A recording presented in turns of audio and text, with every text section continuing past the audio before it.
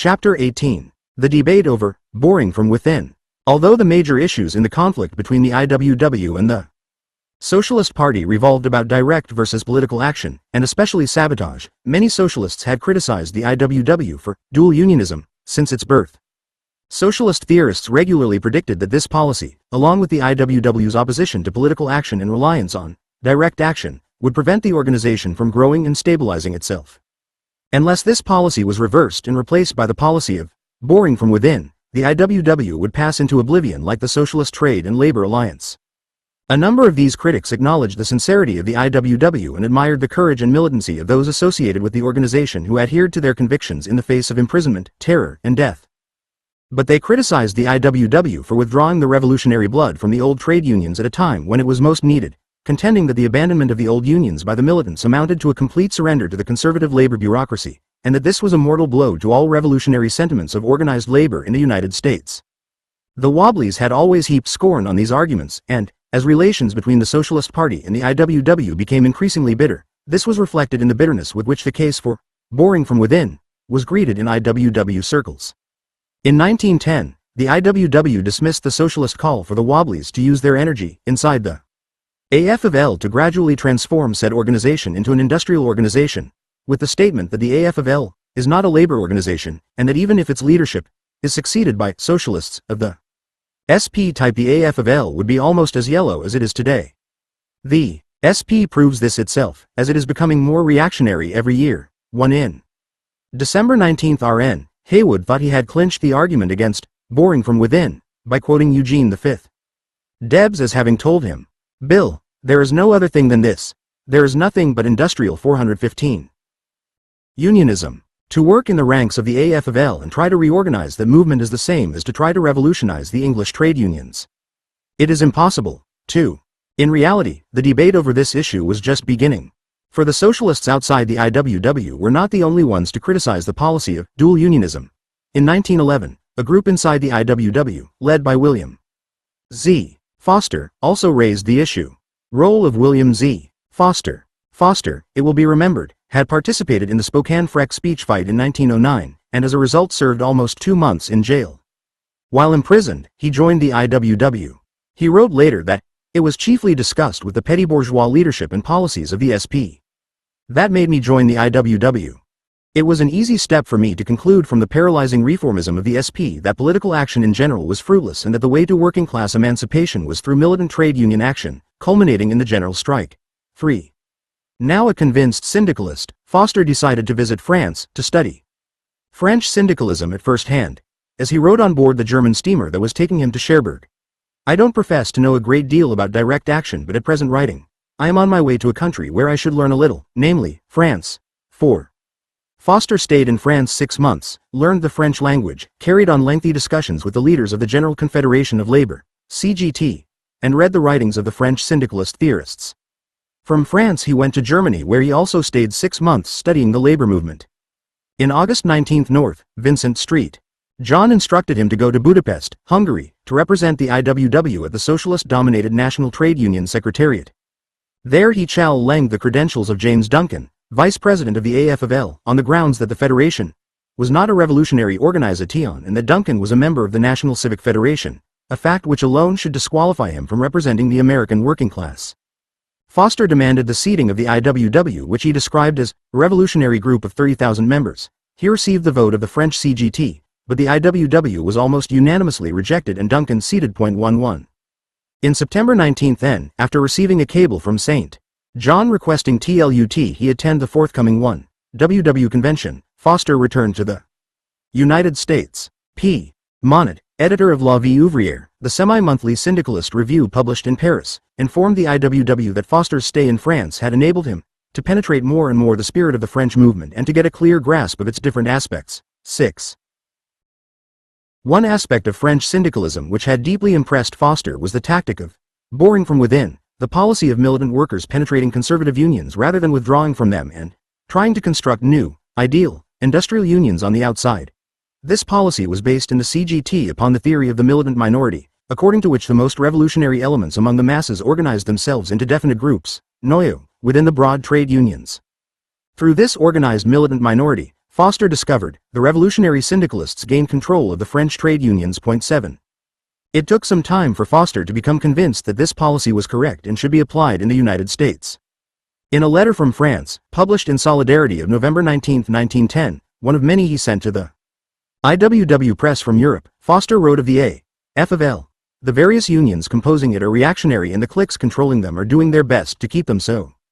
Time after time these cliques have frustrated the attempts of progressive members of the rank and file to make the organizations more in accord with modern conditions. So strongly are the cliques entrenched that in all likelihood their organizations must perish, incapable of evolution. The contention that the A.F. of L could never evolve into an industrial union was standard L.W.W. ideology, and was hammered home to the membership again and again by wobbly leaders. 8. What caused Foster to change his mind was not only that the French syndicalists convinced him that they, too, had once held the same opinion about the conservative trade unions in their own country only to be proven wrong once they began to apply the boring from within policy, but also that the British syndicalists had had the same experience. Tom Mann, the fiery orator and superb organizer, a man who has been called an entire movement in himself, had been deeply influenced by the ideas of the IWW as they were outlined to him by the Irish radical, James Connolly, who had emigrated to the United States. Mann at first agreed with Connolly that the AF of L was nothing but a usurper on the throne of labor, and that the IWW held out the only hope for the American workers. Mann returned to England in 1908 after a long sojourn in Australia, determined to work for the principles of the IWW in his native land. But first he went to France to study the French syndicalist movement. Like Foster, he became convinced that boring from within, as practiced by the syndicalists of France, was correct, and he returned to England determined that the British syndicalists should join the existing trade unions and prove to the members that they could make these organizations what they desired them to be. To pursue the policy of permeation, as the British called boring from within, Mann and his followers, against the bitter opposition of the British division of the IWW, formed the Industrial Syndicalist Education League. The League conducted such effective propaganda that it was responsible for the establishment of a number of amalgamation committees in different industries, especially building, engineering, and transport, to campaign for the formation of industrial unions out of existing craft societies.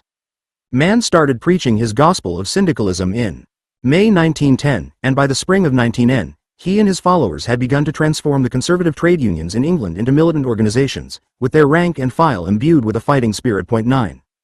In the summer of 1910, a great wave of industrial unrest broke out in Great Britain and flowed over into Ireland. Two gigantic national strikes of the transit workers and the railwaymen in Britain heralded the dawn of a new day for labor. The first of these began with the seamen's and firemen's strike, which broke out in Hull in the middle of June 19, and which, by the end of the month, had crippled every port in Britain. This was only the beginning of a sympathetic strike movement in the waterside trades. Dockers, coal fillers and carters were soon out in sympathy with the seamen and firemen, demanding also an improvement in their own wages and conditions. In Dublin, the dockers refused to unload ships from striking ports in Britain. The strike ended in a tremendous victory for the waterside trades in Britain. The second great national strike was the Great Railway Strike, called in August 1910. This, too, ended in a victory for the strikers. These victories, moreover, were won in the face of government opposition and brutality on the part of the police and troops. Winston Churchill, Home Secretary, threatened to dispatch 25,000 troops to the docks of London to break the strike by doing the dockers' work. Both strikes revealed that a new spirit had emerged in British labor, a spirit greatly influenced by the work of Tom Mann and his followers. Mann himself led the great general transport strike in Liverpool, embracing dockers, seamen, carters, tramwaymen and railwaymen, a total of 70,000 being on strike. All told, more men went on strike in England in 1910 than in any previous year. 10. Leon Jouot, secretary of the French CGT, convinced Foster that what the French syndicalists had achieved and what Tom Mann and the British syndicalists were accomplishing could be duplicated in the United States. He urged Foster to tell the IWW when you return to America to get into the FA.bar movement. 11. Foster urges 1. W. To adopt boring from within.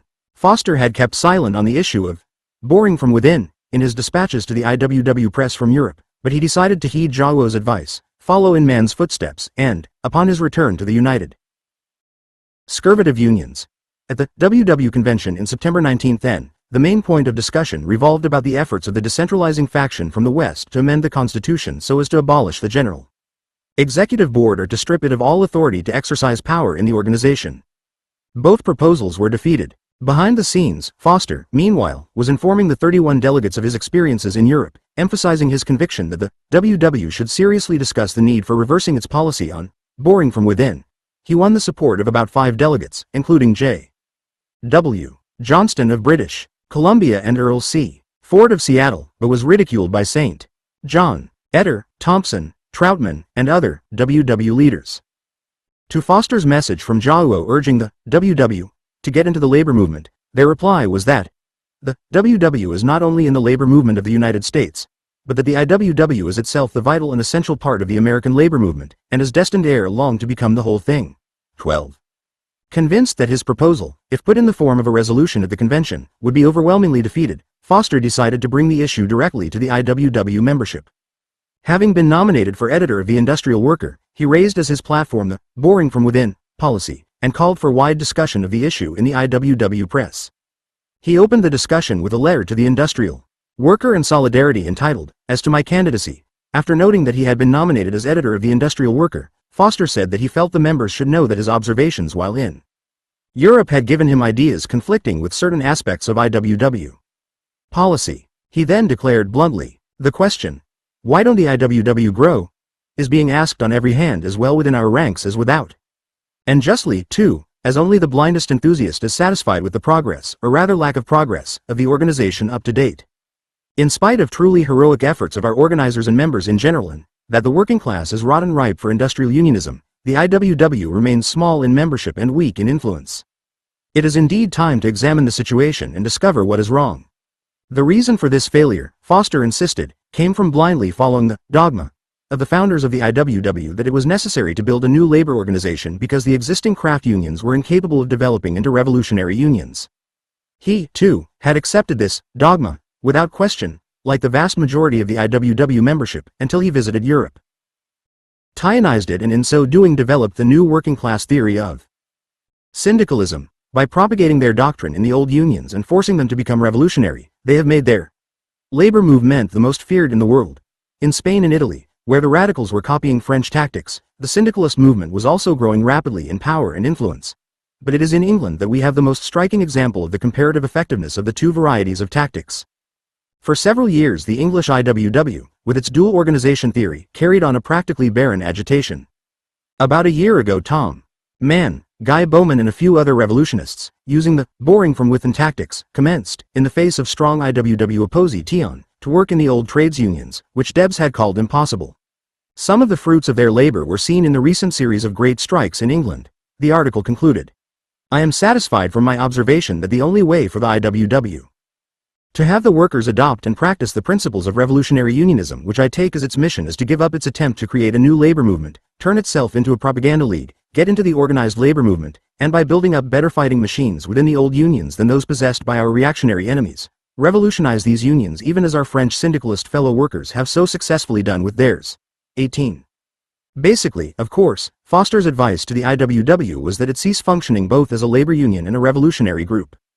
He had raised a point that was to plague the IWW for many years to come. The Industrial Worker in Solidarity opened their columns to the discussion, and for the next 2 months letters argued the pros and cons of the proposal that the IWW abandon its efforts to build a new labor movement, convert itself into a propaganda league and begin boring from within. Either because there were few who supported the proposal, or, as Foster later charged, because the editors of the IWW press suppressed them, there were a mere handful of letters endorsing Foster's plan. One correspondent from Seattle told how an AF of L. Plasterers Union had been built into a militant organization which exerted progressive influence in the Central Federated Trades Union, only to be reduced to a nonentity when the leaders abandoned the union and joined the IWW. Another correspondent, J. W.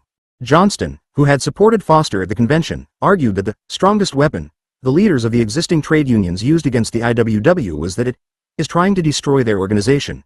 He was convinced that good results will be accomplished if the IWW follows Foster's plan. Foster was referring to the fact that Debs had told Haywood that it was impossible to revolutionize the English trade unions. The anti-Foster letters, the bulk of the correspondence, though repetitious, raised the following major arguments against the proposal. 1. The AF of L was not a labor organization, but a job trust and nothing else. Why waste time trying to capture a corpse? The IWW was not trying to create a dual organization to the AF of L. It was simply trying to organize the workers of America into a real labor organization, for it alone had the program which could meet the needs of the unorganized and hitherto despised millions of workers. Our policy of low initiation fees, low dues, universal transfer card system, no age, sex or color limitations, no apprenticeship laws and no closed books, together with our constructive propaganda, looking toward the building of a new society within the shell of the old, will soon penetrate and permeate this mass, and the consequent action of the aroused workers will bring about the change in society for which we are striving. 2. The situation in the United States was quite different from that in France, where industry was on a much smaller scale than that of America. In France, the skilled workers, the majority of the workers, could be reached by a revolutionary element who were eligible to join the existing unions, and could exert a powerful influence inside these organizations. But the majority of the workers in the United States were the unskilled and were not eligible for membership in the craft unions. Even, the majority of the IWW members were the unskilled and would be prevented from joining the craft unions to bore from within. What, then, would happen to the unorganized if the LWW followed Foster's advice? They would remain unorganized. Craft unionism has no room for the great majority of the unskilled. And we would have no room for them if we join the AF of L. Instead of boring into the 10% of the working class organized in the AF of L, let us bore into the Go percent unorganized, and we will be better off, besides fulfilling our duties. 3. Our growth is small, but normal and steady, and for this reason it is safe and healthy. The influence of the IWW upon the working class, especially among the unorganized, was considerably greater than Foster claimed. It was better to grow slowly with the right tactics than to create a fake industrial union by using the wrong methods. 4. Active members of the LWW had had sufficient experience with boring from within, and the only result they had achieved was that of being kicked out. If they now decided to follow Foster's advice, what guarantee did they have that they would not be once more kicked out of the AF of L? The AF of L does not want us. If they did, they would not have kicked us out in the first place. 5. The best way to bore from within was to bore from without. Already there were many AF of L members who carried IWW cards, and they were the ones to do the job of boring from within, applying the principles they learned from membership in the IWW. But if the IWW were to disappear, they would find it impossible to continue their efforts to continue their effective work inside the AF of L. In short, why not bore within the AF of L and build the IWW? 15.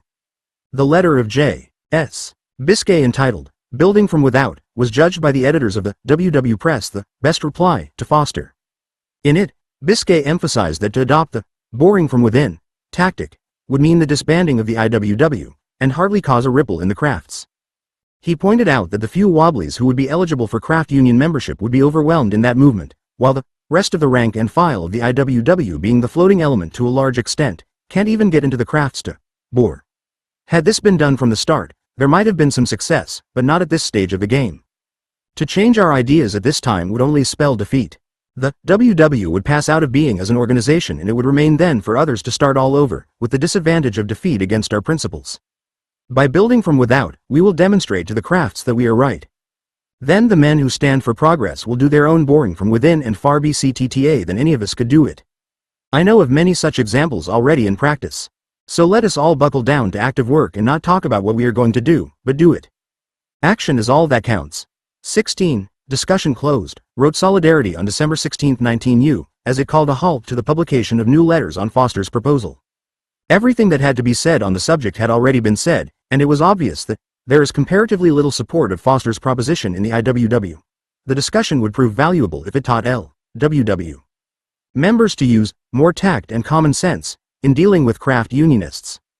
But there was not the slightest chance that the proposal to turn the IWW into a propaganda league to bore from within the AF of L would be given serious consideration by the membership. Indeed, it was to be hoped that fellow worker Foster himself will abandon the idea when he becomes better acquainted with the American situation. Foster on revolutionary tactics.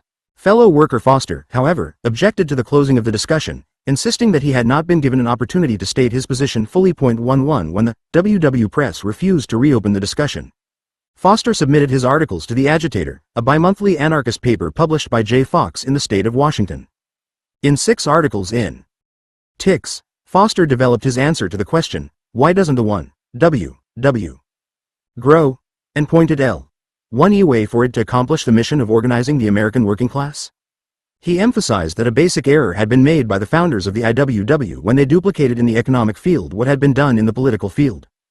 In the political field, there was no party that even pretended to represent the working class. So the growth of the Socialist Party was easy. But in the economic field, the AFL, the railroad brotherhoods, and unaffiliated labor organizations, while in no sense revolutionary, were still made up of workers and largely represented their ideas and their efforts to defend themselves from the inroads of capitalism. It was these organizations that the IWW had to contend with when it entered the economic field to organize the workers. Naturally, it met with resentment and opposition from the old unions who regarded the LWW as an interloper attempting to divide their ranks, to split them up and to cause bitterness and strife when their experience had shown them that only through close unity could they ever hope to succeed.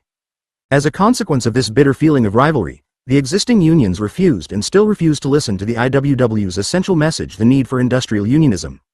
Yet to teach this message was the revolutionary duty of the IWW, and for this purpose, it had been hailed everywhere by the revolutionary element in the working class when it was founded. But this message failed to reach the cars of the American workers because the IWW presented itself as a labor organization besides being a propagandist organization. The proof of this failure was shown by the fact that after 6 years of effort, the IWW was numerically smaller than when it was started. The IWW, then, had a double program, and it was in this double program that Foster saw the cause of its failure to reach the mass of the organized workers with its message. The logical question then was, why the need for a dual program? In England and France, Foster pointed out, the syndicalists did not combine the two functions of labor organization and propaganda league. They carried their propaganda into the old unions, rejuvenated, inspired and fired them with revolutionary spirit, published papers and pamphlets to educate them, routed the politicians and fakers, and made the unions of England and France by far the most potent factors in the labor world. Why could not the IWW do for the American labor movement what the syndicalists did and were doing for the English and French? But first the IWW had to rid itself of the absurd and egotistic claim to be the whole labor movement, that all other unions were interlopers and must disappear as rivals. This Foster described as IWW patriotism, the theory that all NON1 WW unions cannot evolve and that the IWW is the only possible bona fide labor organization. As a prime example of WW patriotism, Foster cited its changed attitude towards the Western Federation of Miners. When the WFM was affiliated with the WW, it had been hailed as a progressive labor union and part of the structure of the future society which the IWW has the exclusive contract to build, but when it withdrew from the IWW, it was no longer regarded as a progressive union. Thus the WFM is no longer even a labor union, much less a progressive one. It has had its subcontract to build the mining department of the future society revoked. It has lost jurisdiction over even its own members and like all other non-IWW unions is a target for our condemnation and dual organization tactics. Many of us would rejoice to see it wiped out of existence. Yet nothing had basically changed in the WFM. Its membership and form have remained the same, and to an unsophisticated observer, it is as much a labor union as ever. But to us, IWW patriots, consideration of form or membership don't necessarily enter into the determination of whether or not an organization is a labor union. The determining factor is whether or not it is affiliated with the IWW. Those organizations affiliated are labor unions, the unaffiliated ones are not.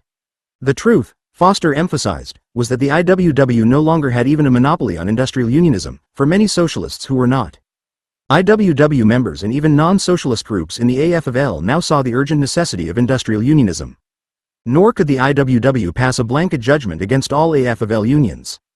Some unions in the AFL were decadent, scabby, yellow unions and apparently doomed to extinction. Others were unions of a much higher type and susceptible to progress, and for the IWW to assert that none of these could become that, Foster was not exaggerating when he wrote that many IWW members would rejoice to see the WFM wiped out of existence, is illustrated in the bitter fight waged precisely at the time he was writing by IWW followers in the Miners' Union, along with other elements, to displace its leadership. While it is true that this leadership, particularly President Moyer, had become less militant, a chief objection to it by the followers of the IWW was the efforts being made, particularly by Moyer, to affiliate the WFM with the AFL in any event, the unprincipled attacks upon the WFM leadership, charging it with having abandoned the principles of industrial unionism, a definite distortion of the facts weakened the union, and, in Butte, where the struggle was most intense, led to the destruction of a strong local. See Vernon H. Jensen, Heritage of Conflict. Labor Relations in the Non-Ferrous Metals Industry up to 1930, Ithaca, New York, 1950, pp. 314-53. Jensen, however, overlooks the fact, which William Z. Foster later conceded that while the IWW had played a role in the upheaval in Butte, it was basically a revolt against corrupt elements in the W.F.M. leadership who were collaborating with the mine owners against the union membership. See Paul F. Brissenden, The Butte Miners and the Rustling Card, American Economic Review, Volume X, December 1920, pp. 755, 75 and Rebel Voices, Op.cit, pp. 291, 92. Revolutionary unless they affiliated with the IWW was ridiculous. The British and French had shown that even the conservative unions could be gradually revolutionized, that the form of organization made little difference if the membership had a revolutionary spirit. Why should not the IWW seek to imbue the American unions, regardless of their form and organization, with this spirit? But what had been the actual results of IWW dual unionism up to now? It had actually disorganized the potentially powerful militant minorities in all American unions, instilling them with the idea that the sooner these unions went out of existence, the better, and that to speed this process, they should either leave the unions or cease to try to improve them. The double result of this is to absolutely disorganize the militant minorities and to leave the old unions in the undisputed possession of the conservatives and fakers. Foster set out to prove that the IWW could not possibly succeed in its present line of action. He showed, citing various examples, that the AFL would not permit a rival organization to grow, that it felt justified in crushing such an organization whenever it began to attain strength, by scabbing on it and using other means well known to the craft unions. He did not approve of such tactics, but noted that dual unionism always invited them. Foster rejected the IWW argument that its members who were also members of AFL unions enabled it to conduct effective work, boring from within the Federation. These members were handicapped by the label of dual unionism and were rendered impotent. Foster outlined how the LWW could continue as an integral organization for purely propaganda purposes. Recommending the plan of organization of the British syndicalists as best fitted for American conditions, he proposed that the national headquarters of the IWW be retained and maintained by a dues-paying membership, that a national paper, or papers, be published which would not specialize in any particular industry, but would occupy itself with the entire labor movement, and that a national corps of organizers be established to spread propaganda among the workers in the unions, especially during strikes, when workers readily accepted revolutionary ideas, pointing out the fallacy and futility of craft unionism and the advantage of industrial unionism, etc., and generally educating and stimulating the workers to revolutionary action. This national corps of organizers, acting in conjunction with the organized militant minorities in the unions involved, would force labor fakers to give up many of their demoralizing practices. But what of the unskilled? Since they were neglected by the AFL, would not the transformation of the WW into a propaganda league deprive these workers of their chief hope of being organized? Foster denied this. More unskilled workers would be organized under his plan. The militants among them would, with the aid, if necessary, of the National Propaganda Organization's funds, literature, and organizers, set up unions of the unskilled. These unions would decide for themselves whether to remain independent or affiliate with the AFL, and the chances were that, through the cooperation of the militants working inside the Federation, the final outcome would be that they would become part of the AFL. In any event, the efforts to organize the unskilled by the Propaganda League would not have to face the strong opposition of the AFL they do now. By entering the old unions, and working in conjunction with the radical Clement already there, the membership of the IWW would form a powerful militant minority that would revolutionize these organizations.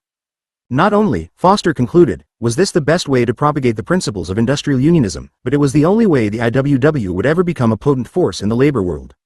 He closed with these words: "Every day we delay makes our task the more difficult, for while we are patriotically quarantining ourselves from the labor movement, the socialists are busy, boring from within and taking charge of it. Their well-organized machines will be immeasurably harder for us to vanquish than the present decrepit ones. And capture the conservative labor movement we must sooner or later if we are going to have a rebel movement in the United States, as it will never voluntarily come to us, nor is it showing any signs of breaking up. The sooner we throw aside our present idiotic tactics and adopt sane ones, the better it will be for us and the labor movement in general." 18. Foster probably knew as he was writing that his articles would have little effect upon the IWW membership. For his articles appeared during and immediately after the Lawrence strike, when the IWW had reached the crest of power, had gained many new members, especially in the textile industry, when the entire membership was convinced, as were many progressive and liberal Americans, that the organization was the wave of the future, and when to talk of its mistakes seemed entirely out of place. Foster acknowledged this problem in his very first article, for he insisted that his argument that the workers had failed to respond to the IWW's dual program of being a labor organization and a propaganda league was true in spite of the IWW's recent large increase of membership in the textile industry, as a result of the Great Lawrence Strike. But this by no means signifies that the new membership is a permanent one. We have time and again in the past had large groups of workers organized, only to have them desert the organization as the W.F. of M., or disintegrate, as the McKees Rocks organization, in response to influences still at work in the L.W.W. 19. Day gained a new audience. They were publicized, too, by a new organization, the Syndicalist League of North America. Formation of Syndical IST League of North America. Is another split threatening in the IWW? Asked the Cleveland Citizen of December 30, 19N, as it reported the debate over William Z.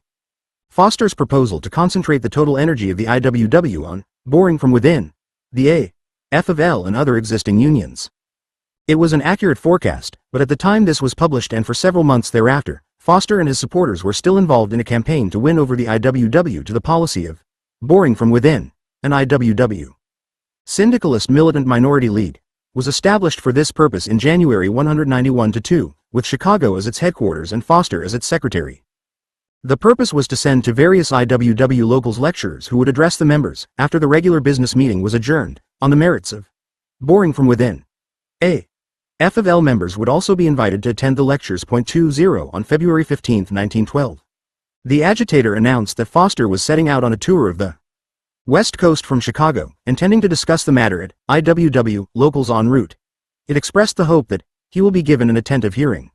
Riding the freight cars in the bitter winter, Foster carried his message to WW locals and succeeded in forming a number of local syndicalist leagues within that organization. But in the midst of the tour came the news that the IWW was forging ahead at Lawrence and winning thousands of new recruits as a result of the magnificent strike it was leading in the textile center. IWW locals, confident that the organization's policy was correct and bearing fruit, refused to permit Foster to use their facilities for his lectures. Convinced that nothing could be gained by pursuing agitation against dual unionism within the IWW, several of the newly formed syndicalist leagues, led by No. 1 in Nelson, British Columbia, the first league to have been organized, split off from the IWW, and urged its members to join the A.F. of L and work inside the Federation. Foster himself paid his last dues to the IWW in February 1912 and, in Chicago, joined the A.F. of L union of his craft, the Brotherhood of Railway Carmen. 21. Foster's articles were made available by the agitator as a package selling for 25 cents. Included in the package was a follow-up article entitled Theory and Practice, which appeared in the Syndicalist, the new name of the agitator, on July 1913. In this article, Foster pointed out that the IWW was being forced by reality to adopt many of the practices of A.F. of L unions, such as signing contracts, as it had done in the New York barbers' strike, and keeping workers out on long strikes, a practice which it had previously condemned but which it was forced to follow in Lawrence and Patterson. He suggested that the IWW take one additional step and join forces with the A.F. of L. While working as a car inspector, 12 hours a day, 7 days a week, Foster was urging IWW members all over the country, through correspondence, to form syndicalist leagues and join the A.F. of L unions. By July 1912, leagues, composed of former IWW members who, like Foster, were joining A.F. of L unions, and working-class members of the rapidly declining anarchist movement, were in existence in Kansas City, St. Louis, Omaha, Chicago, Minneapolis, Nelson and Vancouver, B.C., San Francisco, Los Angeles, Seattle, Tacoma, Denver, and a number of other Midwestern and Western cities. With syndicalist leagues in all parts of the country, optimistically predicted the St. Louis group, we believe it would require only a short time to put the A.F. of L on a revolutionary basis, and having done that our emancipation would be at hand. 22.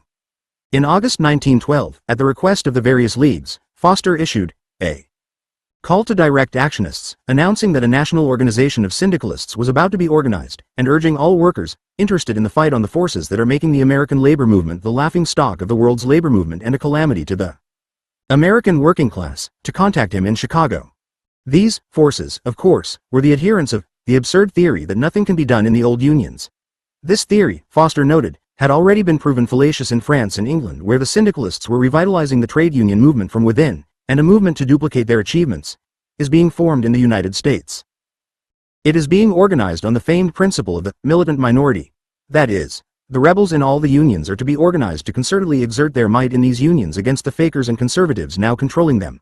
Already propaganda leagues to achieve this end had been organized in various cities, and as soon as the national organization was formed, the American labor movement could take the first, and long-needed, steps to achieve the status of the labor movement in England and France. 28. Foster's call was published in a number of radical and trade union papers.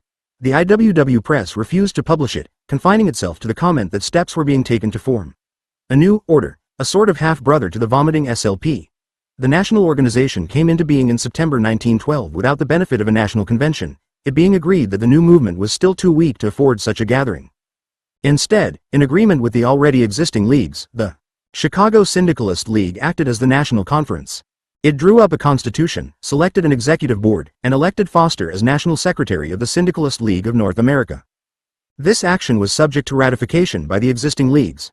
Thus was born the first definite organization in the United States, Foster notes, for boring from within the trade unions by revolutionaries. The founders of the new organization were almost all former members of the IWW-24. The SL of NA Constitution, based largely upon the program adopted previously by the Chicago League, provided for the chartering of local leagues in the various industrial centers. Members of the leagues were empowered to subdivide themselves into craft or industrial groups of militants, according to the structure of their respective unions.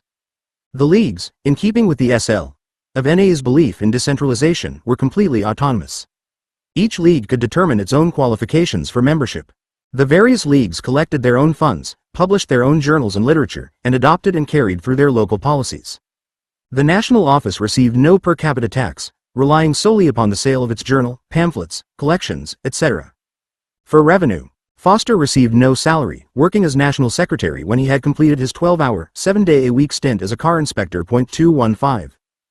The SL of NA announced its birth in a statement in September 1912, informing the American workers that it was an educational organization. It planned to establish branches everywhere, publish and distribute literature, and furnish speakers for unions and other organizations. It invited the cooperation of every union man and woman interested in the advancement of their cause, and urged all non-unionists to attend its meetings and read its literature, and learn why they should, become unionists. The SL of NA was not a political party or a labor union. It will not organize unions except that it will assist workers wishing to organize and be a recruiting ground for all unions. Those seeking further information were urged to communicate with William Z. Foster in Chicago. 28. Foster informed the English rebels, through the medium of the Syndicalist of January 1913, that there had been organized in the United States a national syndicalist propaganda organization, and explained the reasons that had led to its formation, summarizing much of what he had already written on the weaknesses of the IWWT. He went. Foster did not believe that the socialist movement fulfilled this function. For one thing, the left wing of the SP was saturated with LWW dual unionism. For another, the right wing, while advocating boring from within the AF of L, did not conduct a militant enough struggle against the policies of the existing bureaucracy. The Syndicalist, January 15, 1913. T. Foster, however, conceded that there was still room for the IWW in such industries as textiles, steel, etc. Here the workers were a gang of wretched slaves working on a common level of starvation, and the A.F. of L unions offered these workers no protection and had no prestige. Hence these workers were rotten ripe for the L.W.W. type of unionism. The Syndicalist, January, 1913, copy in British Museum. This was quite a concession on Foster's part. The curious thing is that the L.W.W. press did not pick up this statement and use it against the advocates of boring from within. On to assure the British syndicalists that the SL of NA is not an anti-IWW organization, nor is it pro-AF of L. They consider the interests of the working class to be paramount to those of any of the ambitious, general organizations. Consequently, they intend to enter wholeheartedly into all struggles of the workers regardless of what organizations may be conducting them. Nevertheless, he made it clear that its main objective would be to mobilize the militant elements in the labor movement to work inside the trade unions affiliated with the AF of L and the railroad brotherhoods. Hence we will consider the activities of the Syndicalist League of North America in the next volume, which is devoted to the organizations on which the SL of NA concentrated. Here, however, it is worth discussing its role in sponsoring, along with other organizations, Tom Mann's lecture tour of the United States in the summer and fall of 1913. For this represented the last effort to convert the IWW to the principle of boring from within. Mann urges L.W.W. to bore from within. Tom Mann was already known to the American trade union and socialist movements because of his leadership of the great strikes of miners, dockers, and railroad workers in Great Britain and his imprisonment for daring to read to a working-class audience the open letter to British soldiers, usually known as the "Don't Shoot" Manifesto, which appealed to soldiers not to fire on strikers. 27 Man came to the United States on a lecture tour arranged originally by the Pittsburgh Workers' Defense League, an organization sponsored by Ustis, a left-wing socialist paper published in that city which was friendly to the IWW and fully in support of its doctrines of direct action and sabotage. But the paper was unable to organize a nationwide tour, and Mann spoke under the sponsorship of different organizations: IWW locals, AF of L. unions and central labor bodies, Socialist Party branches, even the Italian Patterson Relief Fund. But many of his most important meetings were organized by the recently formed Syndicalist League of North America and its branches.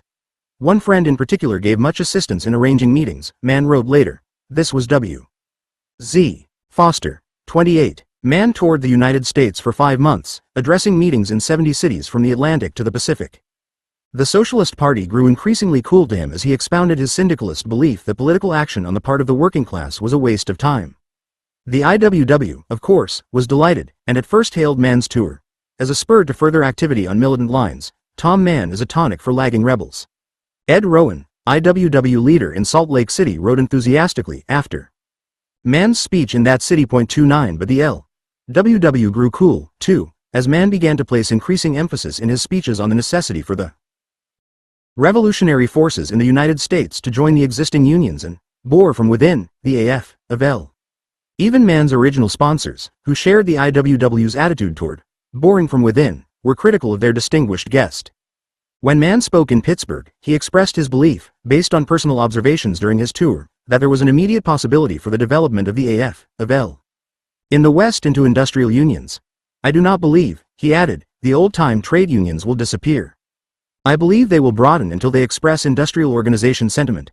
Fustus remarked coldly. It is a tribute to the demand for free speech by the Workers' Defense League that Mann was cordially encouraged to express his opinion even though it differed from the viewpoint of those who promote these meetings.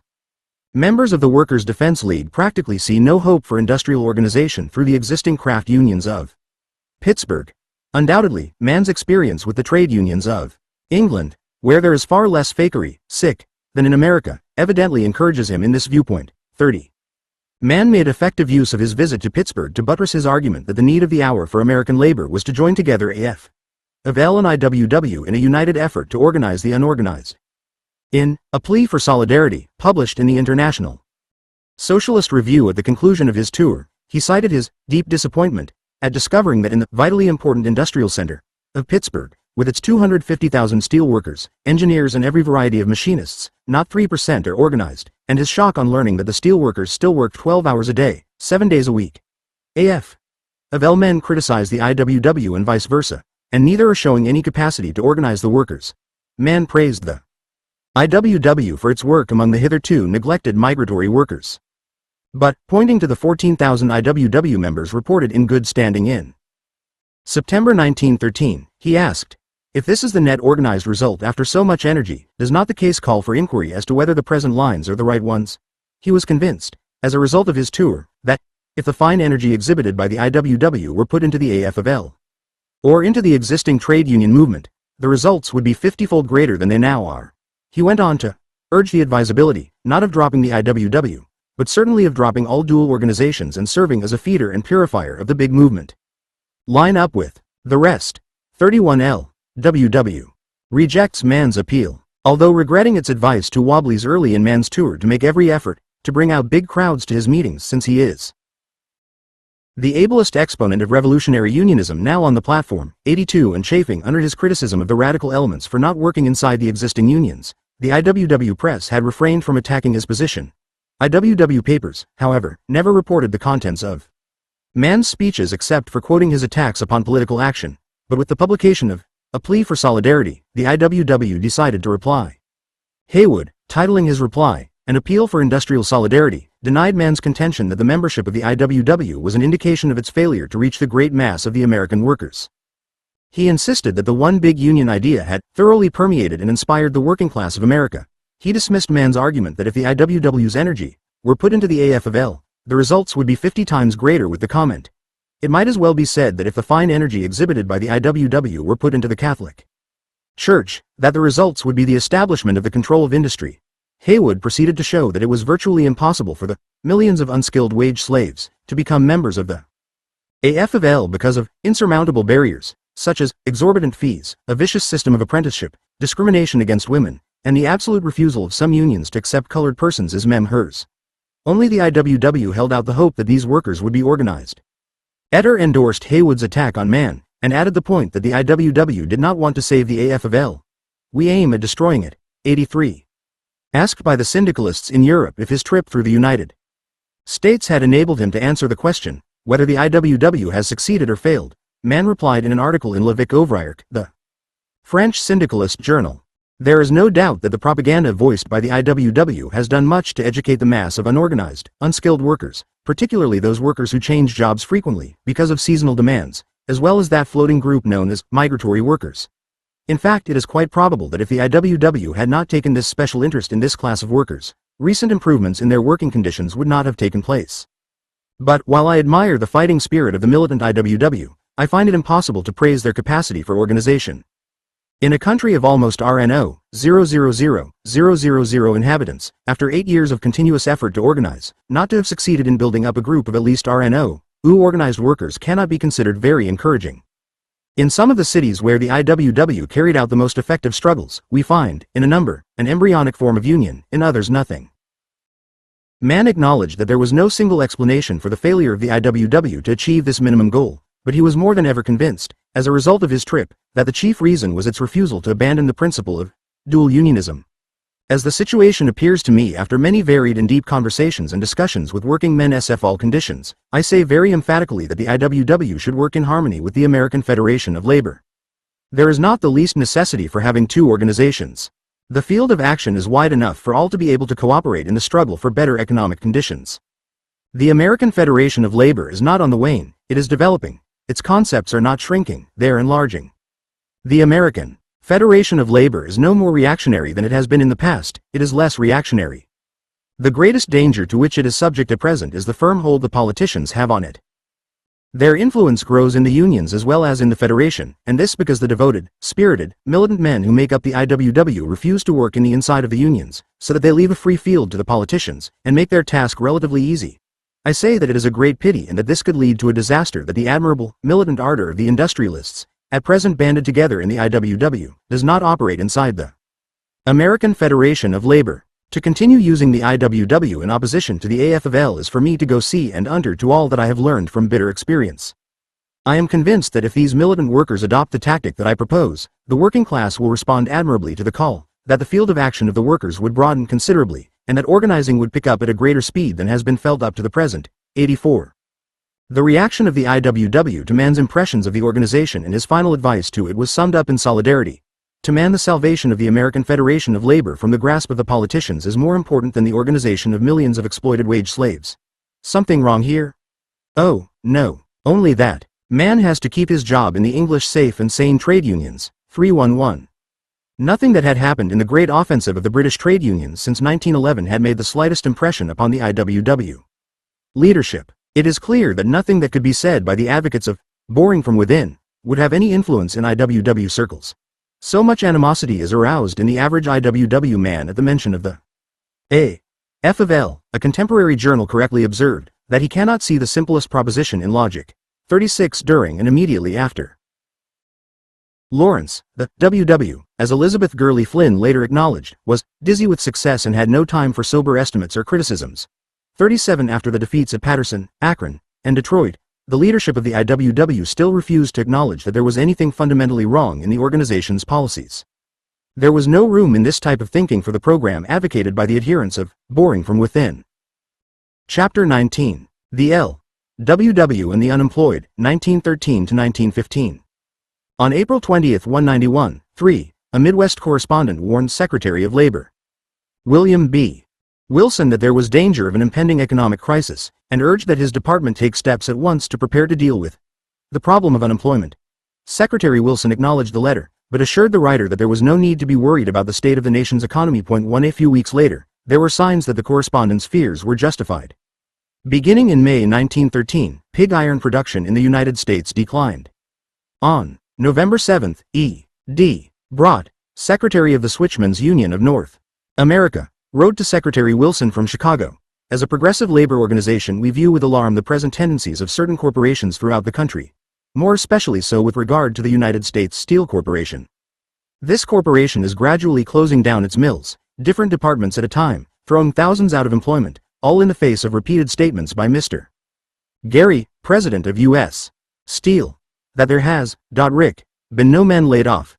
2. By the time this was written, business failures were increasing, and by the end of 1913-14, an economic crisis was in full swing.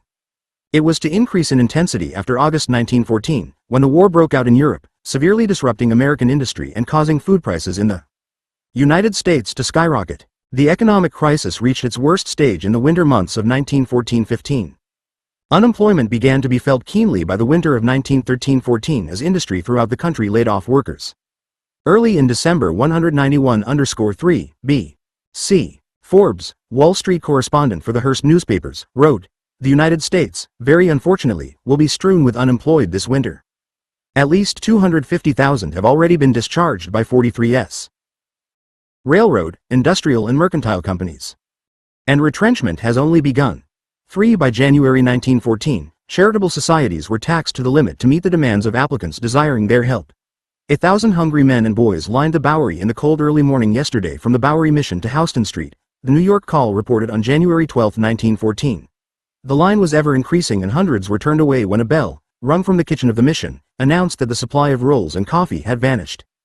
The great majority of the down and outs were not old men, but comparatively young fellows. At least 80% of the men were below the age of 35. Practically nothing was done by the state and local governments to relieve the suffering and distress of the unemployed. Nor did the A.F.L. appear to be concerned with this problem.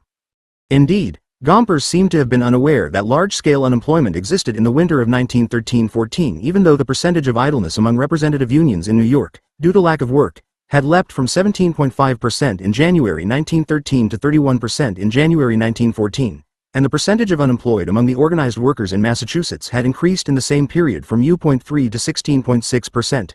1. W. Organizes unemployed on West Coast.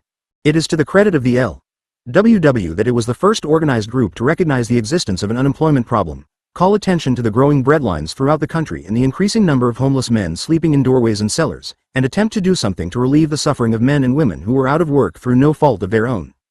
Early in the winter of 1913-14, the IWW called upon its members to conduct revolutionary agitation among the unemployed. They were to impress upon the unemployed that they should not scab on their fellow slaves in the shops by taking jobs at lower wages. Rather, they should try to force prevailing rates up, and seek to convince those at work to divide the work that was available, and attempt to reduce the speed up in the shops and cut down the length of the working day to 6 hours. While impressing upon about the same time, Lenin wrote, "America, along with other countries, is suffering from widespread unemployment and a constantly rising cost of living. Destitution among workers is becoming more intense and intolerable. American statistics show that approximately half of all workers are not fully employed. The country is already immeasurably rich.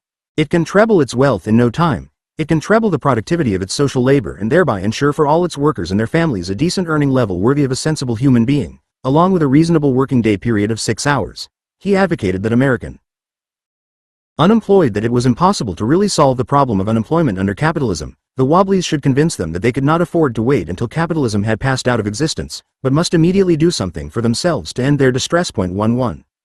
IWW agitators began to publicize this program, distributing leaflets by January 1914, with the following message: unemployed and employed workers attention. Overwork for some means out of work for others. Fellow workers, let us look facts in the face.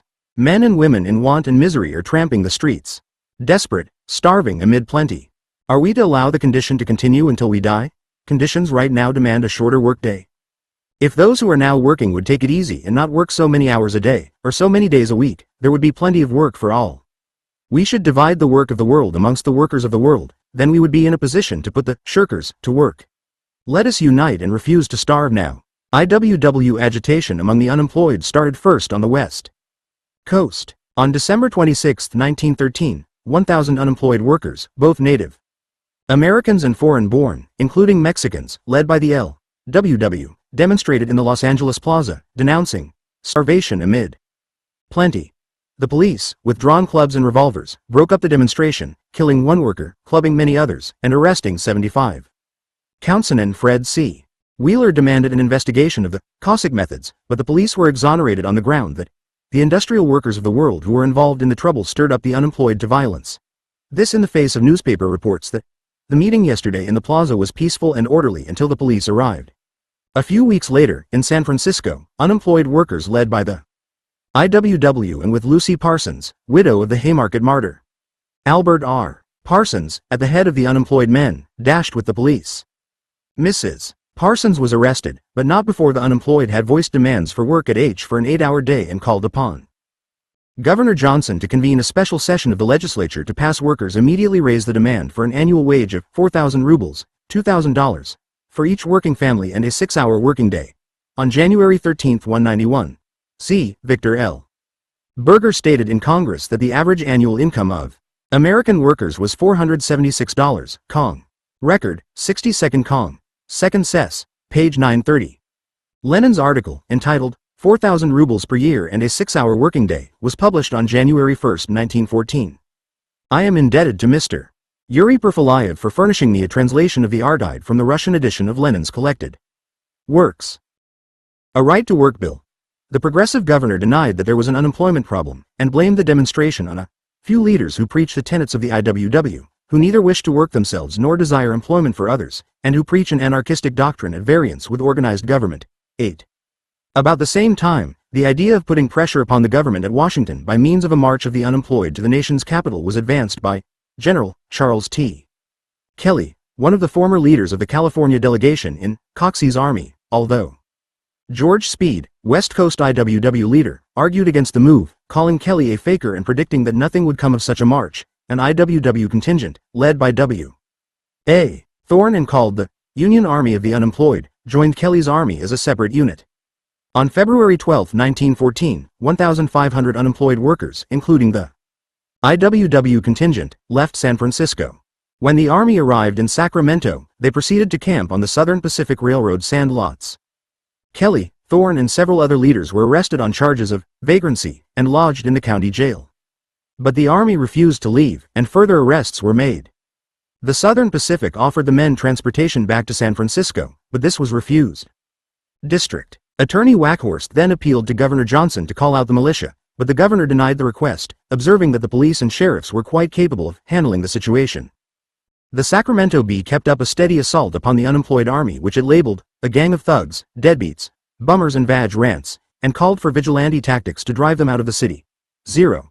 In the morning of March 9, the police, members of the fire department, county sheriffs and deputies recruited from among Sacramento citizens, were given pick handles and ordered to attack the unemployed army and forcibly eject them from the city. What followed was described by an angry reporter who witnessed the events on what came to be known as Bloody Monday. With drawn pick handles they charged the unarmed men, who refused to budge. Most of Kelly's adherents ran when they saw that the officers meant business, but many of the IWW members showed fight.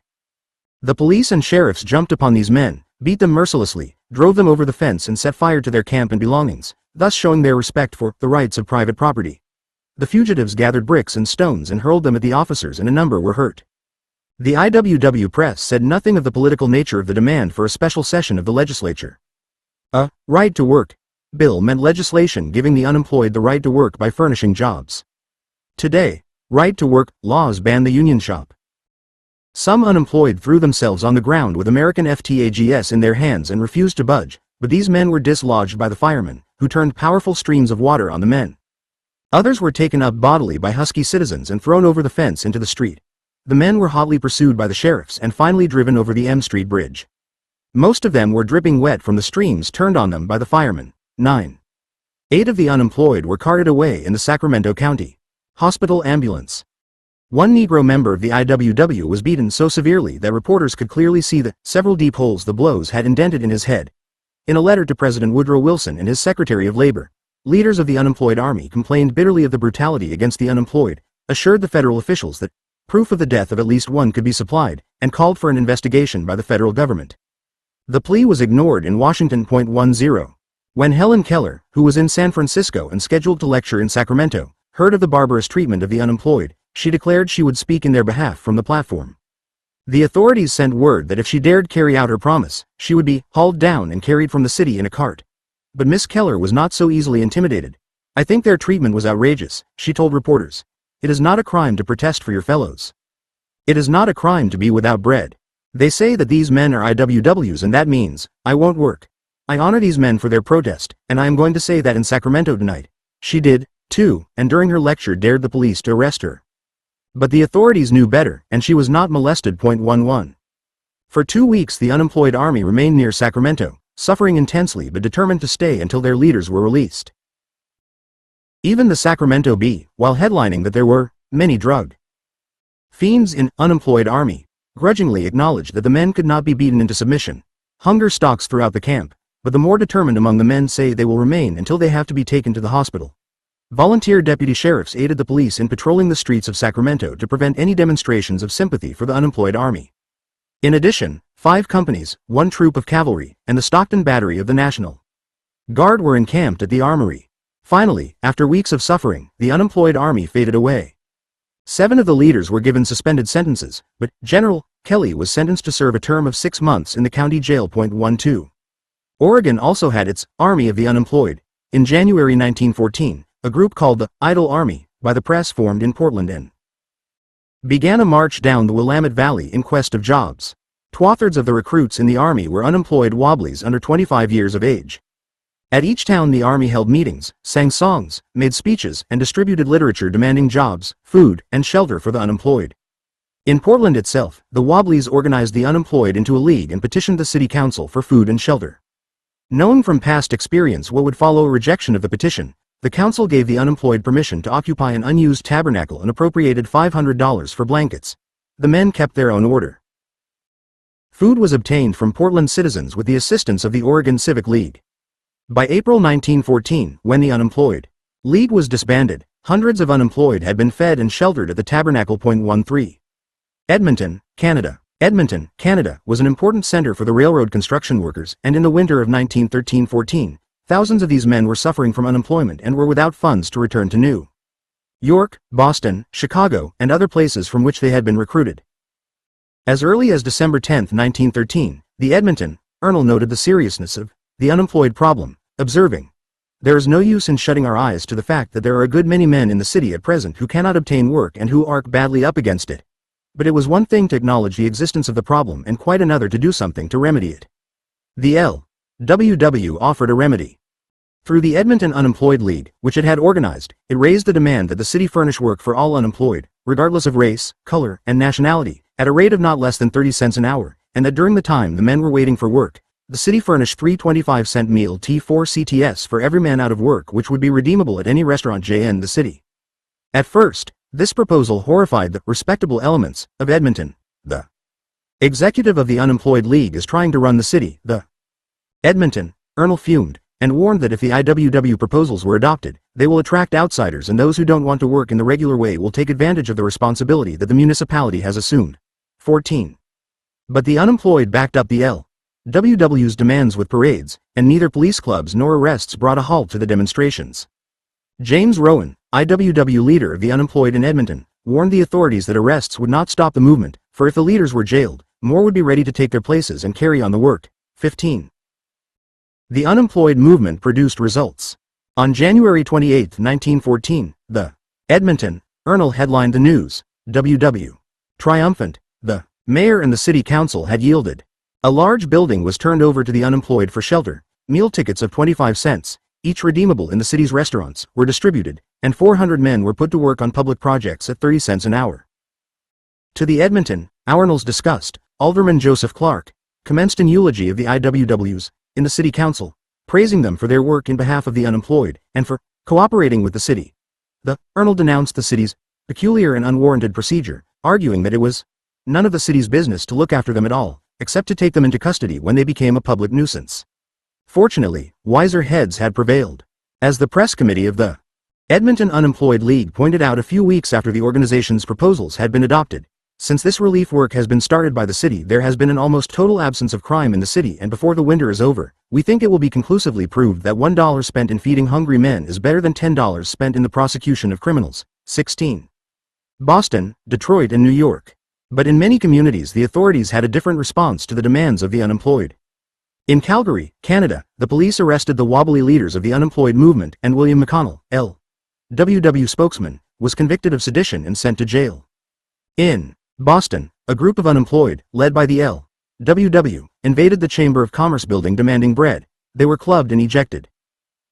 A protest meeting on historic Boston Common proclaimed, in the name of the unemployed of Greater Boston, that since the rich think more of their dogs and dog shows than they do of us, and were satisfied to reduce us to the degradation of pauperism or to us starve rather than open their full pocketbooks to give us work, the unemployed worker had no alternative but to preserve life by his own efforts. That he must therefore take food, clothing and shelter where he can, regardless of social edicts against his doing so. A call was issued from Boston Common by the IWW advising the unemployed everywhere to steal food and whatever else they need to maintain their health and welfare, and we affirm that it is stealing only in name and not in fact. The primal rights of man arc supremacy. 17. On Lincoln's birthday, February 12, 1914, the Detroit locals of the IWW, in cooperation with several unions and socialist organizations, staged a demonstration in which, with the temperature below 0.8, unemployed workers gathered in front of an employment office. The Depression of 1913 and 1914 was particularly severe in Detroit. Reports of high wages paid in the automobile industry, particularly that the Ford Motor Company was employing men at a minimum of $s a day, brought thousands of workers to Detroit, all of whom had been assured that they would find it easy to get work. An investigator for the Commission on Industrial Relations asked a group of unemployed workers in Detroit why they had come to the city. His reason for coming to Detroit, he states, the investigator reported as a typical response, was on account of the announcement of Ford. He has been hanging around the plant since his arrival here without any results. 18. Arthur Christ, IWW leader in Detroit, pointed out that one reason for the demonstration on February 12 was to spread news to all parts of the country that Henry Ford was not giving $s a jobs to everybody who comes to Detroit. It was decided that Lincoln's birthday, when the idea of, with malice to none, with charity to all, prevailed, would be a good day for the demonstration. A committee had visited Police Commissioner Gillespie to request permission for the demonstration.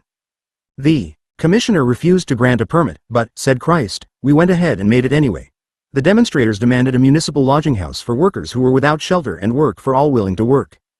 The demonstration never got started. The Army of the Unemployed assembled in Bagley Avenue near Grand River for a demonstration this morning, was routed by 100 patrolmen and mounted police, the Detroit News reported that evening. Another paper described the police charging with drawn revolvers, wielding their clubs right and left.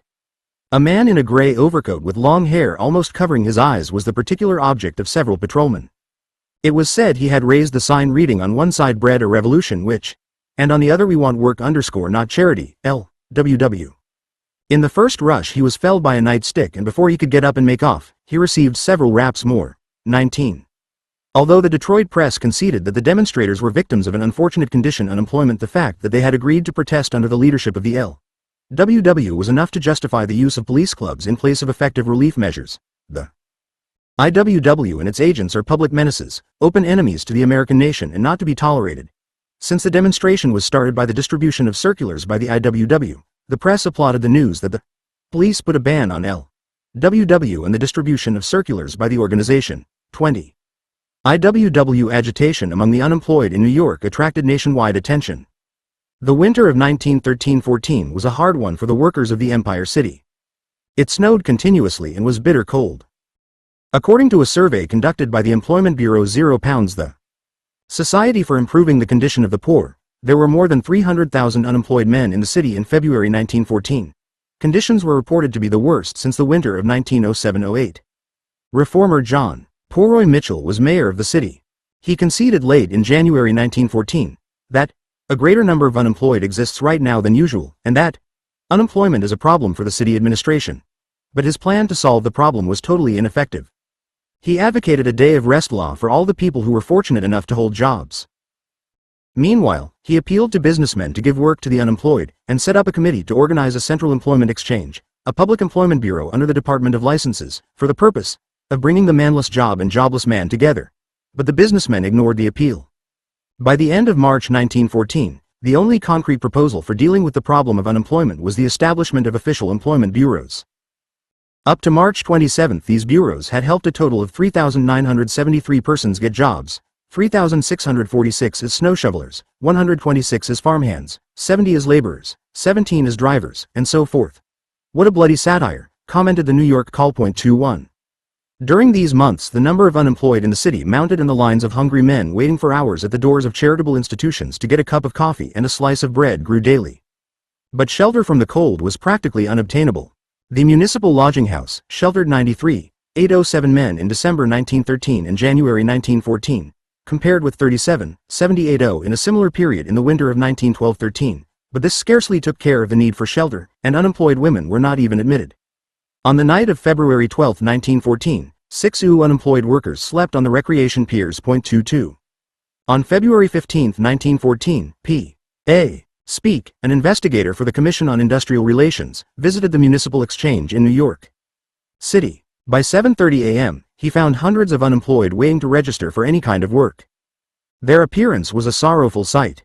Probably 10% had adequate shoes, overshoes, rubbers, or boots. About 50% had made rags and burlap serve as coverings for their feet. Several with whom I talked told that they had shoes, under rags and burlaps, while one told me he had only rags on his feet. Possibly 20% had overcoats, gloves and warm caps. The majority were poorly clothed. Yes, sir, I suffer from cold, this scanty shoddy on me docs not protect me very much, was a typical comment. Suddenly, Speck heard a loud cry in the crowd. Brothers, let's go to the city hall. Led by Harry Kleine, whom Speck described as an IWW man, a considerable number of the unemployed went to the plaints over inability to obtain work would be investigated. It seemed to me, Speck concluded, if their leader, Kleine, would say to them, brothers, let's attack a store, they undoubtedly would follow him. 23. In late January 1914, a general meeting of all IWW locals in New York City was held to discuss the problem of the unemployed and to devise methods for meeting their needs. At this meeting, a 21-year-old busboy, Frank Tannenbaum, a member of the Waiters' Industrial Union, proposed that the IWW lead the unemployed to the churches to seek shelter and food. The proposal was approved, and Tannenbaum and a handful of wobblies were assigned to carry the plan into operation. The unemployed responded to the IWW appeal. Let us get shelter in the house of Christ, in the churches. On February 27, 1914, unemployed men, led by Tannenbaum, entered the Baptist Tabernacle during the services, demanding shelter.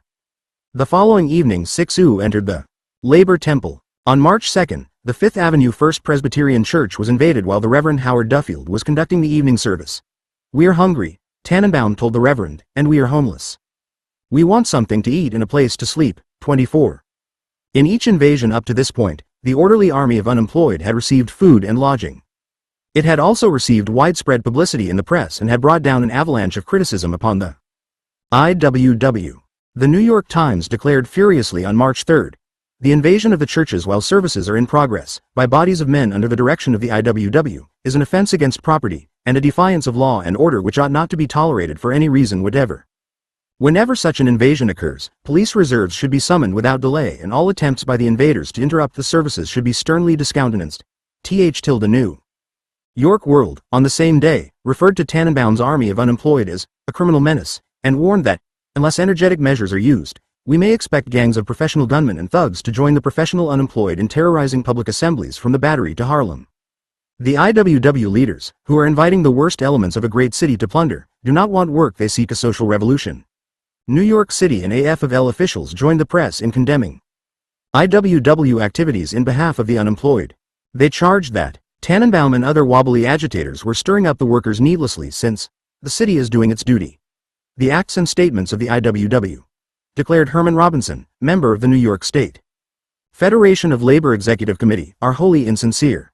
It is true that at this season of the year the building trades are idle, and that thousands of capable men are out of work. But very many of these men can live on their savings or get assistance from their unions. The reputable laboring man out of work has no sympathy with the WW movement, and will not take part in the demonstrations. The WW is trying to make trouble, and is bent mostly on notoriety and profit for its leaders. Daniel Harris, president of the State Federation of Labor, was terser. Too much publicity is given to the IWW. The agitators collect bums and toughs and go shouting through the streets attempting to fool the public. Ernest Boehm, secretary of the New York Central Federated Union, sneered that, among the homeless men who have been making demonstrations at the churches, are very few who are willing to work. 26. It is true that some unions provided relief for their unemployed members through insurance premiums, levies upon employed members, and share the work programs, though trade union insurance against unemployment in the United States was only a drop in the bucket compared to what existed in Europe. But on the very day that the statements of the AFL officials appeared in the press, the charity organization Society reported that the resources of the poor, already strained to the breaking point by the extreme cold weather of February, were giving way. They have been able to withstand hard times for weeks, the society declared, but the pressure now has become too great. Their savings have already been exhausted. 26 How these workers and their families were supposed to survive when there was no relief supplied by the federal, state or city governments and when the resources of the charity societies were drained, the AFL leaders did not bother to answer. To these men, as to the city officials and the commercial press, the workers became professional beggars, bums, loafers, and toughs, when they decided to follow the IWW advice to do something for ourselves, to obtain food and shelter. 27. On March 4, 1914, the New York Times reported that the members of the little armies of church invaders, led by Frank Tannenbaum, received food, drink and shelter last night from the Reverend W. Montague Gear, in the parish house behind St. Paul's Protestant Chapel, at Broadway and Vesey Street. Editorially, the Times expressed its horror. The riotous proceedings should have been suppressed by the police. The news report had specifically emphasized that the unemployed had been orderly throughout the evening, but to the editors of the Times any activity by the unemployed was a riotous proceeding. The authorities were warned to take immediate and decisive steps, in the future, to suppress the IWW pest, which is, in effect, nothing more. In 1900, the year before public insurance was adopted in England, % of the members of all registered unions were insured against unemployment. J. L. Cohen, Insurance Against Unemployment, London, 1921, page 279. In the United States, before 1910, only 6 unions adopted plans of insurance against unemployment. Between 1900 and 1919, 13 others joined in adopting insurance against unemployment. Unions Provide Against Unemployment, AFL publication. Washington, D.C., 1929, page 99. Than a cheap advertisement of the most abominable organization ever formed in this country. The New York Sun was even more explicit in its advice on how to deal with the unemployed. It was better to club and shoot rioters than to allow the WW to continue uninterruptedly the organization of bands of idle men, some of them honest dupes, most of them vicious outcasts, and spur them on to violent demonstrations designed to disturb the peace. However, the Sun did express the hope that the heads of rogues and vagabonds only may be broken, and the honest, if simple, gulls of the WW may escape injury. 28 The Sun neglected to inform the police how to distinguish the heads of gulls from those of rogues and vagabonds. In any event, it was clear that the police were being encouraged to solve the problem of unemployment by means of their clubs. That same night, March 4, Tannenbaum addressed a crowd of unemployed in Rutgers Square, warning them that the police and the courts were lining up, at the urging of the commercial press, to crush their demand for relief. After the meeting, he led some 300 men, walking in 2s and 3s, to the Roman Catholic Church of St. Alphonsus at 312 West Broadway. When they reached the church, they were met by police detectives who told Tannenbaum that he could not enter with his army unless he obtained permission from Father Schneider, the rector. Tannenbaum then went to see the rector and asked for food and shelter for the unemployed who had accompanied him. The priest refused, whereupon Tannenbaum declared, "Do you call it the Spirit of Christ, to turn hungry and homeless men away?" While Tannenbaum was meeting with the rector, the unemployed had entered the church and quietly taken seats. The IWW leader told his followers to leave since they were not wanted. But when the unemployed attempted to leave, they were stopped by detectives, one of whom called police headquarters for reserves. The unemployed sat quietly in the church awaiting the arrival of the police. 20 patrol wagons arrived, and Tannenbaum and 190 of his unemployed followers, including one woman, were arrested and taken to the magistrate's court. Tannenbaum was charged with inciting to riot, the others with disorderly conduct. Tannenbaum's bail was set at the incredible figure of $2.29. The following morning the press was full of praise for the police.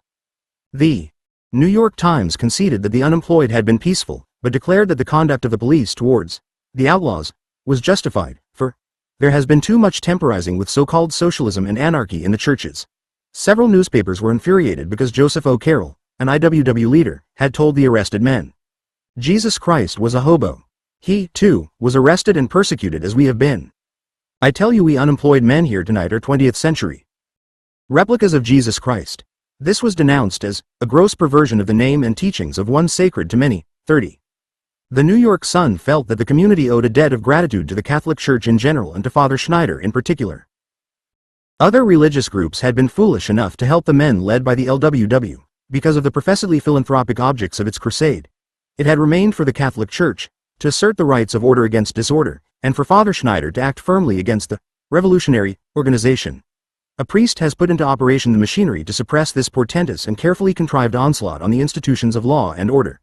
31. The machinery to suppress the demands of the unemployed went into full operation directly after the events at St.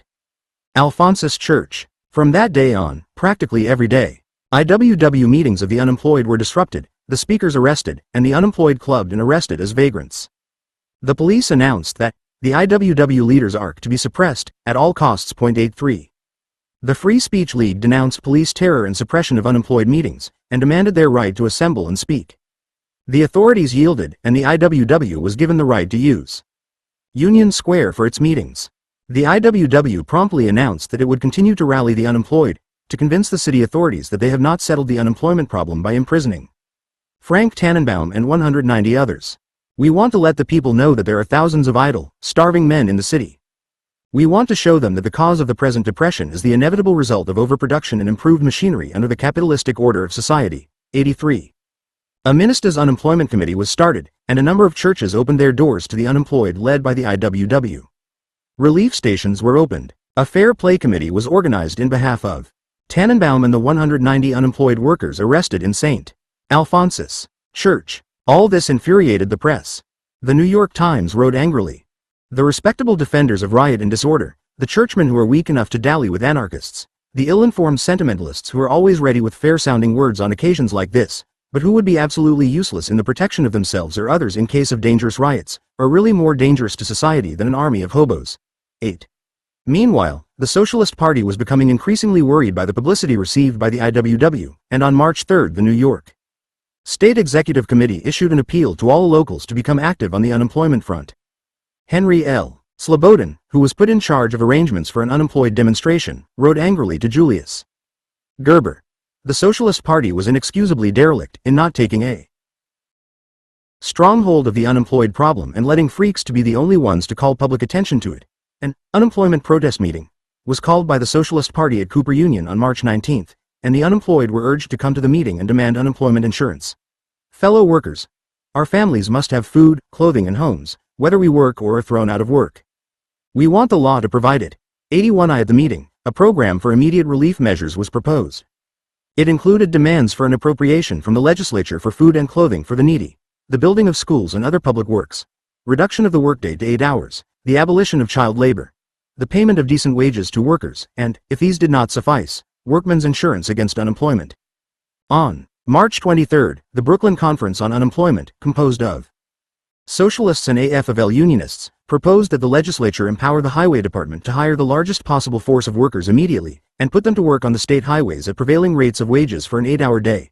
The press immediately denounced these proposals as catering to the communistic spirit of the IWW. 86. Of the 190 arrested with Tannenbaum, one was sentenced to 60 days, 4 to 30 days, and 3 to 15 days in jail. The others were released. 37. Although a reporter for the New York Tribune who was present at St. Alphonsus Church testified that there was no disorder in the church, Tannenbaum was found guilty of participating in an unlawful assembly. Judge Wadhams immediately imposed the extreme penalty of 1 year in jail and a fine of $2. Tannenbaum was to remain in jail until the fine was paid, 1 day for each dollar. Reverend Alexander Irvine, the socialist preacher, said, 50 years from now, when the doings of 1914 have been forgotten, mostly the people will look back to this day, when we jailed for a year a boy just reaching his majority, for leading an unemployed army into an American church in search of shelter. 38. After Tannenbaum's imprisonment, the Wobblies decided to abandon the practice of church invasions as a totally inadequate solution for the unemployment problem. In the spring of 1914, at Haywood's suggestion, a bill embodying this proposal was introduced in the legislature, but it was never acted on. After his release from prison, Tannenbaum played little role in the IWW. The last mention of him as a participant in an IWW activity is in the New York Times of September 2, 1915. He is listed along with Elizabeth Gurley Flynn and Alexander Berkman as having been prevented by the police of Bayonne, NJ, from addressing a meeting of 1,500 employees of the Standard Oil and Tidewater companies. Following this experience, Tannenbaum was helped to complete his education by several philanthropic-minded people. He abandoned the labor movement and later became a professor at Columbia University, specializing in labor relations, Latin America, and anti-radicalism. The IWW, Unemployed Union of New York, was formed, with a committee of 10 in charge and with headquarters in a reading room at 64 East 4th Street. Haywood proposed the formation of the union under IWW leadership after the anarchists had assumed a leading place in the general unemployed movement. Membership was free. Actually, the Unemployed Union was not a component part of the IWW, the plan being to issue cards that would be honored as a transfer when the men obtained work and were able to pay dues in the local of their industry. 39. Red cards carrying the program of the Unemployed Union were distributed throughout the city. The message charged the mayor's committee with doing nothing for the unemployed, urged the workers to expect nothing from the city, the state or the bosses, and advised them to get together and see if we can do something for ourselves. Specifically, the IWW, Unemployed Union, called for 1. Organization of the unemployed. In union there is strength. 2. A rent strike, no wages, no rent. 3. A workers' moratorium, don't pay your debts till the jobs come around. Plus refuse to work at scab wages, don't let the boss use your misery to pull down the workers' standard of life. 5. A demand for work or bread. If the bosses won't let you earn a decent livelihood, then they must foot the bill for your keep. The workers make the wealth of the world. It's up to us to get our share. On the reverse side of the red card were quotations from Cardinal Manning, Father Vaughan, Oscar Wilde, and Jesus, justifying the right of a starving man to obtain food and shelter without having to beg for them. Solidarity reprinted these quotations and urged all IWW unemployed leagues to make use of them. They expose the irreligion of capitalism. The latter, based on private ownership, is hostile to the communism of the early church, which finds an echo in them, greater than 4 degrees. By the late spring and summer of 1914, IWW activity on the unemployed front had considerably slackened. For one thing, there was a general feeling among many wobblies that unemployed struggles produced little of real significance for the unemployed and weakened the IWW by causing the beating, arrest and imprisonment of its most militant members, without adding anything to the growth of the organization. Another danger, it was pointed out, was that the unemployed movement attracted various elements who had little in common with the LWW, especially the anarchists, and who created incidents for which the wobblies were not responsible but for which they were blamed. This was particularly true in New York, where the anarchists induced unemployed workers to break up meetings sponsored by the Socialist Party and the AFL's Central Federated Union. The LWW took no part in these demonstrations, but it was, nevertheless, blamed for the riots that occurred, and the police justified their refusal to permit the wobblies to hold public meetings on the ground that they broke up the gatherings of other groups. In short, as Joe Eder put it in the summer of 1914 feet, everybody is trying to make the WW the GOAT. 41. Some wobblies felt that the WW had made a sufficient contribution to the unemployed struggles by being the first to call attention to the plight of those out of work, and that other groups should carry on from this point. They noted that the fear of IWW agitation was forcing the socialists and even AFL unions to devote some attention to the unemployment problem, and the anti-eviction activities, sponsored by the socialists, which were spreading throughout New York, could be traced directly to the influence of the WW. In October 1914, Solidarity featured the warning released by the AFL's Central Federated Union to the city authorities that if nothing was done soon, more IWW unemployed agitation will be the result. 42. That same month, the Socialist Party of New York convened a labor conference to discuss the unemployment problem and seek ways to cope with it. The conference heard spokesmen from a number of trade unions describe the widespread unemployment of their membership, and warn that these workers might turn to the IWW if the legitimate labor movement did nothing to alleviate their suffering. It then called upon all labor organizations to urge all members not to work overtime during the emergency period, that they should give 1 day's work in the week to some unemployed member of their organization, and called upon the city to increase the tax rates on lands, so as to compel the owners to build, thereby providing employment for the building trades unionists, more than half of whom were out of work, to fix the maximum price on the chief necessities of life, and to encourage farmers to bring their produce to city markets and sell them at cost to the consumer. 43. WW. Activity in winter of 1914-15. The IWW leadership was not satisfied with the decision of members to abandon the unemployed to other groups and content themselves with taking credit for whatever was accomplished for those out of work. At the IWW National Convention, held in Chicago, September 1914, the slim attendance at which reflected the acute effect of the economic crisis, Haywood emphasized that the IWW had to concern itself with the problems of the unemployed.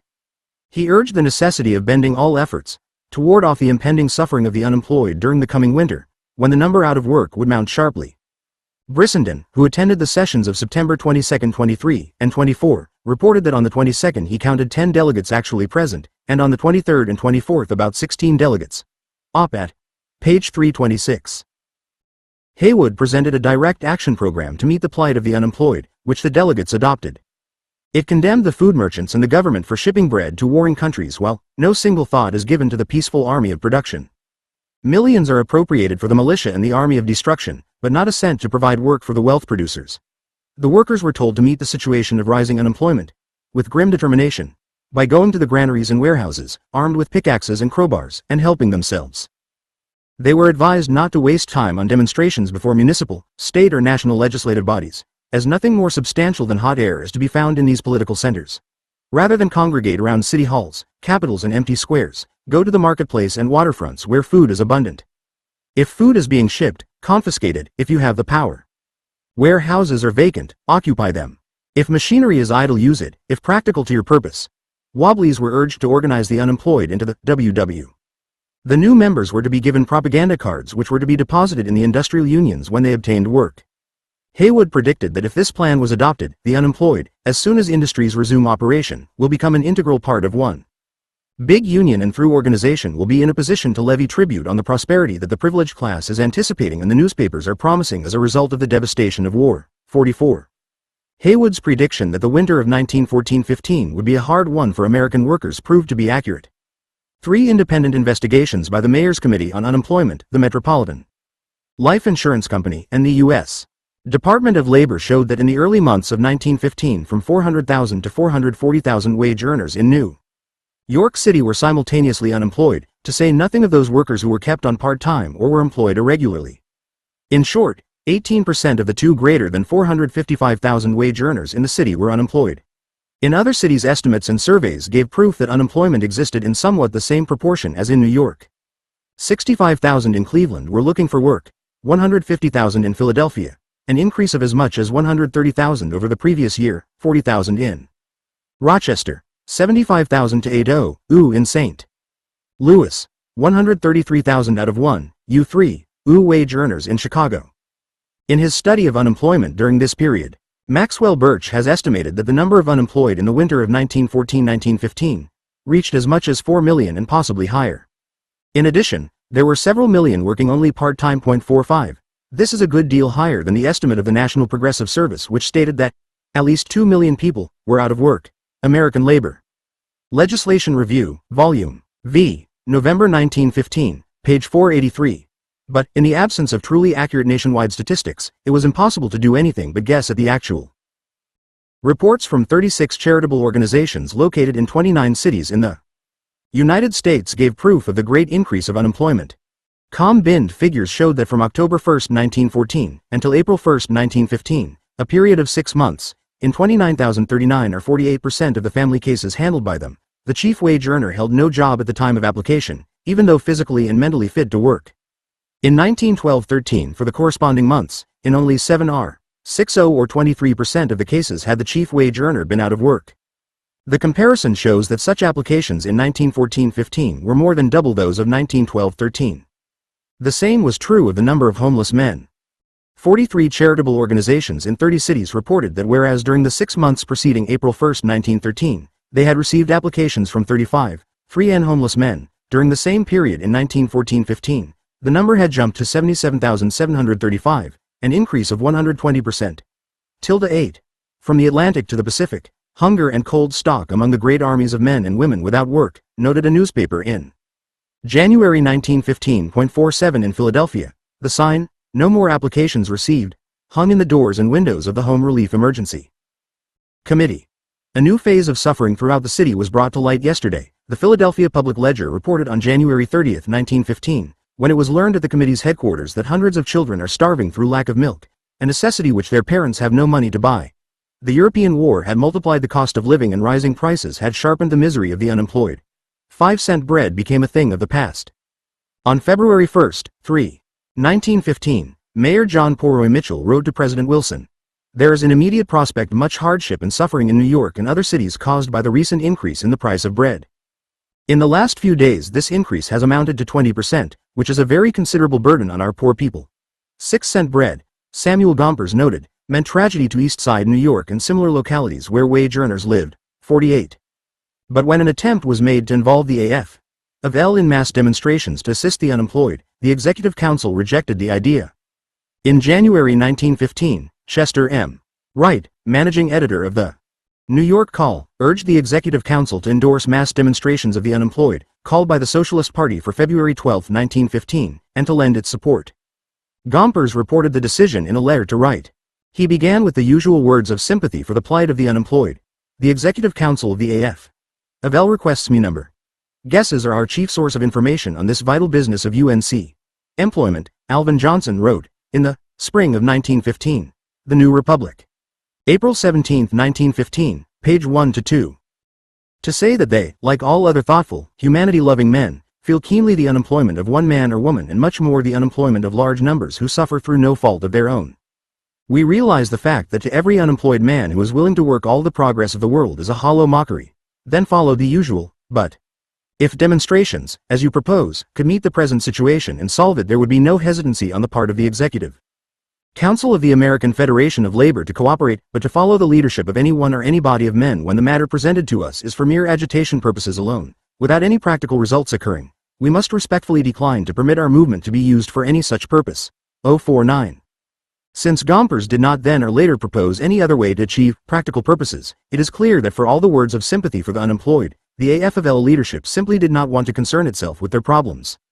Although the Socialist Party and its local branches throughout the country became increasingly active in the unemployed struggles during the winter of 1914-15, especially the Cleveland Socialists led by Charles E. Ruthenberg, 50, the opportunity existed for the IWW to fulfill the role assigned to it by the 1914 convention. The industrial workers of the world is pre-eminently the organization to take the lead in the cause of the unemployed. An L.W.W. pamphlet issued in January 1915 stated boldly, it is the representative of the unskilled and semi-skilled workers, who are the first and greatest sufferers from work scarcity.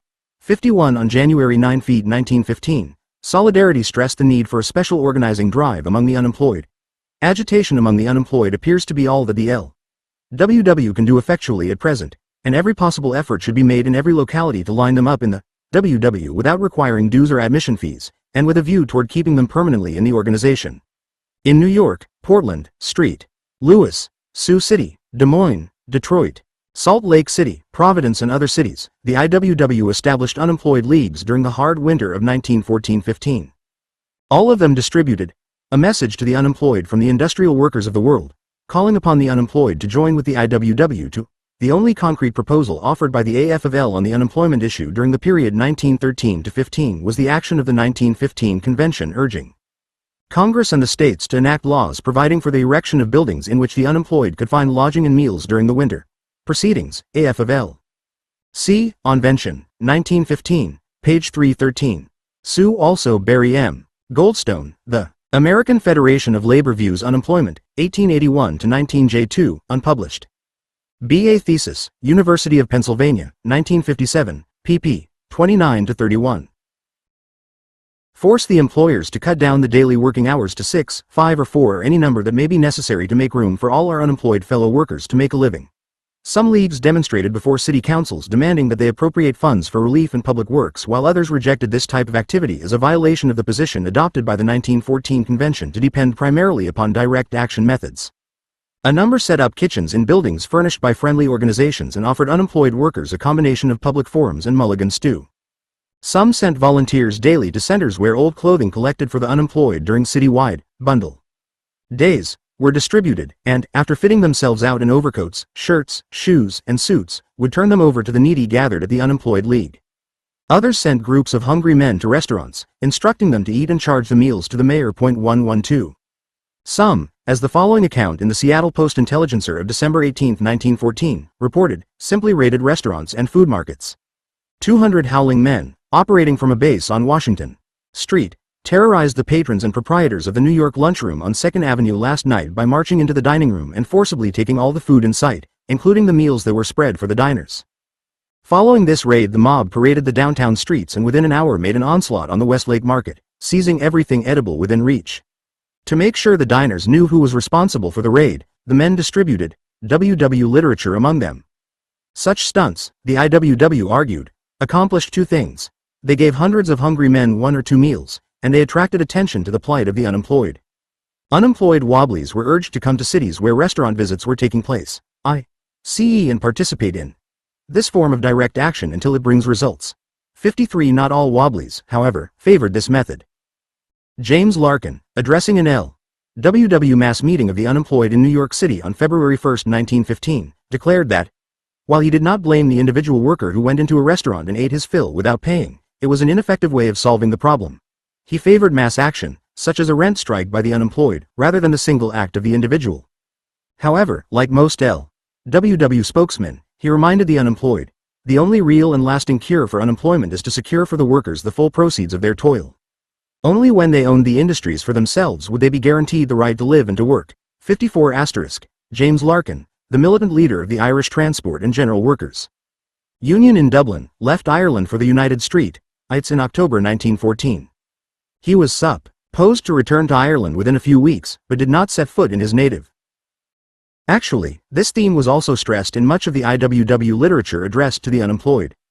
In a leaflet announcing an unemployed mass meeting on March 21, 1915, in Union Square, New York City, the IWW asked, "Why all this poverty, misery and starvation?" The answer was, "Unemployment is caused by the capitalist system under which one man is forced to work for another, and to give up the whole of his product for a part, whence it must inevitably result that masses of wealth accumulate in the hands of some." There was a solution. The workers, employed and unemployed, must unite their forces, and with their combined economic power expropriate the exploiters of the working class and take possession of the means of production to continue production not for profit but for the use and well-being of all. In the pamphlet entitled, The L.W.W. and Unemployment, the IWW insisted that no temporary expedient, no paltering palliatives can solve the problem. Unemployment is the biggest adjunct of capitalist industry. Only when the control of production is wrested from the profiteering employer can all the workers be certain of the means of life. The IWW offers no solution, but it recognizes that the capitalist masters of society may be harassed and driven into an attempt to minimize the evils of worklessness. 511. Most of the unemployed leagues were strictly IWW organizations, a policy adopted to avoid the past mistake of allowing other groups to cooperate and then leave the Wobblies to be the goat of official persecution and headhunting. However, in a number of communities, the IWW cooperated with other organizations. The Unemployed League of Seattle, organized in November 1914 by a committee composed of members of the L.W.W., the AF of L, and some who were affiliated to no organization, registered over 4,000 members within a brief time, published its own news sheet to bring the facts about unemployment to the public, and obtained food and clothing through contributions from middle-class families and small businessmen. Everyday members of the League pulled a wagon through the streets of Seattle on which was a sign reading, 12,000 hungry men and women in Seattle. What are you going to do about it? Soon, however, the radical tone of the news ran again for nearly 9 years. Soon after he arrived in the United States, he joined the IWW and became active in its work among the unemployed. Larkin's suggestion for a rent strike may have been influenced by a proposal made by Joe Hill. Writing from the county jail of Salt Lake City, where he was a prisoner awaiting execution, Joe Hill suggested to Elizabeth Gurley Flynn the organization of a Workers' Moratorium League of New York, which would distribute a certificate among the unemployed. This would then be handed to landlords when they came to collect rent, and would entitle the unemployed worker to shelter without the paying of rent until able to secure a position. St. T. Philip S. Foner, editor, THT, LT, TTT, RS of OT, Hill, New York, 1965, pp. 22-23. Sheet frightened contributors and donations practically ceased. By the end of January 1915, the Seattle Unemployed League had disappeared. Sioux City Free Speech Fight. In Sioux City, Iowa, IWW activity in behalf of the unemployed led to one of the great free speech fights with which the organization was associated.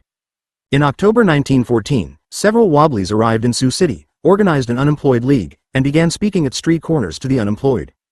Most of the unemployed were migratory workers from the wheat fields and railway construction camps who were in Sioux City trying to pick up work during the winter months when there were no fields to harvest and the construction jobs were shut down. This winter, however, there were few jobs in Sioux City, and the unemployed were starving. A number worked for the ice companies at 15 cents an hour with deductions from their pay for the food they consumed. Even though these men earned 45 or 50 cents a day for a 10-hour day, there were hundreds of hungry men clamoring for the work. Using the Socialist Hall as headquarters, the Wobblies began to feed and shelter the hungry, soliciting food from the local merchants. They also provided benches for the unemployed to sleep on in the hall. But when they began to organize the men working for the ice companies and launched a campaign for better working conditions, the local merchants stopped their contributions of food. The IWW Unemployed League responded with street corner meetings, demanding that an investigation of unemployment being conducted by the commercial club produce concrete results. "We will have confidence in them only when they have done something, and they must not wait too long to do it," the League announced. Finally, the League led 150 hungry men to the commercial club and insisted that steps be taken immediately to feed and house the unemployed. 117. The majority of the businessmen demanded that the city officials rid Sioux City of the IWW agitators and their unemployed followers. In January 1915, the right to speak in the streets was denied the Wobblies, and a campaign of arrests for vagrancy was launched against members of the IWW. With most members of the Unemployed League in jail for vagar-NCY under sentences of 6 months to 1 year, a call went out for aid to all footloose rebels to help us win free speech here. 310 men from nearby locals of Kansas City and Minneapolis poured into Sioux City and held street meetings, and a committee went to the police commissioner and demanded the release of the Wobblies in jail. The authorities, surprised and frightened by the invasion and warned by several more enlightened citizens that hundreds of Wobblies would soon descend upon Sioux City, released the men in jail and revoked the ban on street meetings. 58. The men released from jail went back to the street corners and revived their campaign for unemployment relief to last at least until the summer, when the migratory workers could return to the harvests and construction camps. Once again the businessmen became frightened, and demanded that the city authorities act to get rid of the IWW menace, and this time without retreating. Once again arrests and jailings of Wobblies on the charge of vagrancy started, and street meetings were again banned. Every night, crowds of 600 to 1,000 watched a Wobbly mount his box and talk until arrested. This time the authorities prepared for an invasion. They built a stockade, shipped in rock, and announced that anyone violating the ban against street meetings would not only be arrested but put to work breaking rock. But if they believed this would end their troubles, they soon learned differently. On April 10, Solidarity carried the headline, "Quick Action Needed in Sioux City, Iowa. Many men in ale." Immediately, Wobblies began arriving in Sioux City, some from as far east as Boston and as far west as San Francisco. By April 15, 83 Wobblies were in jail, but the fight appeared to be only beginning. 59. On April 16, the Sioux City Journal reported that the men in jail were conducting a double strike against work and food. It went on to inform its astonished readers that when the prisoners were led out to work breaking rocks, they went peaceably, sat down passively on the rock pile, and informed the police that under no circumstances would they break up the rock pile. Led back to the vermin-infested jail, they refused to eat. This procedure, they informed the authorities, would continue until all the prisoners were released and their right to speak on the street corners in behalf of the unemployed protected. For the next 3 days, the Sioux City Journal carried the headline, "Work and Hunger Strike Still On." The prisoners had been beaten by the police to force them to work. Several had been sent to the hospital with broken heads. Fire hoses had been turned on them, but still they refused to break rock. Meanwhile, they were living on water and cigarettes. As a further gesture of defiance, they had swept together in a heap the vermin-infested blankets and rags in the jail and set fire to them. 60. Expressions of admiration for the free speech fighters began to appear in letters to the Sioux City Journal. The local Socialist Party reprinted some of these in a circular entitled, "Let Us Write This W-Rang," and distributed it throughout the city. It called for immediate release of the prisoners and restoration of their right to speak on the street corners. This position contrasted sharply with that adopted by the AFL in Sioux City. Assembly praised the authorities for jailing the Wobblies, whom it described as the same sort of irresponsible, lazy, good-for-nothing louts who merely made an easy living as strikebreakers. Within recent years, organized labor has become so strongly entrenched and has forced arbitration and conciliation on the employers, through the force of public opinion, to such an extent that the strikebreaker, as such, finds his occupation gone, and needs must turn to some other method of making easy pickings without work. And the IWW has been his refuge. 61 Sioux City employers, who were behind the drive to jail the Wobblies, must have found this amusing. As more free speech fighters arrived, the city authorities were forced to retreat. They agreed to release the prisoners on condition that they promised to leave the town. These terms were rejected by the men in jail. On April 19, the authorities capitulated completely, agreed to release the men in jail, and restore the right to speak in the streets unmolested. In return, the Wobblies agreed to halt appeals for recruits in the fight from outside the city. 86 Wobblies, weak from hunger, were released from jail. 62. After permission was granted by the city authorities, 52 free speech fighters who arrived in Sioux City the morning the prisoners were released joined their fellow Wobblies in an IWW banquet on the rock pile. Then the free speech fighters from San Francisco, Kansas City, Minneapolis, Chicago and other cities departed. The original group remained in Sioux City, holding street corner meetings, collecting food for the unemployed, and building an organizational spirit among the migratory workers which was to bear fruit in the following summer and fall. The final triumph of the Sioux City Unemployed League came in May when the city authorities appropriated funds for unemployment relief. 68. Role of government. At the end of February 1915, the IWW predicted that the need for its activity on the unemployment front would soon end. To supply the markets that will be created by the present European war, it is safe to assume that in the near future there will be an increase in industrial activity. The prediction proved to be accurate. By April 1915, the Depression began to lift, as European war orders caused mills and factories to rehire workers. In the fall of 1915, a contemporary journal noted, "The trend toward a full resumption of industrial activity seems to have attained the dimensions almost of a wave of prosperity, although in some industries the movement has not reached the point where all pessimism is dispelled. Unemployment has reached probably the lowest point since 1907-6. The 18 months from December 1913 to April 1915 were exceedingly difficult ones for millions of American workers. The federal government did not concern itself in the slightest with the unemployment problem, not even bothering to appropriate funds to gather statistics on the number of unemployed in the country. Secretary of Labor Wilson was placed in the embarrassing position of having repeatedly to reply to inquiries. "I regret to have to advise you, in response to your letter, that this department has no authentic information as to the number of idle workmen throughout the country nor as to the factories that have been closed down. I fully appreciate the importance of these statistics and deplore the fact that we have not as yet been provided with the machinery for gathering such information." Royal Meeker, Commissioner of the United States Bureau of Labor Statistics, admitted later that it was humiliating to note that, in the vitally important matter of unemployment, the facts needed were not available, and that lack of funds rendered the federal officials helpless to obtain the required information. 66. Efforts to get President Wilson to take up the cause of the unemployed were futile. Telegrams and letters received at the White House from mass meetings of the unemployed or from various city committees on unemployment urging the government to push actively all public work to alleviate, so far as possible, the situation of the unemployed, were ignored.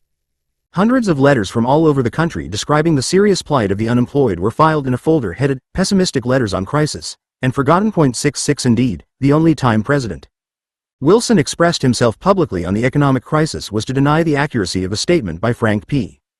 Walsh, chairman of the Industrial Relations Commission, estimating that between 250,000 to 300,000 workers were unemployed in New York City in February 1914. Secretary of Labor Wilson echoed the president when he informed a correspondent that stories about the unemployed in the city of New York have been greatly exaggerated. 67. The only proposal by the federal government to deal with the severe economic crisis was advanced in July 1915 when the problem was over.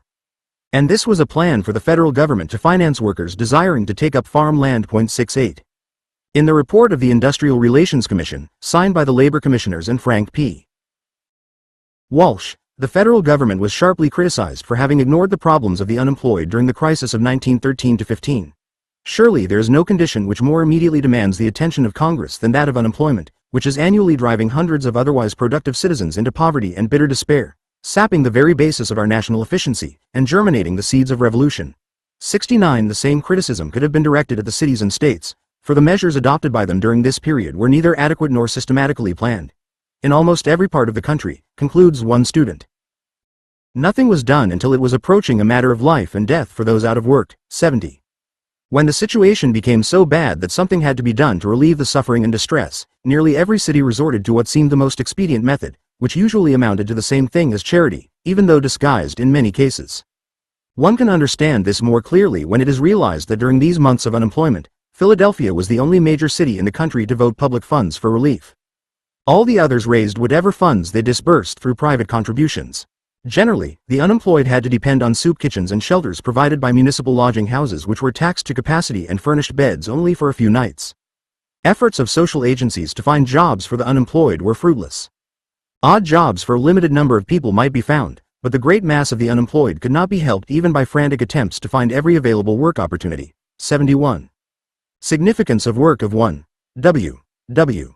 Inadequate though these measures were, their existence was largely the result of protest movements by the unemployed. In these, AFL, unions and Socialist Party locals became active as the crisis deepened. But it was the LWW that first urged the unemployed to demonstrate their refusal to starve, repeatedly organized the unemployed to demand relief, and devoted major attention to the unemployment problem. Its methods were often bizarre and, to many, even ridiculous as a solution to the problem. Confusion over the value of demonstrations and of applying pressure on government to obtain unemployment relief weakened the effectiveness of its work, as did, of course, the limited number of members who were still associated with the organization and available to assume leadership of the unemployed struggles. Nevertheless, the IWW, with all these limitations, made a notable contribution to the unemployed movement of the period 1913 to 15. In March 1915, John Graham Brooks, president of the National Consumers League, startled the members of the Economic Club of New York by paying tribute to the LWW for having stirred society into action on the unemployment question. He dismissed the IWW solution for unemployment, which he described as a demand for $2 a day or take it when you can find it, an obvious distortion of the IWW program, as childishness. But he declared firmly, "I, for one, even thank the WW for stinging us and nagging us into some recognition of our duty, and for their service of insisting that we have thus far merely fooled with these issues." Henry Brewer, New York City municipal reformer, declared in the winter of 1914-15 that, thanks to the activities of the IWW, the unemployed are no longer regarded as hobos as they were last year, 72. Looking back on its work on the unemployed front since the winter of 1913-14, the IWW declared in March 1915 that it had made two significant contributions which should cause it to receive the commendation of every thoughtful and progressive working man and woman. First, it is anti-scab. The unemployed, in other words, are being taught to uphold present wage standards and not to break them down. Second, it is anti-submissive. It is teaching the unemployed to refuse to submit to charity and to capitalist conditions, and to rebel against them instead. This tends to preserve the prevailing standards of decency and self-respect, the decline of which makes any advance in society impossible. 73. With its limited membership, the IWW could hardly build an effective nationwide unemployed movement. But in many communities, both through its own unemployed leagues and through participation in other organizations, the IWW did succeed in calling attention to the plight of the unemployed, did stimulate the unemployed to do something for themselves rather than resign themselves to starvation, and did force the authorities to provide some relief for the men and women out of work. The activities of the Wobblies pointed the way for the militant mass struggles of the unemployed that were to take place during the greater economic crisis that began in 1929. Chapter 20. What's Wrong with the WW? On July 2, 1915, Solidarity issued a special number celebrating the 10th anniversary of the founding of the IWW. It featured articles evaluating a decade of contributions by the Wobblies to the American working class and the labor movement, even to the A.F.L. Not the least of the 10 years of the IWW has been its educational influences. Many an A.F.L. union owes its industrial tendencies, such as they are, to IWW teachings and example. All in all, the IWW, after 10 years of existence, was judged a success. B. H. Williams, editor of Solidarity, summed it up. No matter what may be the particular task engaged in by our organization, whether it be the carrying on of strikes of unskilled workers, the waging of fights for freedom of speech, the conducting of legal battles in the courts, the use of direct action tactics on the job, the lining up of the unemployed to demand rather than merely to beg for the chance to exist, or the many other forms of its activity looking to the complete organization of the working class, the IWW had demonstrated its efficiency as a fighting organization. Yet for a movement that had demonstrated its efficiency as a fighting organization, the IWW had little concrete to show for it when it celebrated its 10th anniversary. It did not even hold a convention in 1915, and Solidarity itself teetered on the brink of extinction until an outright gift of $1,000, which one of the members had inherited, saved it. 1 Membership statistics show the declining fortunes of the IWW. From 1912 to 1915. For 1,912 to 18,387, reflecting the gains of Eastern textile workers, for 1,913 to 14,851, for 1914, IIJ 365, and for 1,915 to 15,000.2. And these official figures were probably exaggerated. Even the activity among the unemployed during the economic crisis had yielded little in organizational growth. As one Wobbly pointed out in Solidarity on May 15, 1915, conditions were favorable to our purpose: discontent, high cost of living, unemployment due to capitalist Ms. 462. Management were powerful allies to our cause, yet we were unable to crystallize them in the form of an industrial union. What's wrong with the IWW? Discussion in L.W.W. Press. This was not the first time this question had been asked. As the IWW descended rapidly from the crest of power, achieved in 1912, the case was asked again and again in readers' letters to the Wobbly Press. The letters described how the IWW had struck a spark in the heart of the writers who had given unstintingly to advance the ideals of the 1. Big Union. They told of the warmth and inspiration that came from the free speech fights and the heroic struggles at McKees Rocks, Lawrence, Patterson, Akron, Detroit, and other mass battles. Then came the disillusioning realization that none of these struggles had led to the creation of permanent unions in the industries involved. The letters not only pointed out the meager success of the IWW in establishing revolutionary industrial unions in their natural habitat, the mass production industries, but stressed that all the major organizing drives in industries virtually unorganized by the AF-L had collapsed after initial success. To be sure, the IWW, the writers conceded, listed a large number of independent local industrial unions and recruiting unions and even boasted of national industrial unions. But everyone knew that the local industrial unions, except for the Longshoremen's Union in Philadelphia, and the recruiting unions contained relatively few members, and the national industrial unions were largely paper unions. It is obvious from the present conditions of our locals, one correspondent wrote in Solidarity of February 6, 1914, that we have failed to hold organizations which were effected during strikes at McKees Rocks, Lawrence, Patterson, Akron, and other places. We enroll a large membership during a strike. We teach a solidarity that is sublime and infuse a militant spirit into the workers that is rare. But in all this chain of revolutionary thinking there seems to be a weak link that gives way almost as soon as the last mass meeting is held and the strikers return to work. We have distributed literature, went to common complaint, held meetings, hall and street, and taken advantage of various opportunities to advertise the fact of our being. But judging by our membership, revolutionary industrial unionism does not seem to take.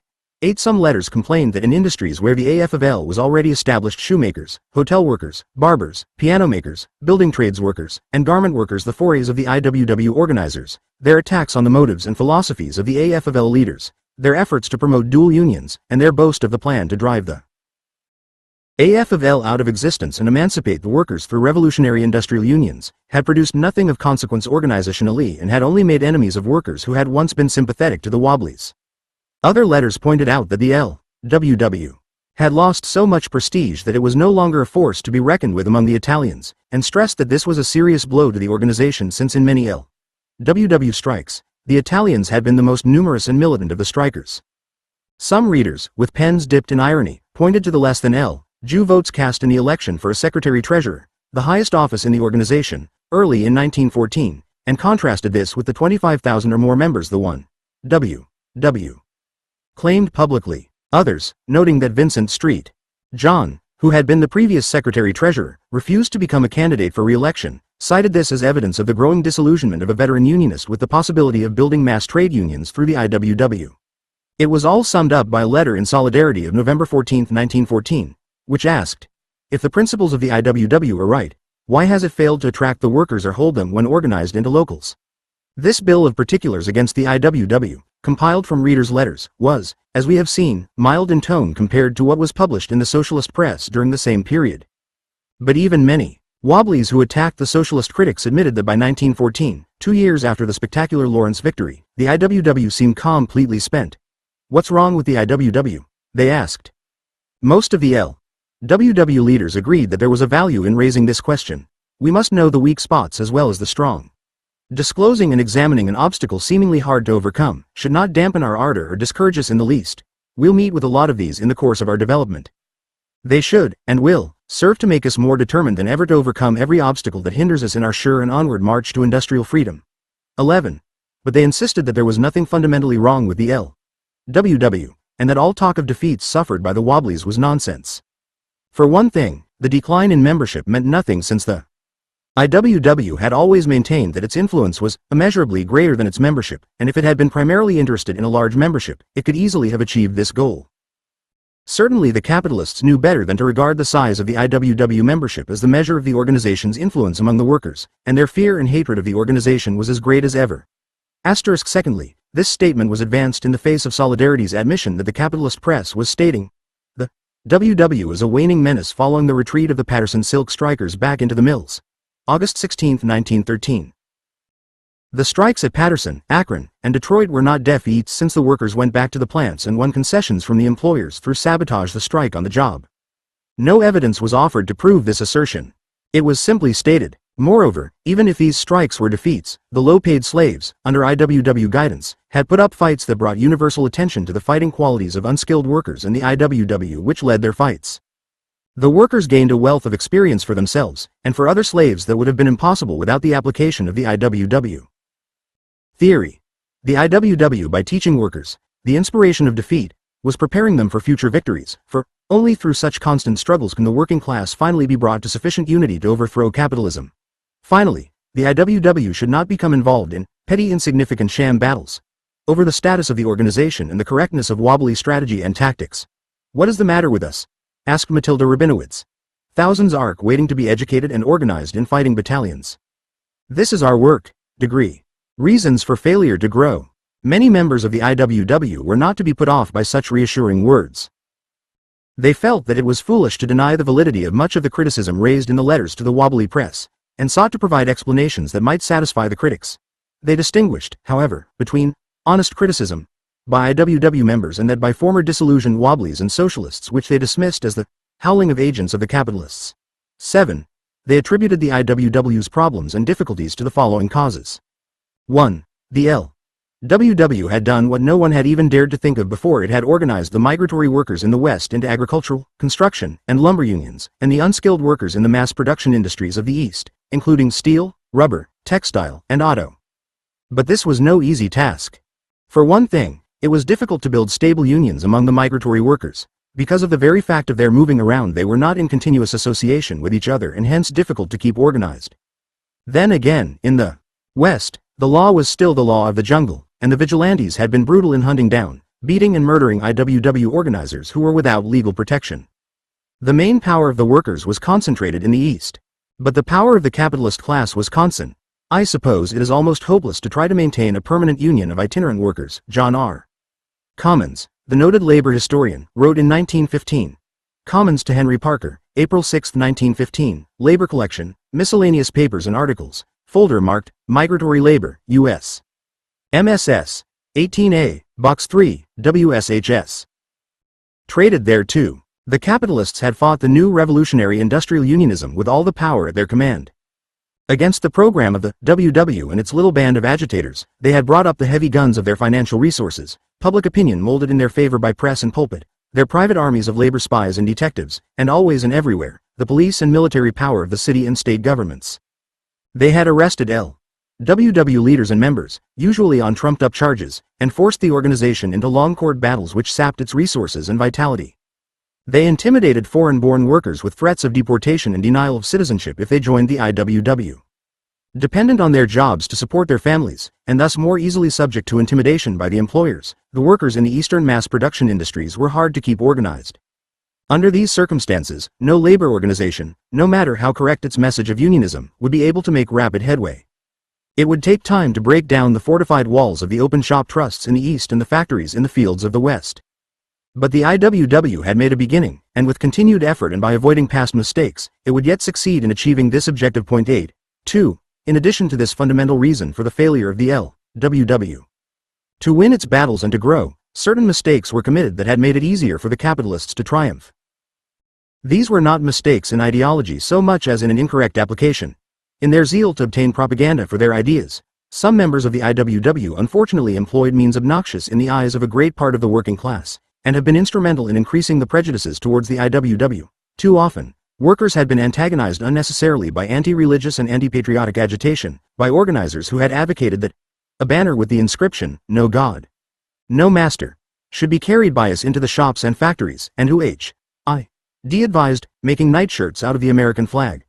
Wobbly agitators had forgotten that the workers who won the battles of McKees Rocks and Lawrence were not atheists. Too many wobblies, in short, introduced side issues, such as religion and politics, and drove away potential members, instead of concentrating on discussion of job control. Then again, there had been too much loose talk about sabotage. Sabotage was a necessary weapon in the class struggle. But it had to be applied secretly and without giving the class enemy advance notice. And it had to be used when the workers were ready for it, as when they were forced to return to work after defeat in a strike. But by loudly talking about sabotage on all occasions, wobbly agitators had frightened many workers at the same time that they had made it easier for the press to turn opinion against the organization and the police to railroad members to jail. If the IWW was to progress, it had to make scientific use of sabotage and indulge in less unscientific talk about it. 9. 3. Granted that migratory workers were exceedingly difficult to keep organized, The wobbly organizers had compounded the difficulty by failing methodically to follow the same group of migrant laborers in order to promote stability among them. Instead, they traveled about in more or less random fashion, and failed to develop a conscious, systematic, coordinated effort at building and especially maintaining organizations of the migratory workers. Then again, too many IWW organizers had operated as stuntmakers. They had arrived in a city, decided that they had to start something, mounted the soapbox, pulled off a few sensational stunts, got the workers excited, recruited them into unions, led them in strikes, made a lot of noise and then went on their way to more virgin fields, leaving behind no organization and nothing but a depleted treasury as the sole evidence of their successful work. These men were undoubtedly zealous members of the IWW, but they were guilty of confusing a union organizing job with agitation for revolutionary ideals. They failed to realize that the work of organizing took patient skill.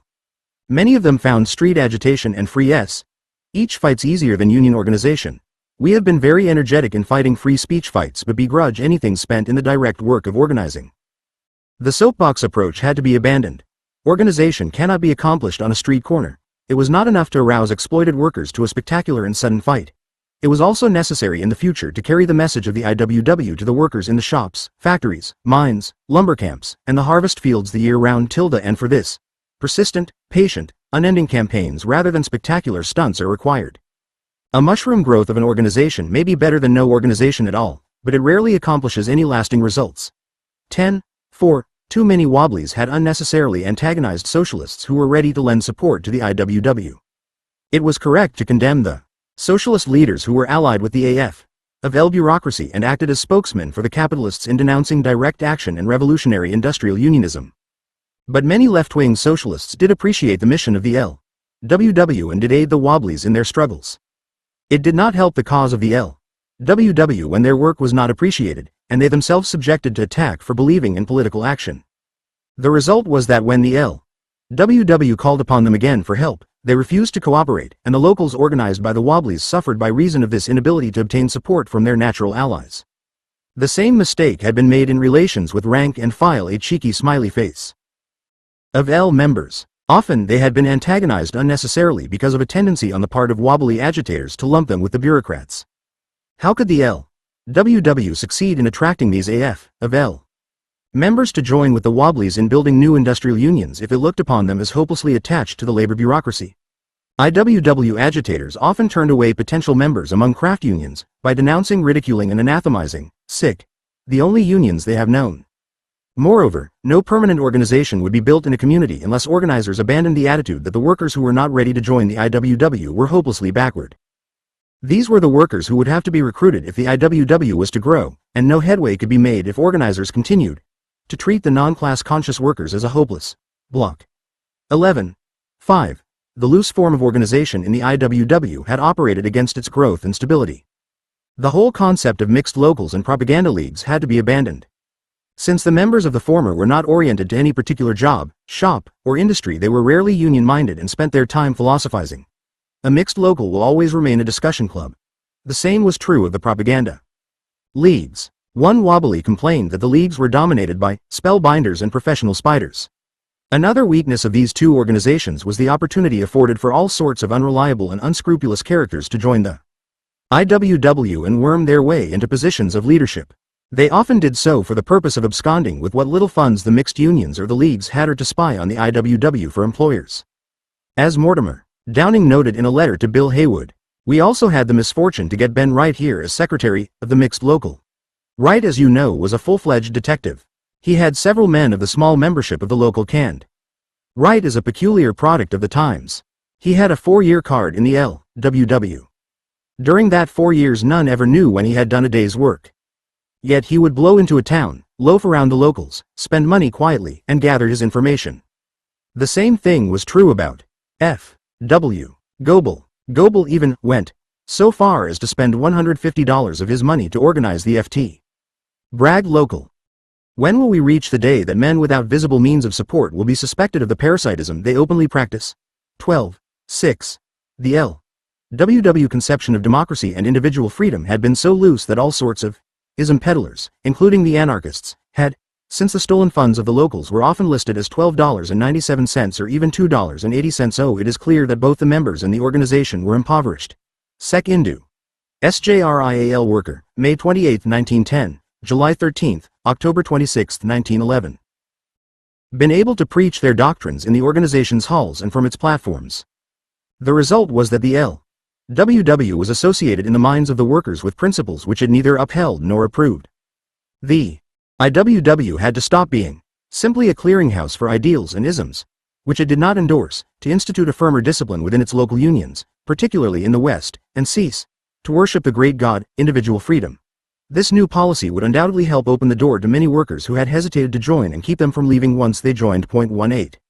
There was a good deal of truth in the fundamental reason advanced by these IWW spokesmen for the failure of the organization to grow or even to consolidate its victories.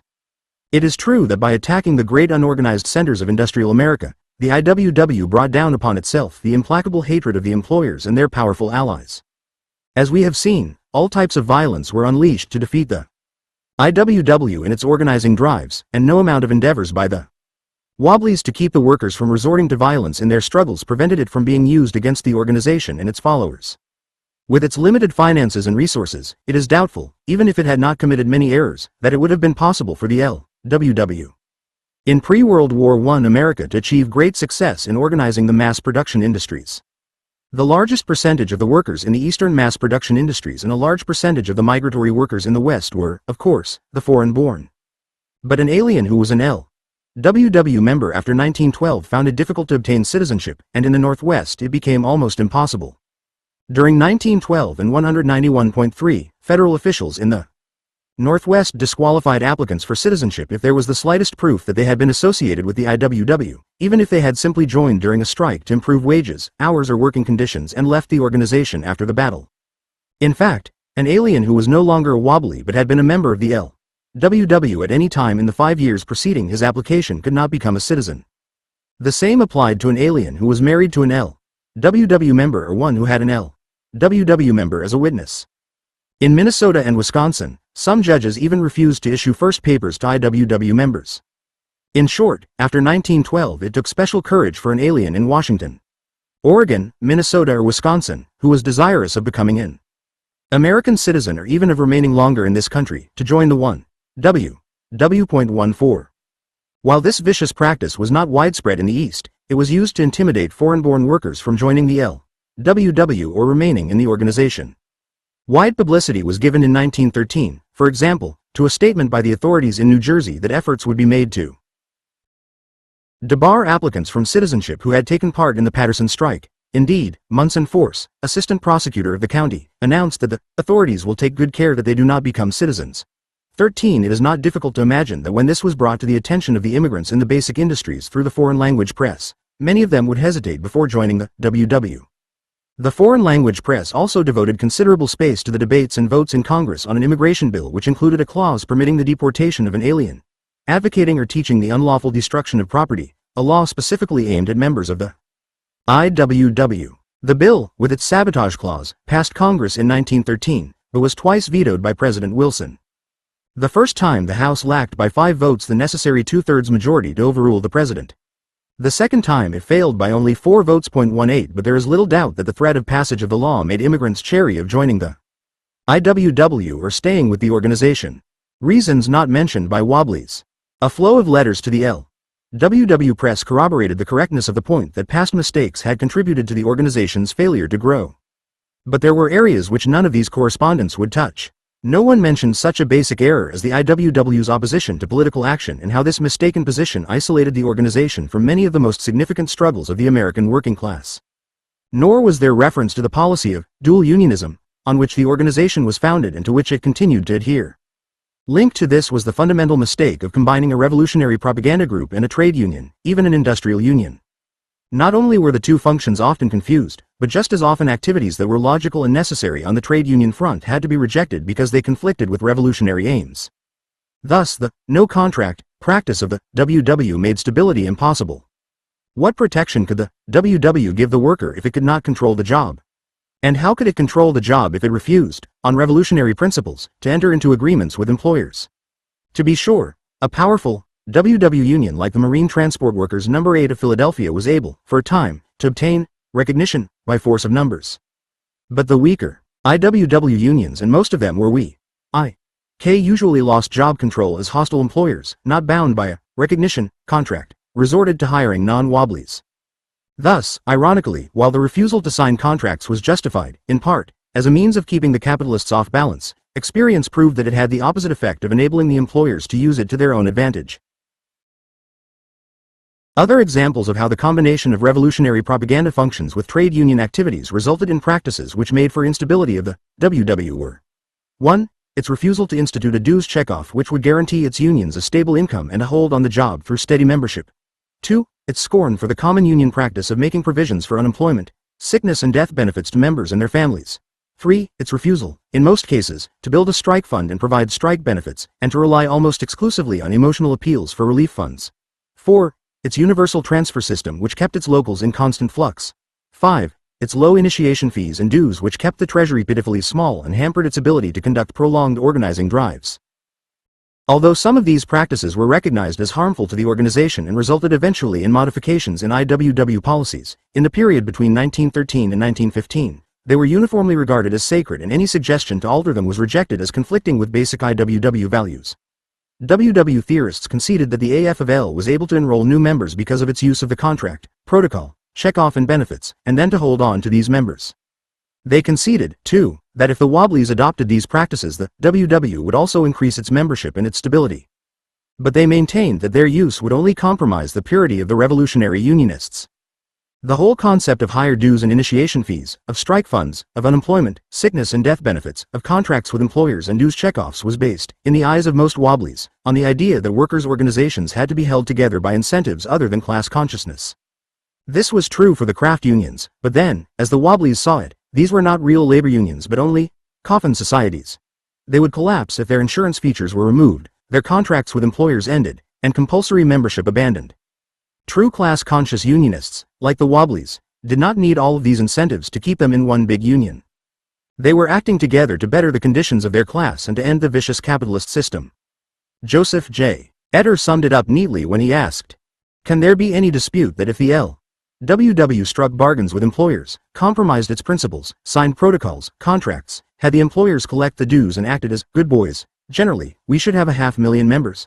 But rather than sacrifice our principles, according to Elizabeth Gurley Flynn, Vincent Street.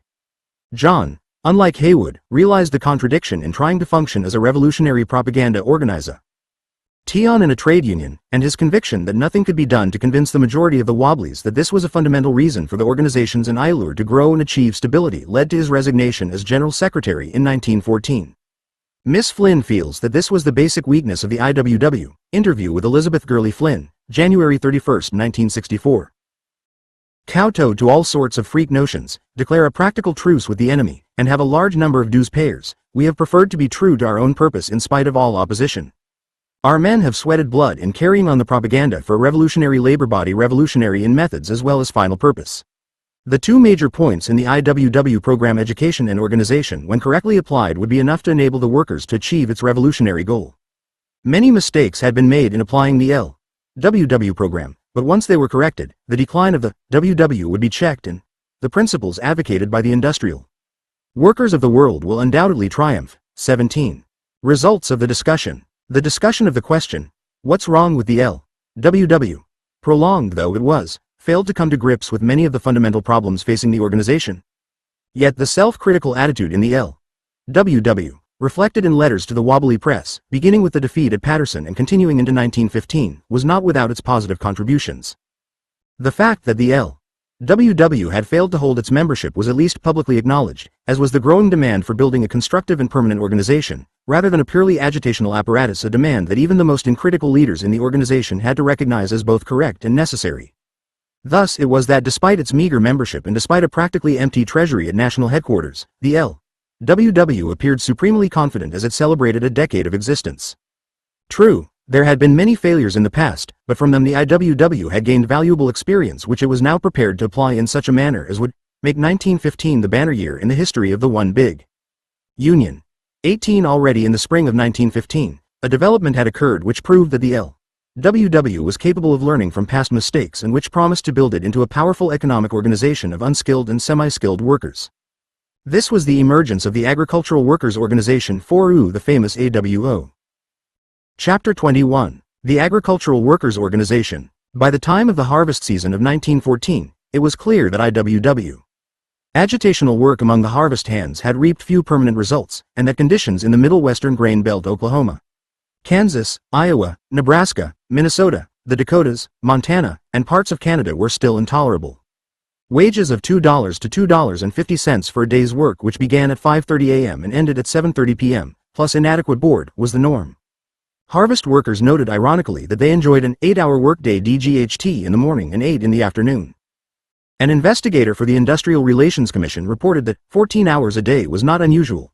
Referring to living conditions in the grain belt, he noted, the men, object to sleeping in granaries full of rats and mice, on the bare ground in tents or in barns where the odor of the stable is strong and where mattresses and blankets are infested with vermin. It was generally conceded that 9 out of every 10 workers left the harvest as poor as when they entered. Indeed, as one contemporary noted, the best-paying occupation in the harvest country is the harvesting of the harvester, which is heavily indulged in by train crews, railroad, bulls, gamblers and hold-up men. 1. Living in Kansas is a perennial joy, editorialized the Emporia Gazette. But to the harvest workers, living in any of the states in the grain belt meant a perennial struggle to exist through the season, in the face of inadequate earnings, intolerable living conditions, tin horn gamblers, hijackers, bootleggers, brutal policemen, and hostile townspeople.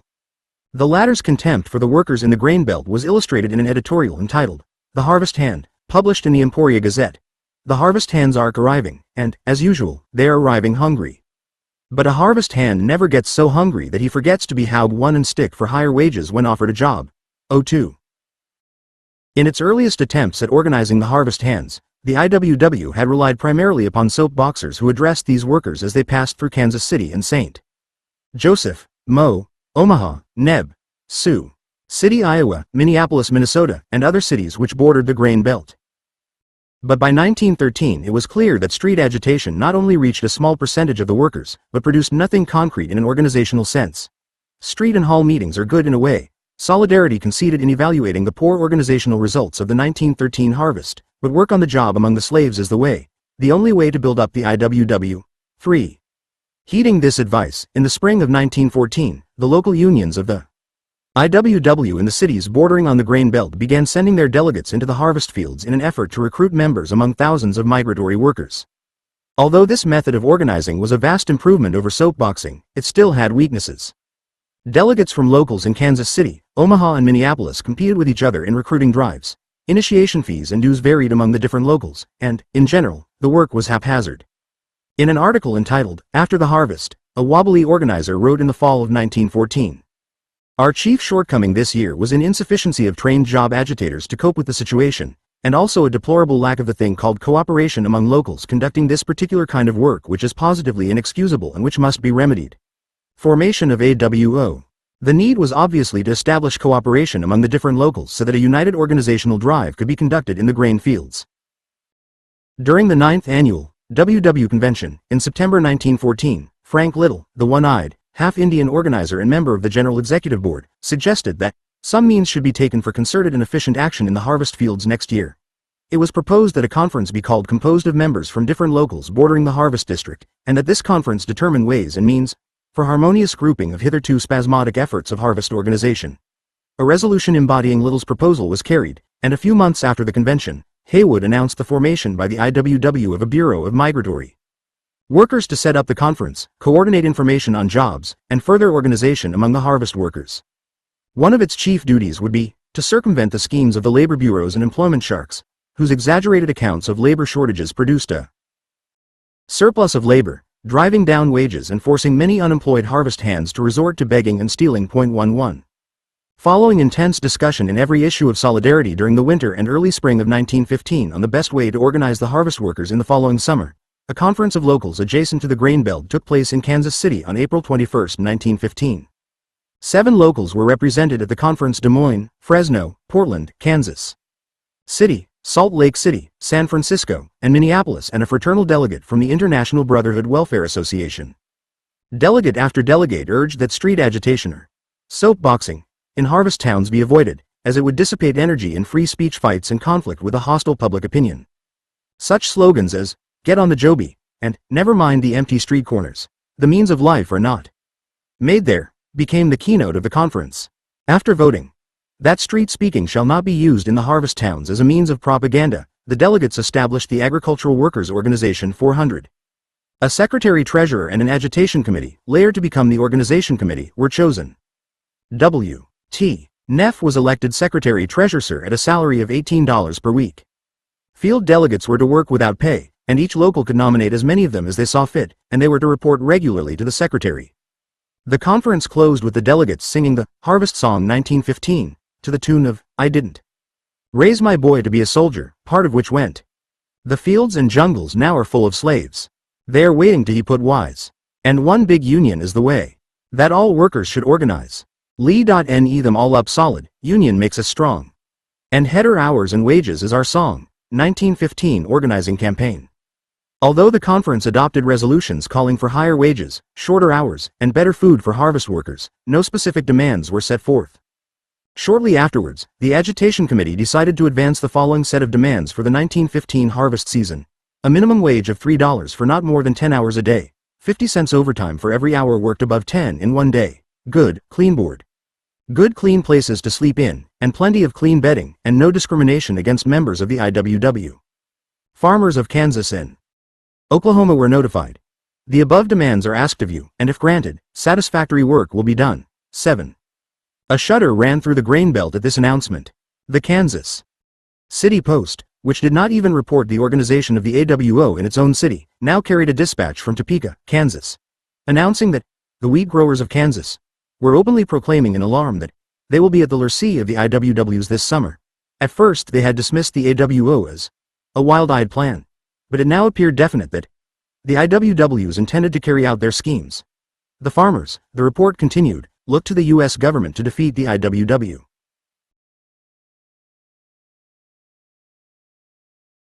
Organizing drive. The government had established the National Farm Labor Exchange in December 1914 to recruit workers in anticipation of a labor shortage during wartime. The office in Kansas City primarily supplied workers for the wheat harvests in Oklahoma, Kansas, Nebraska, Missouri, and adjacent territory. IWW spokesman maintained, with considerable justification, that the office purposely recruited an oversupply of labor in various grain-growing sections by advertising in large metropolitan dailies in the East. They charged further, again with much justification, that the employment office refused to send members of the IWW to any job. 8. This forced the Wobblies to keep their union affiliation secret. Whenever an employer knew or suspected that certain workers were members of the IWW and fired them for that reason, they were advised to go to any lengths, even to tearing up their union cards in front of the boss, in order to hold their jobs. They were then to notify the AWO office, which would give them duplicate cards. The main thing was to get on the job and stay on the job, so as to be able to organize the harvest hands. 9. By the use of such methods, the AWO became entrenched in the wheat belt, secured wage increases and better working conditions, and expanded its membership rapidly. The IWW may not be able to do much this season except in a few localities, a wobbly organizer wrote shortly after the formation of the AWO, but we will have a good nucleus and better sentiment for next year's work.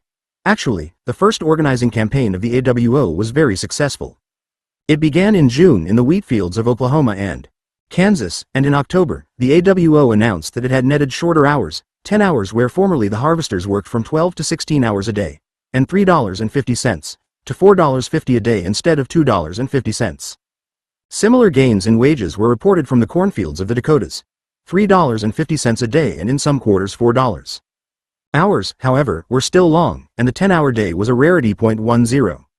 Less success was registered in ending the stick-up menace, and the Agitation Committee conceded that despite the efforts of the AWO over low, workers have been relieved of their money, and many killed during stick-ups. As a temporary solution, the Agitation Committee cautioned all members against carrying too much money, and advised those wishing to protect themselves to send their money either to W. T. Neff or William D. Haywood. 11. From July 1, 191s, to December 31, 191s, the AWO initiated 28 members mostly recruited between June and October and accumulated $14,113.06 in its treasury. Branches had been established in Des Moines, Kansas City, Sioux City, Omaha, Minneapolis, and Duluth, and plans were underway to start one in Sacramento, California. 12. The April 1915 conference had voted, if there is any surplus of finances at the end of the season in the treasury of the Agricultural Workers Organization, that it be used for organizing work among the migratory workers. but it is doubtful if the delegates believed there would be a surplus. Now at the end of the first organizing drive, AWO 400 could actually boast of prosperity, a rare outcome for an IWW organizing campaign.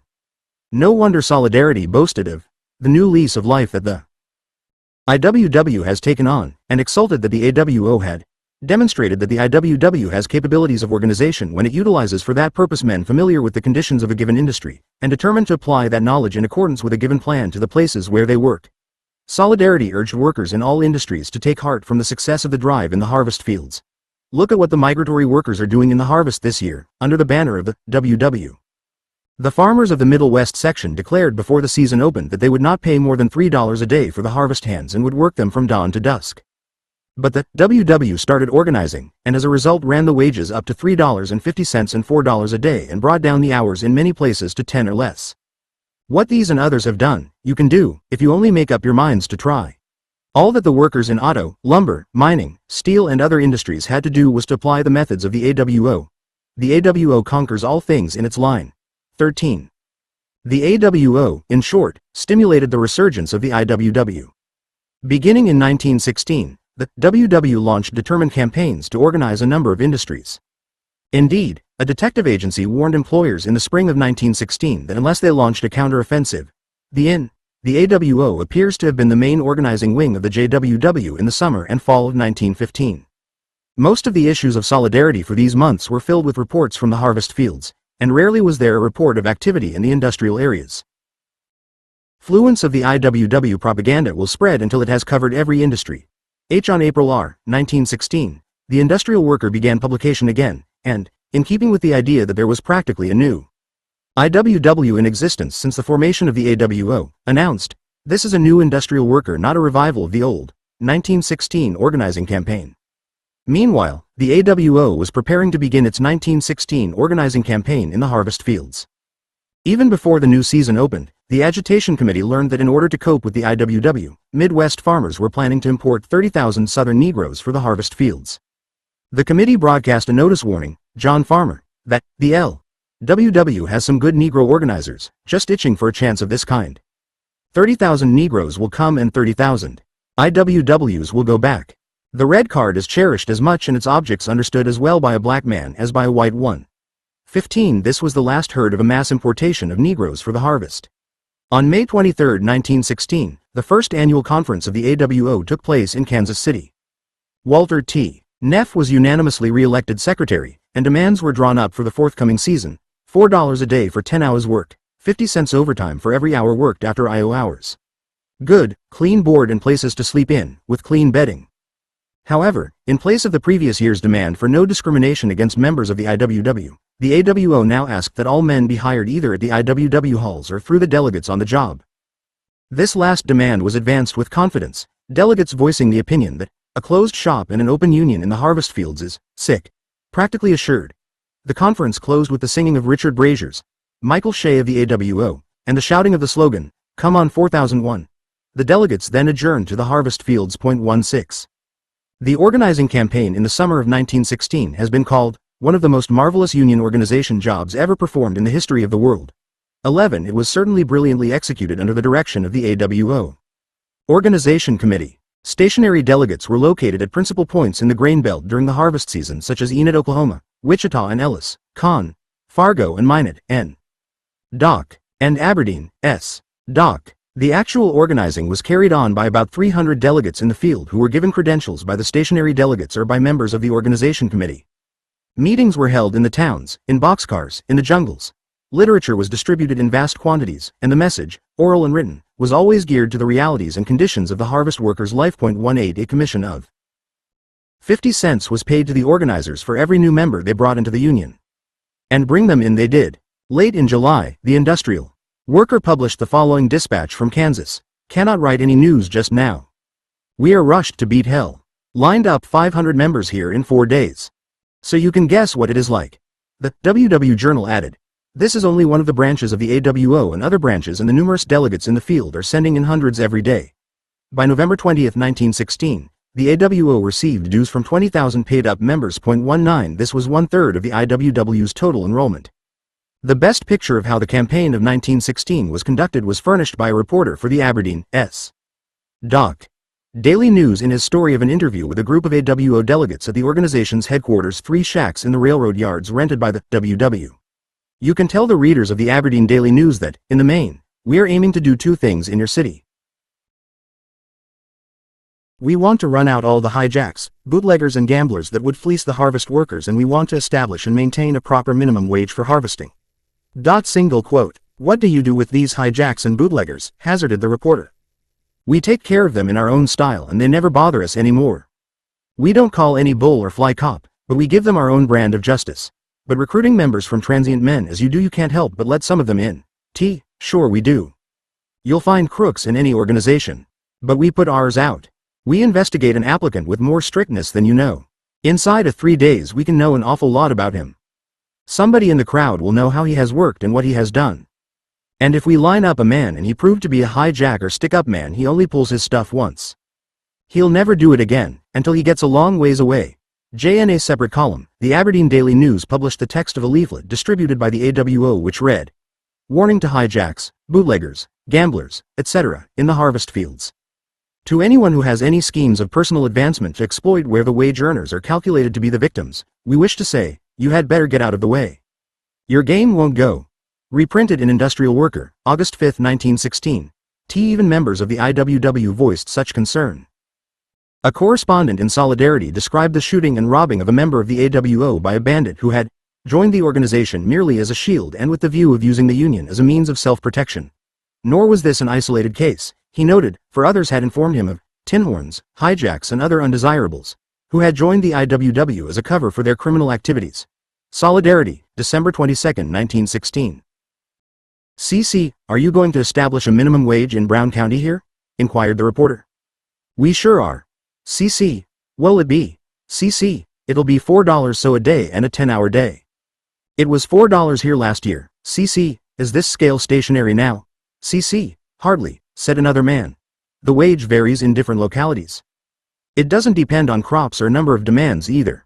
The IWW is never satisfied and never will be until it gets absolute control of the industrial world and turns the profits where they belong, the pockets of the men who labor. The wages will continue to go up. Do you let fellows ride who don't belong? They say you don't. We put hijacks, bootleggers and gamblers off the trains and keep them off. Would you put off a union man who didn't belong to the IWW? No.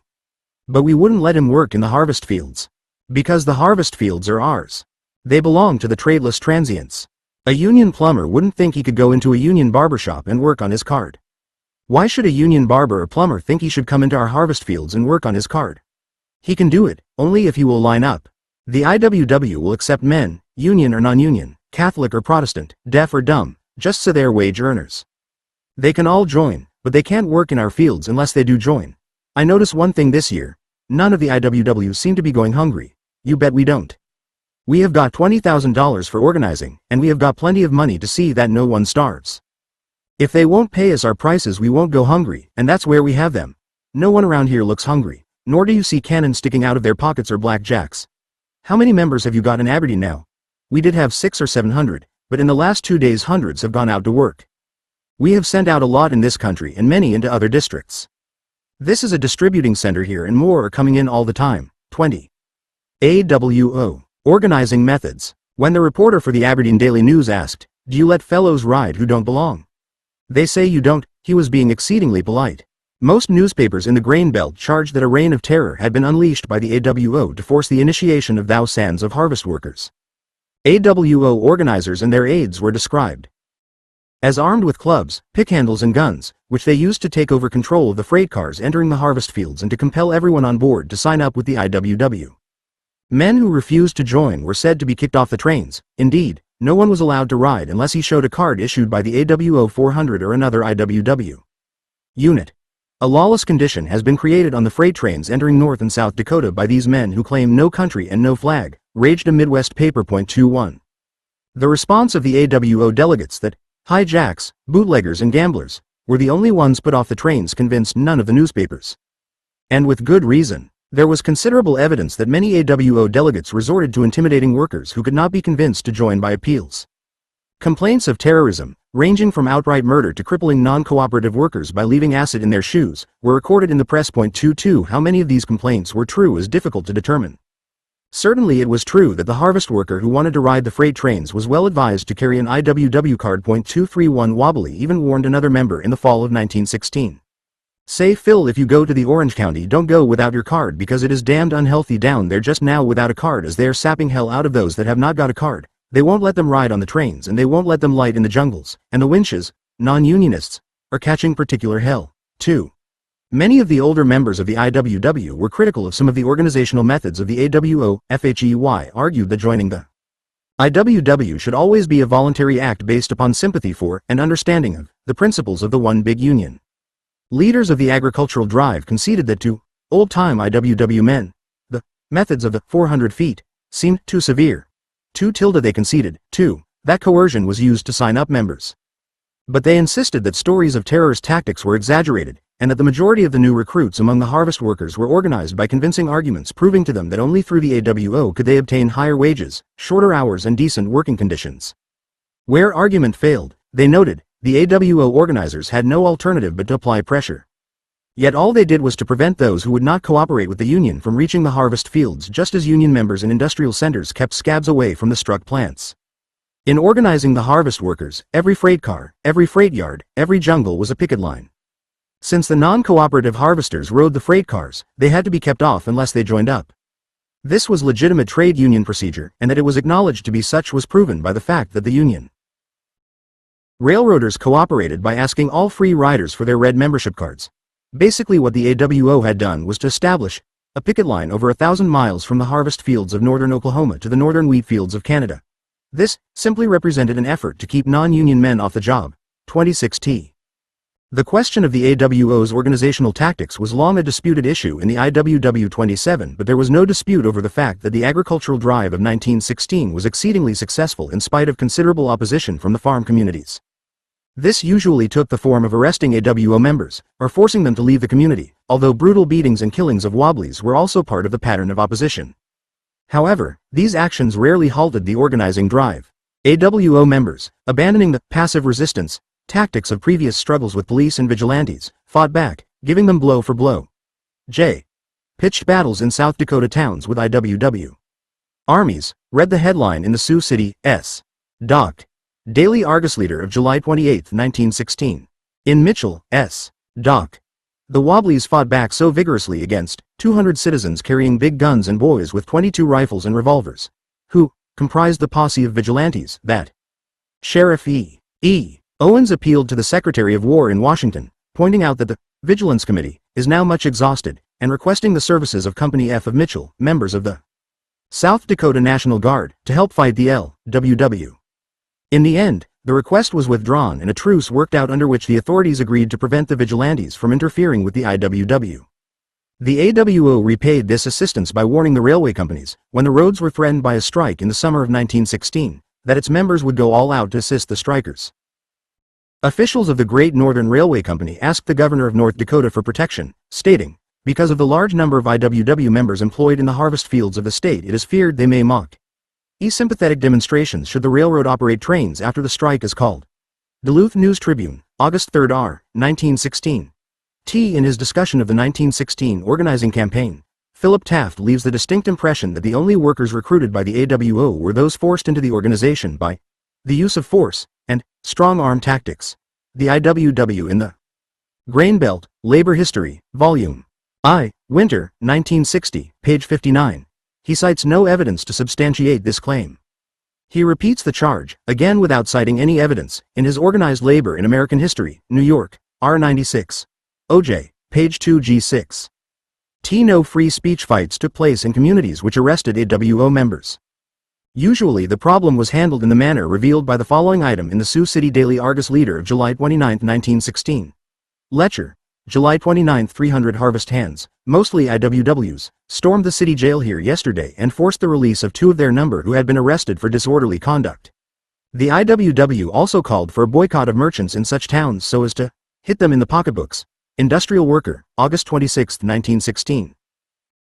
Organizing Drive, and the Wobblies agreed to keep their followers from congregating in the vicinity of the town. 28. So frightened of the IWW were South Dakota communities by reports from Mitchell and other towns that the Princess Theater in Sioux Falls felt it necessary to insert the following notice in the press, under the headline, Charles Chaplin is not an IWW. Charles Chaplin arrived today with his cane, mustache and hat at the Princess Theater, where you will stop until midnight tomorrow. The $500,000 star is seen as the vagabond, but one of those happy, philosophical vags, not at all like those grouchy IWW boys who have been shooting up Mitchell and other nice towns around here. 29.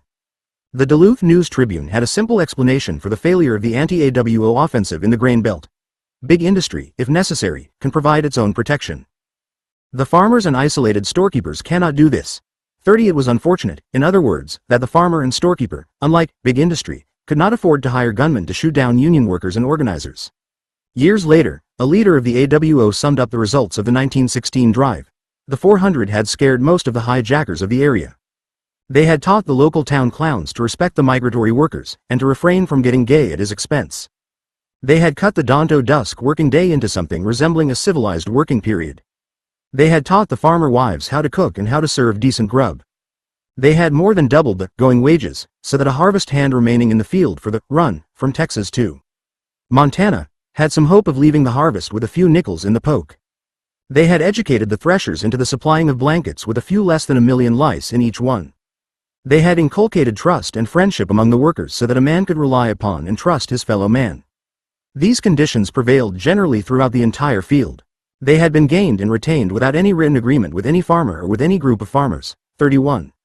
Newspapers in the grain belt conceded that wages were higher, hours shorter and conditions better for the harvest workers during the season of 1916 than ever before. But they attributed all this to the fact that the war in Europe had put a premium on agricultural products and a great demand for labor. Yet, at the same time, they blamed the agitation of the IWW for the fact that the harvest workers dared to demand higher wages, shorter hours, and better working conditions. The Sioux Falls Daily Argus leader conceded in August 1916 that the help question has been a very serious problem in many sections of the state because members of the industrial workers of the world have demanded from $4.50 to $5 per day and board and lodging for their services, and the farmers have been compelled to grant these demands to get their grain harvested. 32. On June 10, 1916, the industrial worker predicted 15,000 new members in the AWO this summer. In October, the AWO reported that it had initiated 18,000 members since April 1915, indicating that close to 16,000 members had been recruited during the 1916 campaign in the harvest fields. Included in this membership, according to one former official, were such seasonal workers as miners, harvest hands, lumberjacks, railroad maintenance workers or candy dancers, construction workers, and even some cotton pickers in southern Louisiana. 83. There was likewise a sharp increase in the organization's income. This is reflected in the income received at the general headquarters of the WW. For the year ending August 31, 1915, the income of the LWW was $8,934.47. For the next fiscal year it reached $49,114.84. Small wonder that it was announced at the mass conference held by the AWO in October 1916. The AWO delivers the goods. The meeting decided to establish a permanent industrial union instead of the original idea of a temporary means for organizing on the job and improving farm labor conditions for one harvest season. 34. By the end of 1916, the Agricultural Workers' Organization 400 had come to play a most important part in the LWW. Its momentum was such that it stimulated organization in other industries.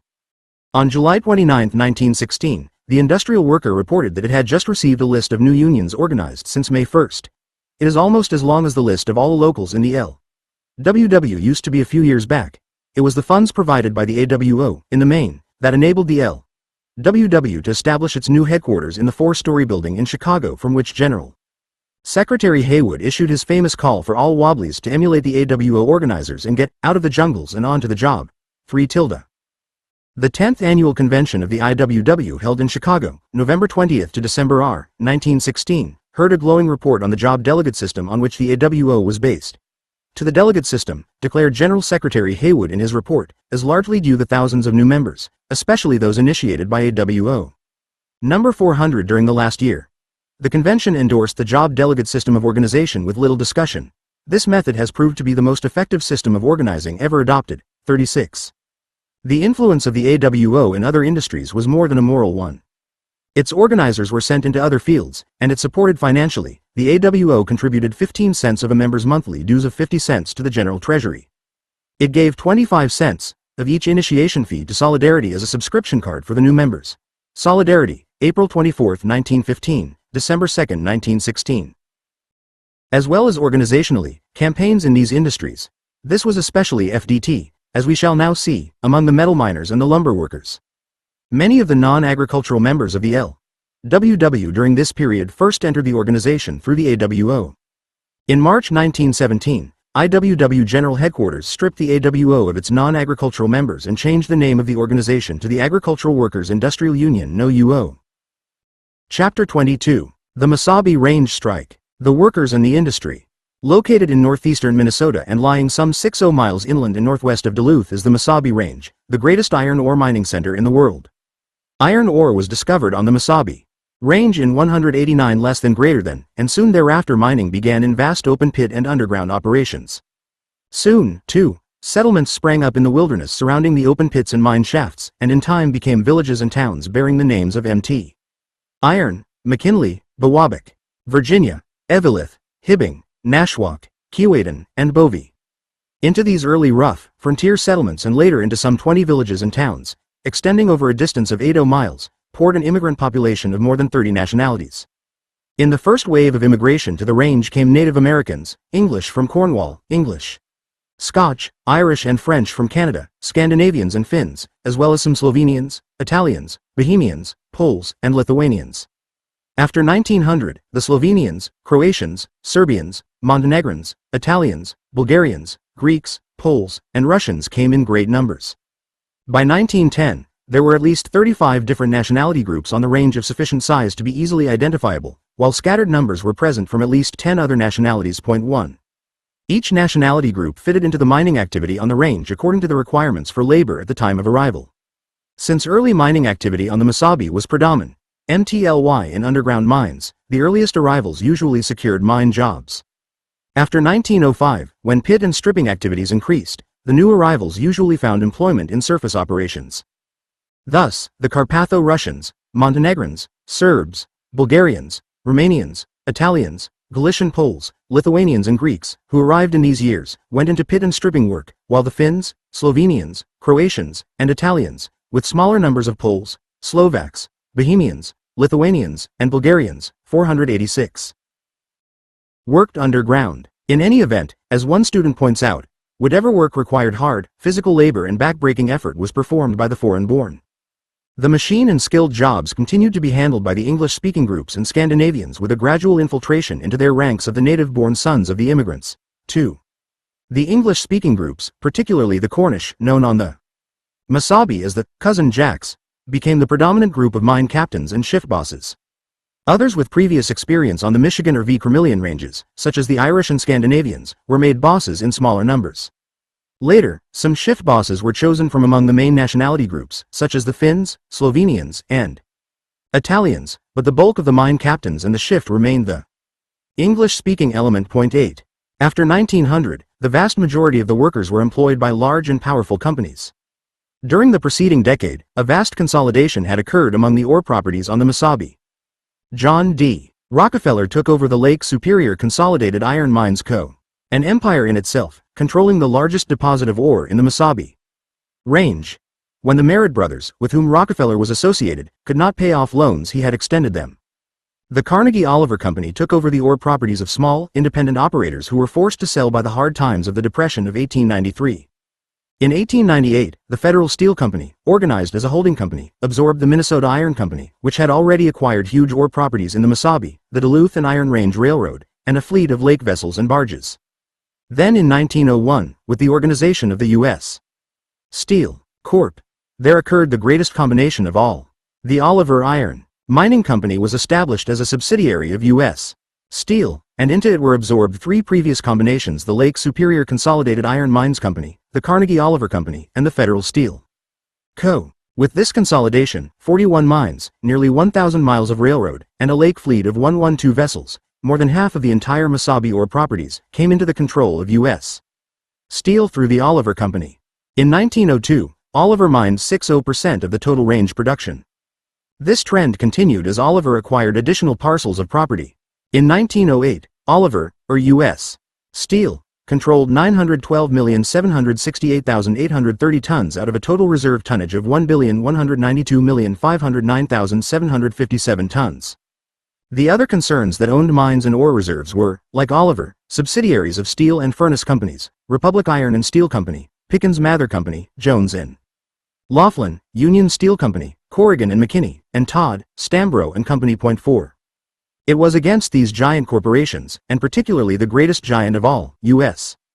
Steel, that the WW in 1916, at the request of the exploited mine workers of the Mesabi Range, conducted one of the most militant struggles in American labor history.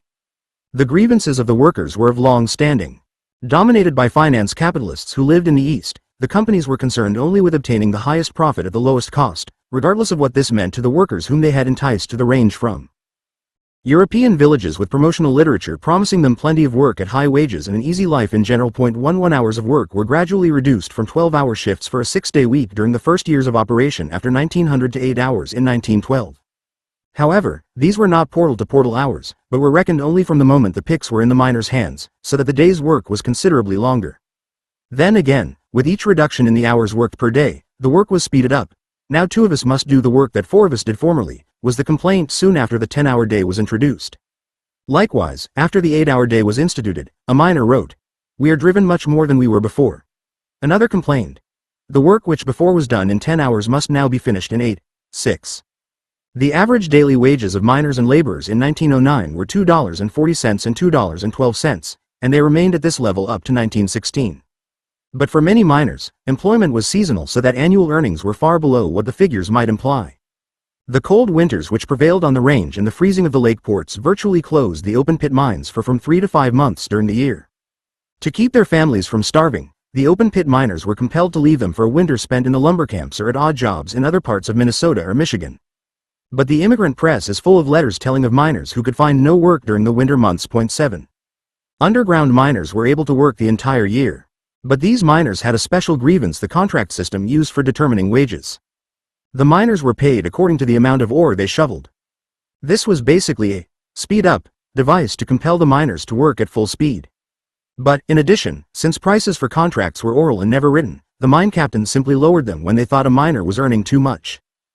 The files of the Federal Commissioners of Conciliation in the 1916 strike are full of affidavits by miners, sworn to before a notary public, stating that they never knew what their contract rate was, that they were neither consulted nor informed regarding the rate until the end of the month when they received their pay, that when a miner's tonnage for the week ran up to a figure that yielded high wages, the rate was cut. The commissioners found that earnings for many contract miners were often considerably less than $2 per day. 8. On top of this, the miner had to pay for powder, fuses, tools and spikes, and these were never itemized but merely deducted from his month's pay.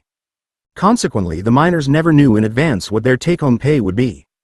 Since the miner was paid monthly only, if he was discharged or left before pay.day, he had to wait until the end of the month for his pay. 9. Inasmuch as the cost of housing, food, clothing and fuel was higher in northern Minnesota than anywhere else in the state, the real wages of the miners were a good deal less than their actual earnings. In fact, in order to make ends meet, many of the miners' wives, particularly among the Slovenians, Croatians, and Finns, took in boarders. The typical home of a Mesabi immigrant was a one-room shack with bed along the wall, constantly in use by day and night shifts of men. The typical family is the man, his wife, a few children, and the boarders. Several of the leading towns on the range, notably Hibbing, Virginia, and Chisholm, were modern communities with well-paved streets, lined with trees and illuminated with electric lights, and with excellent schoolhouses and well-stocked libraries, all built with taxes wrung from the mining companies. But too many of the miners lived in miserable one-room tar paper shacks. 11. In broken English, a Chisholm miner described his living conditions. "I am a miner for 14 years, less than greater than Veer 14 years, and I have 8 children. I have 7 living and 1 dead. I work now for last 3 years. I get 9 Singapore dollars check, $61, $63, $67, up to $1 but a couple of times over $10 in 3 years, and I send 4 kids to school, and the teacher would like to have the children dressed and clean and everything like that. I would like to do that myself. And the children go to church. The priest like to see the wife is dressed nice like the American ladies, and the children dressed nice like the American children. I like that too, but I can't. You fellows think single man maybe gets $so or $6 check for his own self, and we are 9 of them. I get $6, $10, and I have extra. We pay coal, pay insurance, pay taxes, pay light, pay water now. I think fellows, how I can live. So here a man have 7 children. He needs every second week to get children stockings and shoes. You know that yourself, everyone. Where I am going to get money? I can't get it working, or nothing. 12. The insurance referred to was in case of an accident. Mining iron ore was an extremely hazardous occupation. Accidents due to premature dynamite explosions, lack of proper timbering in drifts and raises, slides of soft ore and earth, and runaway ore trains were weekly occurrences. To the operators, safety regulations meant expenditures, so that it is not surprising that they should have concluded early that it was more profitable to keep immigrants flowing into the range than to inaugurate. These, of course, were monthly checks. Safety devices to reduce accidents. They figure what's the difference, eh? Finnish miner declared in describing the attitude of the operators when a miner was killed in an accident. There's more Finlanders and bohunks from where this one came. 13. For a long time, the companies operated on the theory that they had fulfilled their responsibilities by providing hasty instructions in English to workers who could not understand the language. Eventually, they instituted more elaborate safety campaigns, with safety signs posted in many languages. But the value of these precautions was largely nullified by the ever-increasing speed up.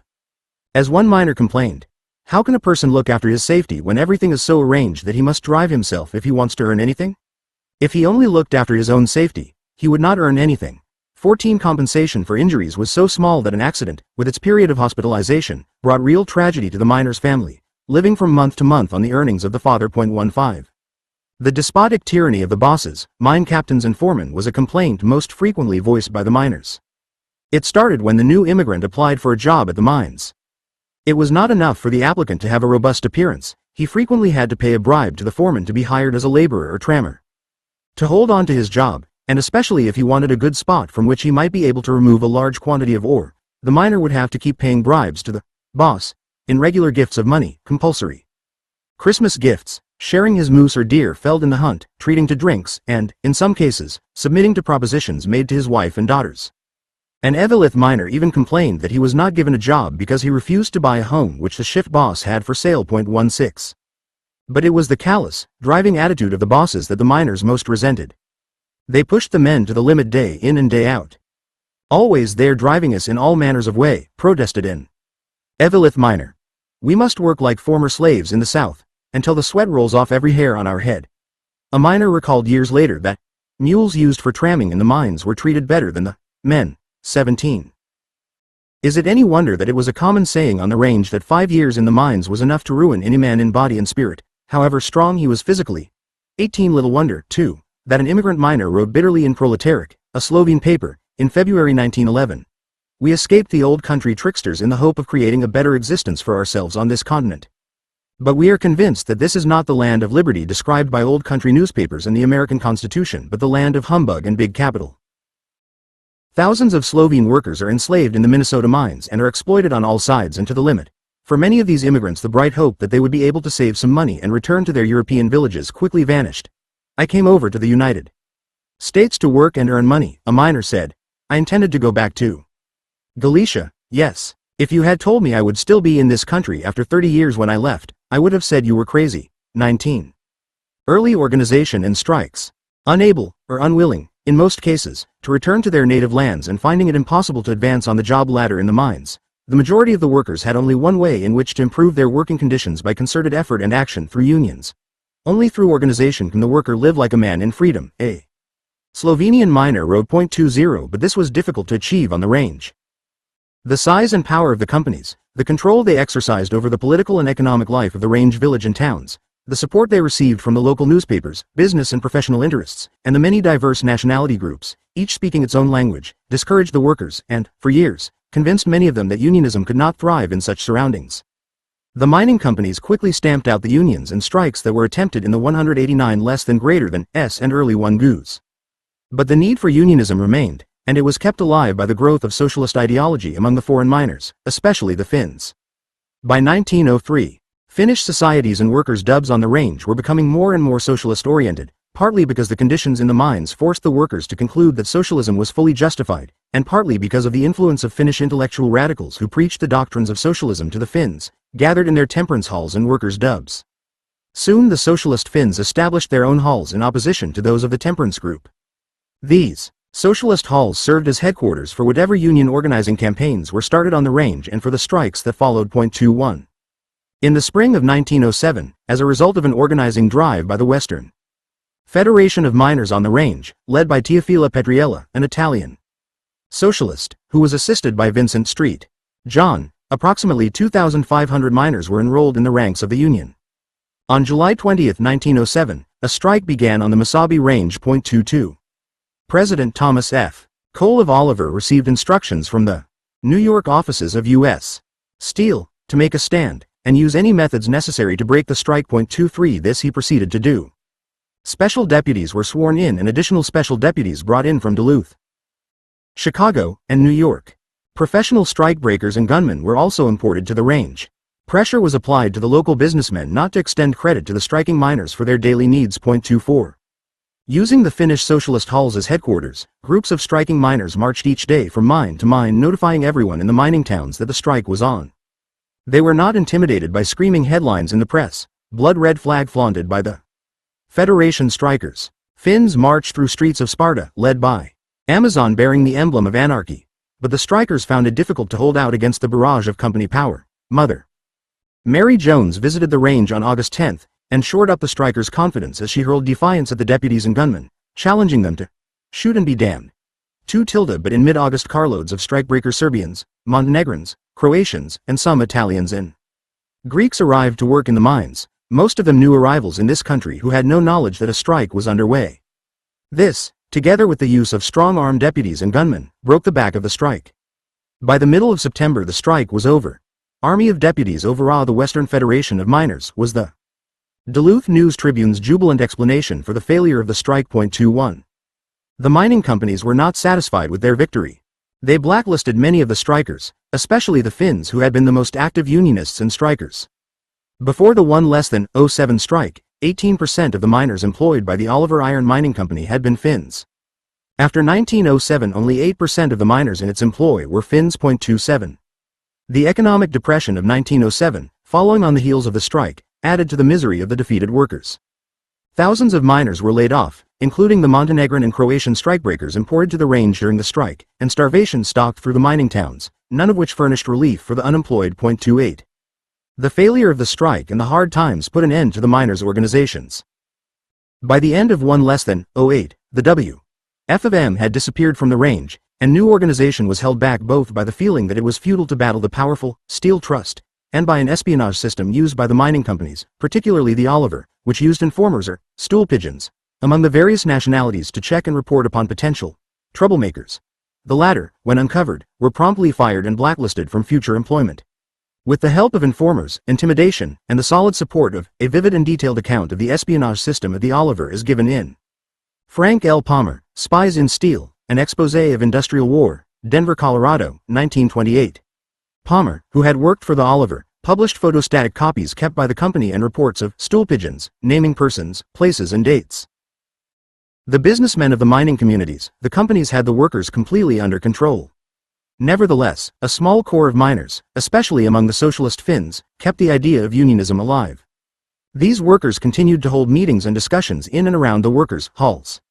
In order to achieve this goal, the union-conscious elements among the miners appealed several times to the AFL, Minnesota State Federation of Labor, to launch an organizing drive on the range. They were repeatedly rebuffed. The same result was produced by appeals to the Western Federation of Miners, the W.F.M., its strength drained by a series of defeats on various fronts, including the severe and long drawn-out strike of 191-14 on the Michigan ranges. T showed no interest in invading the Mesabi Range again. 29-1916 strike begins. Under the headline, Steel Slaves Awakening, the Industrial Worker of May 13, 1916, published an appeal from a Virginia Min. Wobbly urging the IWW to send organizers to the range. The spirit of revolt is growing among the workers on the Iron Range, he reported, and predicted that if the miners were not soon organized, unorganized strikes will break out, which would be easily defeated either by the power or the promises of the Steel Trust.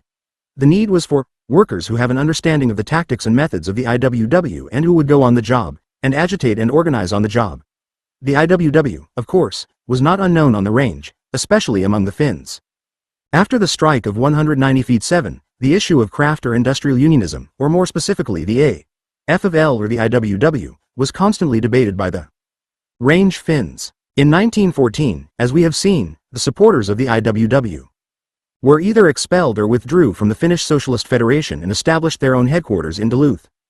Most of the Range Finns supported the new organization and backed the IWW as the only labor organization capable of leading the workers in the struggle both for immediate demands and for socialism. 80. But before the IWW had a chance to consider the appeal from Virginia, the strike had already begun on the Mesabi Range. As M.E. Shusterich, one of the strike leaders, explained in an effort to put the, in 1917 E.G. Hall, president of the Minnesota State Federation of Labor, denied that the organization had ever been asked to organize the range prior to the 1916 strike. However, evidence produced during and after the strike indicates that Hall was trying to cover up for the Federation. Hall did make the following revelation in the same statement: "At one time I took the matter up with President Gompers, to ascertain if we might organize the Mesabi miners into federal labor unions, but found it could not be done." Eveleth News, February 22, 1917. The Michigan Copper Strike of 1913-14 will be discussed in the next volume. Record straight in the face of repeated charges by the companies and the press that the strike was instigated by outside agitators, sent in by the IWW. This strike was not started by the IWW, but has been underway the past 6 years. We have appealed to every labor official in Minnesota to have the miners on the range organized, but we have been shuttled back and forth between the Western Federation of Miners and other organizations who passed us on again until Phi Tilde Ally the miners took things into their own hands and went out without organization. 31. On June 2, 1916, an Italian miner, Joe Gruni, employed underground at the St. James mine near Aurora, opened his pay envelope and saw that his check was for a sum much less than he had understood his contract called for. "To hell with such wages," he cried. He threw down his pick and decided to quit. To his surprise, the entire shift in the underground mine went along with him. Gruni and his co-workers went from stope to stope in Aurora, crying, "We've been robbed long enough. It's time to strike." By June 4 every mine in Aurora was shut down, and every miner was a striker. The strikers appointed a committee and sent an appeal to the mine owners to meet for the purpose of adjusting the miners' grievances. The request went unanswered. 82. Thus began the Great Strike of 1916. The word strike began to reverberate out of Aurora as a group of Finnish and other socialists spread the news throughout the range. Parades were organized and the striking Aurora miners marched over 75 miles of mountain road from town to town, passing the word strike from place to place. The processions, sometimes augmented by children and wives wheeling baby carriages, picked up recruits for the strike. Within a week, many of the mines throughout the range were closed. 33. Many of the strikers of 1916 had been the strikebreakers of 1907. 11 years of exploitation by the mining companies had convinced the former strikebreakers that they had had more than enough. The Finns, who were the leaders and made up most of the strikers in 1907, were also actively involved. But, unlike its forerunner in 1907, the 1916 strike was not dominated by the Finns. This time, Italian, Russian, Croat, Bulgarian, and Romanian miners were particularly active and carried a large share of the strike activity. As in 1907, however, the Finnish socialist halls in the range towns became the headquarters for the strikers, BF. Still unorganized and without experienced leadership, the strikers looked for assistance outside of the range. Having already been rebuffed by the Minnesota State Federation of Labor and having little confidence in the Western Federation of Miners because of its failure during the Michigan Copper Strike and its growing conservatism, the strikers turned naturally to the LWW. Letters were sent to the headquarters in Chicago asking that IWW organizers come to the range and help the miners to organize and conduct the strike. The Wobblies responded to the call and sent some of their most able organizers to assist the strikers. 311. The first IWW organizers to arrive were James Gilday, chairman of the organization committee of the AWO, Sam Scarlett, IWW speaker and organizer, Arthur Boos, organizer, Joe Schmidt, Polish organizer, and Carlo Tresca, Italian organizer. Scarlett was first in command of the strike and Tresca and Schmidt were second and third in command. On June 24, Haywood informed Tresca that Frank Little is leaving here, Chicago, tonight for the range. There's a big territory there to cover. If you need more organizers after Little arrives, let me know, and I will send the best material we have got. Haywood enclosed a check of $36 to cover 2 weeks' organizing expenses. 88. Although they pointed out that the IWW is acting only in an advisory capacity, the wobbly organizers took over the direction of the strike.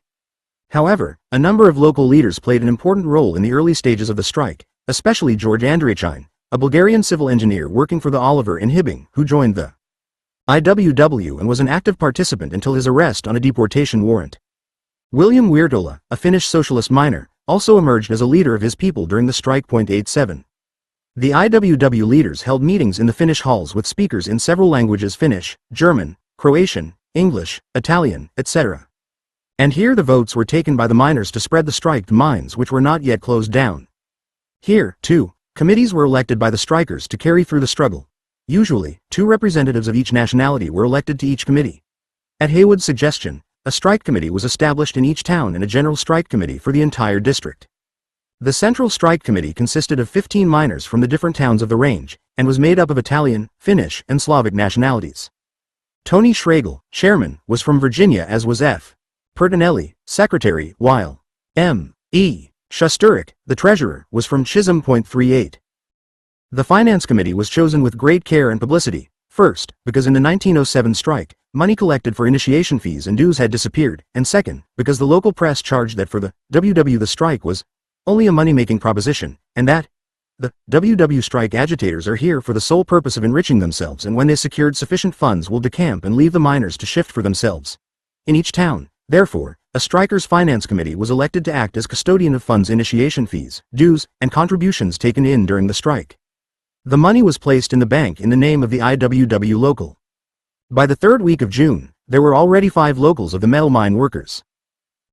Industrial Union 490 on the Ranfile with an IWW membership of 5,000 of the more than 10,000 strikers. 9. At the beginning of the strike, the miners had not yet drawn up a list of demands, but when the IWW organizers entered, they called upon the strikers to draw up a specific list of demands and to include only their major grievances.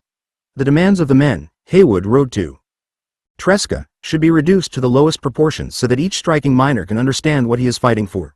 For days on end, hundreds of strikers gathered in the Finnish halls and separated into 7 or 8 nationalities according to language, each with a fellow countryman as leader, discussing the demands of the miners. By June 24 the following list had been adopted by the strikers. 1. An 8-hour working day throughout the range to be timed from when the miners entered the mine until they were outside the mine. 2. A scale of $2.75 per day for open pit miners and $3 to $3.50 for underground miners, with the higher pay going to those who worked on wet ground. 3. Pay day twice a month. 4. Immediate payment when a miner quit. 5. Abolition of the Saturday night shift. 6. Abolition of the contract system. 0. The demand for a wage increase was a modest one in view of the fact that the cost of living had increased by 1/3 in the first 6 months of 1916 as compared with 1,915.41. The demand for payday twice a month would, of course, allow the miners to discontinue credit purchasing of their necessities, which forced them to pay higher prices. But the crucial demand was for the elimination of the contract system of underground mining. The strikers insisted that this system made possible the tyranny and bribery by the mining officials, and that whatever wage increases had been granted in the past were not reflected in the miners' paychecks because of the manipulation of the contract system. John A. Keyes, the brilliant and courageous lawyer for the strikers, publicly exhibited checks received by men employed on the contract system. One check for 8 cents represented an entire day's work for one man, while others for 55 cents and 12 cents represented the pay received by several miners for a day's digging in the mines. No wonder the Central Strike Committee declared, "Our conditions are intolerable and inexcusable in these days of so-called prosperity when our employers have reaped fortunes on European war orders." 42. The miners, it should be noted, did not ask for union recognition or a contract from the mining companies. As John A. Keyes pointed out, the IWW leaders, do not even ask that the union be recognized. Simply that the men be given a reasonable wage and that certain forms of work be abolished. 43. On June 28, committees representing the striking miners called on the superintendents of various companies on the range and presented their demands. Those presented to the Oliver were forwarded by registered mail to the Duluth office of U.S. Steel Corp. Company officials of the Oliver on the range, reported the Duluth News Tribune, declined to hazard a guess as to what action would be taken there, in Duluth. 44. The range was not left in the dark for long. Oliver's reply to the strikers' demands was given almost immediately when the company augmented its permanent private police with 1,000 special mine guards recruited in Duluth, St. Paul, Minneapolis. In fact, any place where men could be found willing to attack picket lines, attack strikers' parades, and browbeat strikers. These professional strikebreakers, mainly underworld characters, were equipped with carbines, revolvers, riot sticks, and deputy sheriff's badges, and sent to the range to keep the mines working. At the Hull, Rust and Mahoning mines of Oliver in Hibbing, 2 armored cars guarded the entrances to prevent picketing. Each car contained 22 sharpshooters armed with rapid-fire Winchesters. Outside the Oliver mines at Virginia, which were guarded by company police armed with Winchesters, were posted signs warning, "Any striker who steps on mining company property does so at the risk of his life." 43 on July 1st, the Duluth News-Tribune reported from Virginia. Oliver police, armed with repeating Winchesters, are tonight patrolling the mine properties, prepared to shoot to kill if any striker steps on mining property. Other mining companies followed suit and began hiring their own armed guards and hurried them to the range to augment the number of company and municipal police. But it was Oliver, the U.S. Steel affiliate, which carried the brunt of the strikebreaking and set the pattern for the entire range. This, of course, was in keeping with the general labor policy of U.S. Steel. In September 1914, the preliminary report of the U.S. Commission on Industrial Relations pointed out, the most important setbacks encountered by collective bargaining on a national scale in the past 15 years are directly traceable to the United States Steel Corporation and its subsidiary companies.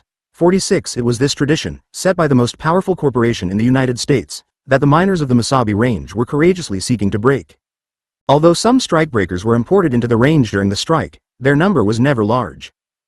Since the First World War had put a halt to the steady flow of unskilled hands to the United States, and since unemployment, so widespread in the years 1913 to 15, had relatively ceased, it was not possible, as in 1907, to recruit large numbers of strikebreakers to take the place of the strikers. 47 Basically then, the strikers had to be intimidated, terrorized, and starved into returning to work. This the mining companies set out to accomplish by enrolling thugs, hoods and strong-arm men into their force of armed guards, and, under the cover of the law, since these men were deputized by the sheriffs of Lewis County, by having them break up strike meetings and terrorize individual workers. The press would do its part by distorting what the strikers demanded, vilifying the IWW and blaming the Wobblies for any violence that occurred. The business community would withdraw all credit from the strikers as they had done in I-907. Indeed, the Companics were confident that, by cutting off the strikers' source of supplies, the agitation will be suddenly terminated. 48. These tactics were applied early in the strike. Some local merchants, especially in Biwabik, began immediately to cut off credit to the strikers. 49. Simultaneously, the press began a vicious attack on the strike. The Duluth News-Tribune, which had played a similar role in the I-07 strike, was particularly useful to the companies. Here are some typical headlines. IWW. Dynamiters blow up houses. WW. Agitators pass hat for themselves. WW. Resorts to setting bridges on fire. IWW. On the range creates trouble where there was none. 50. A typical comment appeared under the heading, "Revolution, not a labor strike." The one thing that the people of St. Louis County must get out of their heads is that the trouble on the range and threatened Duluth is a labor strike, and the IWW is a labor union. The IWW is not a labor union, and the condition faced on the range is not a labor strike. The IWW is a revolutionary organization whose sole aim is to overthrow government and take possession of all property for the uses of its members. What is faced on the ranges and threatened in Duluth is revolution, just that and nothing else. 51.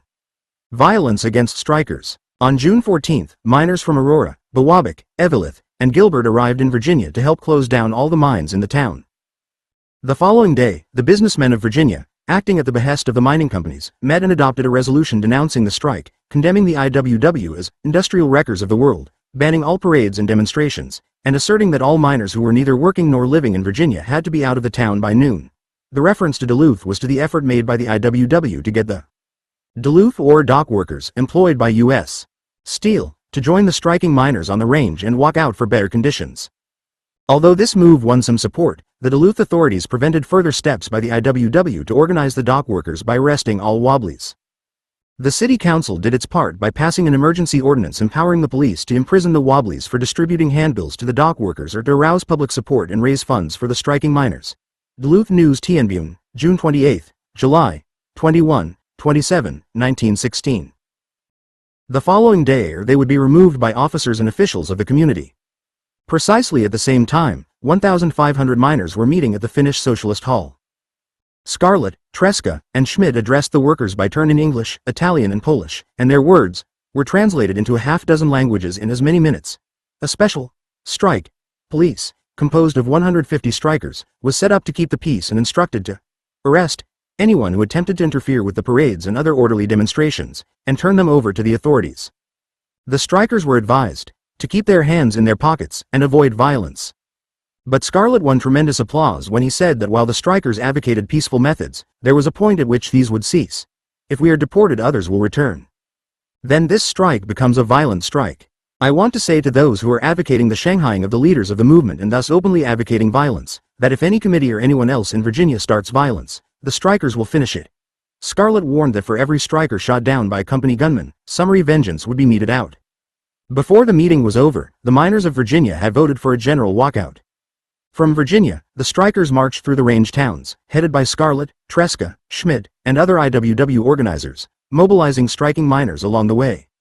On June 21st, they joined the strikers in Hibbing and, several thousand strong, paraded through the streets, carrying banners with mottos such as, "Citizens, we want your sympathy. This village is not governed by the Steel Trust. One big union, one big enemy. Gunmen beware, keep away." The peaceful demonstration turned into a riot when special guards, under the pretext of patriotism, the marchers were carrying a red flag, broke up the parade, and assaulted and bruised many of the strikers. 52. On June 22, the same procedure was followed in Virginia, but when the strikers resisted, the guards opened fire and a Croatian miner, John Alar, the father of 3 children, was killed. No one was arrested or indicted for this brutal act. Although the city officials banned all parades, the strikers marched along the sidewalks, 2 by 2, to the home of Alar's widow. On every hatband was a red ribbon bearing the words, "We never forget." A committee of the strikers presented the bereaved widow with a purse of $68.75. On June 26, the largest and longest funeral procession ever held in the city of Virginia, 3,000 in the line of march, including delegations of strikers from all the range towns, moved through the principal streets to Calvary Cemetery. In front of the hearse, a contingent of women and children carried a red banner 12 feet wide on which were inscribed the words, "Murdered by Oliver Gunman." No priest would perform the burial services for the slain striker. At the grave, John G. Soltist, a Minneapolis socialist, told how Alar had left his little town in Europe to come to the land of the free, only to find working conditions on the range worse than in Europe.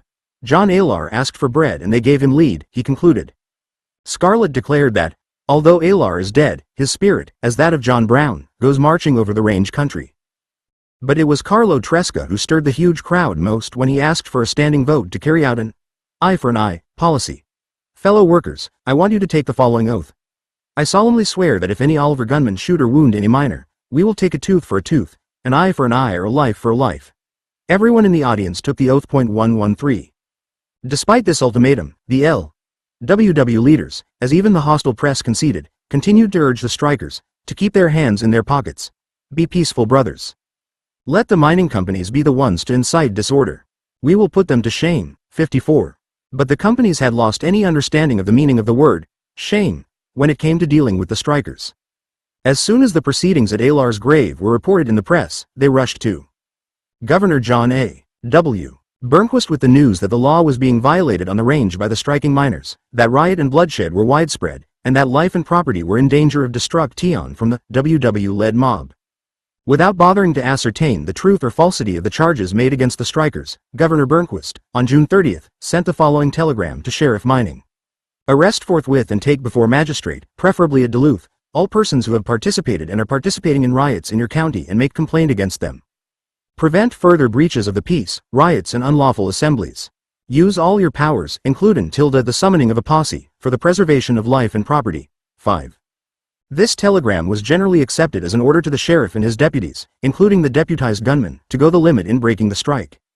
As the Mesaba Or, a newspaper published at Hibbing, noted, was there anything more likely to drench the range with human blood than this governor's order to the sheriff? It was just what the mining companies wanted to give their gunmen, their armed thugs, full authority to murder those opposed to the mining company, the authority of the state of Minnesota backing up the mining companies in the wanton killing of men who were only asking for an increase in wages, and the protection from the thugs with the bloody hands. 56. Arrest of LWW leaders. Following the receipt of this telegram, the company gunmen became bolder. On July 3, a number of armed special deputies and armed guards, including a notorious character named Nick Dillon, a gunman in the employ of the companies and deputized by the sheriff, stormed into the home of Philip Masonovich, a striker in Biwabik, without warrants, ostensibly to investigate the existence of an illegal liquor still there. When they began to abuse Mrs. Masonovich, a number of the Montenegrin boarders, all strikers, fought back, and in the General McLee which followed, James C. Myron, a deputized mine guard from Duluth, and Thomas Ladvala of Biwabik, a soda pop deliverer, were killed. All the occupants of the house were arrested. Many miles away, at Virginia, Scarlett, Tresca, Schmidt, Little, Gilday and other L.W.W. organizers were taken from their hotel at 3 a.m., manacled, and placed on a train for Duluth, where they were charged with murder in the first degree. The claim was made that even though they were not within 2 miles of the shooting, they were accessories after the fact, since their speeches were designed to incite violence and thus caused the killing. Masonovich, his wife, and 3 of the boarders remained in jail on charge of murder. 117. The real reason for the arrest of the L.W.W. organizers, of course, was to leave the strikers without leaders. To further this aim, George Andre T. Chink was arrested on a deportation warrant on the ground that he was an anarchist and that his activities in the strike tended to incite violence. Like the other L.W.W. organizers, Andreychine was transported to Duluth where he remained in jail. 118. Thus, at a critical moment in the strike, the guidance and influence of practically all the IWW leaders were lost to the strikers. The miners at once substituted local men, several of whom were Finnish socialists, to continue the struggle, but they, too, were promptly arrested and shipped to jail in Duluth, usually on charges of violating local ordinances prohibiting meetings or parades. On July 7, IWW headquarters in Chicago began receiving calls for help from the range. All our organizers here have been arrested for free speech on charges of first-degree murder. Send more speakers and organizers immediately as we need them badly. Our territory requires a large force. Yours for the cause. Haywood immediately wired back, sending more men at once. You must appoint organizers from among the strikers. Keep up the good work. 9T. On July 25, Andreychine was taken east by an immigration officer and kept on Ellis Island to await deportation. After protests from all over the country, including those of Frank P. Walsh and Jane Addams, he was released. But by then the strike was practically over. Duluth N. W.S. Tribune, July 25, 1916, Industrial Work, Degree. August 12, 1916. A number of the strikers were angered because Haywood did not himself immediately come to the range even though Chicago was but a short trip away. But Haywood remained at IWW headquarters throughout the entire strike, sending out wires, messages and appeals. Several IWW leaders, especially Elizabeth Gurley Flynn and Joe Eder, felt that Haywood should have come to the range. Interview with Elizabeth Gurley Flynn, February 19, 1 sent 4. Elizabeth Flynn arrives to stir up strife, screamed the Duluth News Tribune on July 12, reporting that she was en route to the range. On the day she arrived in Duluth, big posters appeared on the streets headed, Declaration of War, and signed by William D. Haywood, announcing that war has been declared against the Steel Trust and the independent mining companies of Minnesota by the industrial workers of the world, and calling for contributions of food, clothing, shelter and organization work. The Declaration of War was also circulated throughout the country, and published in many labor papers as well as in the general press. 60. While new IWW organizers were preparing to enter the strike zone, homes of the strikers were still being entered without warrants, and partially dressed strikers hurried off to jail. 61 strikers were still being kept in jails to await charges against them, and then sentenced to 40 and 90 days in Duluth prison on charges of picketing. Attorneys for the L.W.W. were forced to move from one range town to the next, fruitlessly defending the arrested strikers. 62 In only one instance was an L.W.W. attorney successful in obtaining the release of an arrested striker. This was in the case of John Sarvady, a miner arrested in Hibbing for unlawful assemblage. Attorney Harry Faber White proved to the jury that Sarvady was the victim of an assault, the most brutal, cowardly and disgraceful ever perpetrated against an innocent man outside the boundaries of Russia. Witnesses testified that Sarvady, known as a militant striker, had been suddenly attacked by 3 deputies who struck him several times over the head with clubs, felling him to the ground. Sarvady dragged himself home, and while his wife was dressing his wounds, several deputies kicked in the door, and after treating his wife roughly, seized the striker and threw him in the Hibbing jail. Dr. C. F. Moorsman, Hibbing health officer, testified that as a result of the blows he had received, Sarvady was totally deaf in the left ear. This was too much even for a range jury, and, after being out 2 minutes, a record for local courts, it brought in a verdict of not guilty. Sarvady was released from jail. 63. But this was the exception. After futilely trying to obtain the release of other arrested strikers, Attorney Christensen, who came to the range from Chicago, declared in disgust that if things that are happening here were pulled off in Cook County, there would be a revolution. Organized labor down there wouldn't stand for it a minute. 6. Local support of strikers. Even the mayors and local officials of Hibbing, Chisholm, Virginia, and Aurora and local businessmen were appalled by what was being pulled off by the mining companies. Apart from their concern over the violence Of the mine guards, the local officials and merchants of the range towns had been engaged in a series of tax fights with the mining companies since 1907, when both groups had helped the companies break the strike, and they had no great love for the arrogant company officials who refused to pay their fair share of taxes.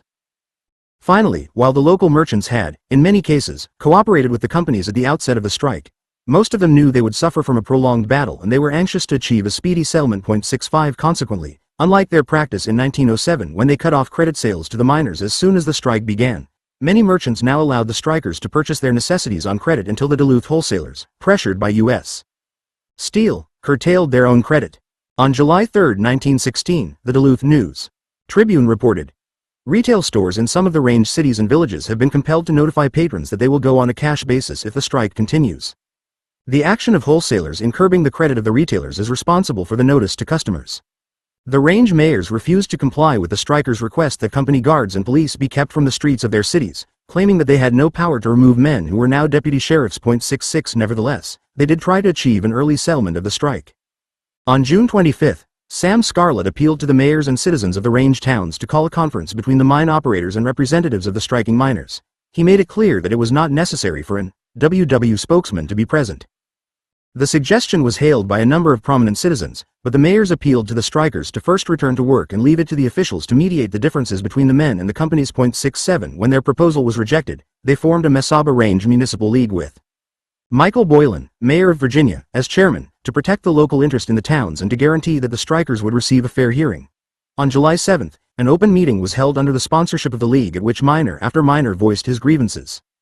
The League went on record condemning the use of armed guards protesting Governor Burnquist's order that arrested strikers be tried in Duluth rather than in the range towns. At the same time, the League voted to call the mining companies, the strikers, and businessmen into a conference to end the strike. The conference was set for July 2 in the City Hall of Virginia, and the mining companies, the strikers, and the businessmen were notified and urged to send representatives to the meeting. 118. The meeting scheduled for July 2 never took place. The range officials also attacked Governor Burnquist's envoy, Gus Lindquist, who had been sent to the range to investigate the strike. They pointed out that he had met only with the companies and ignored the municipal officials and the miners. Duluth News Tribune, July 8, 1916. Companies refused either to acknowledge the invitation or to send representatives to the meeting. Mayor Boylan called off the meeting, remarking bitterly that the mining men are not desirous of taking any part in effecting a settlement and ending the strike, which has hampered the business of every interest on the range. This enraged the Duluth News Tribune, which promptly leapt to the defense of the companies. As the IWW never settle a strike since they make no agreements with employers, and give no notice before ordering another strike, they cannot be useful in ending this one. 69 The paper ignored the fact, reported in its own news columns, that the wobbly leaders had repeatedly emphasized that it was not necessary for IWW spokesmen to be present at conferences with the mine owners, and that the strikers themselves would negotiate the settlement. It also ignored the fact, also reported in its news columns, that the invitation to the mine owners had made it clear that the miners do not require the recognition of any union whatever, or will not require the participation of any union or the organizers or officials of any union in the deliberation that may be had to reach a settlement of this strike. 70. The anger of the Duluth News Tribune over the effort of the mayors to settle the strike was mild compared with its reaction to the news that the mayors of Hibbing, Chisholm, and Virginia had appealed to William B. Wilson, Secretary of Labor, requesting that he send mediators to the range in an effort to settle the strike, which they viewed as one of the most serious industrial situations that has arisen in recent months. Why not ask the government to intervene with Carranza on behalf of Villa? The Duluth Daily asked angrily. They would have the government put the stamp of approval on the LWW, when, late in July, Secretary Wilson notified the three mayors that he had named William B. Fairley and Hywell Davies to act as conciliators in the strike and instructed them to go to Hibbing immediately. The fury of the Duluth spokesman for the mine owners reached new heights. The WW has won the most important victory in its history, it raged. 71. This was too much even for the labor papers usually hostile to the IWW. The Labor World, organ of the Duluth Central Labor Council, AF, of L, commented angrily.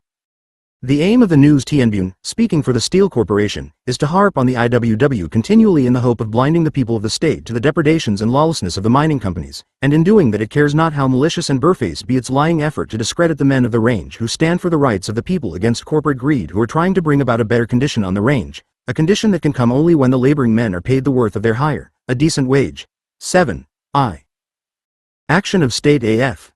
Of L. Coincidentally with the appearance of this defense of the strikers, the state convention of the AFL was being held in Hibbing. Over the opposition of the conservative delegates, the socialist contingent succeeded in having one day set aside for a discussion of the range strike.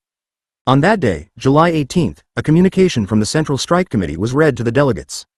It asked them to pledge your support morally and with all ways in your power to our struggle against the greedy slave-driving, union-hating U.S.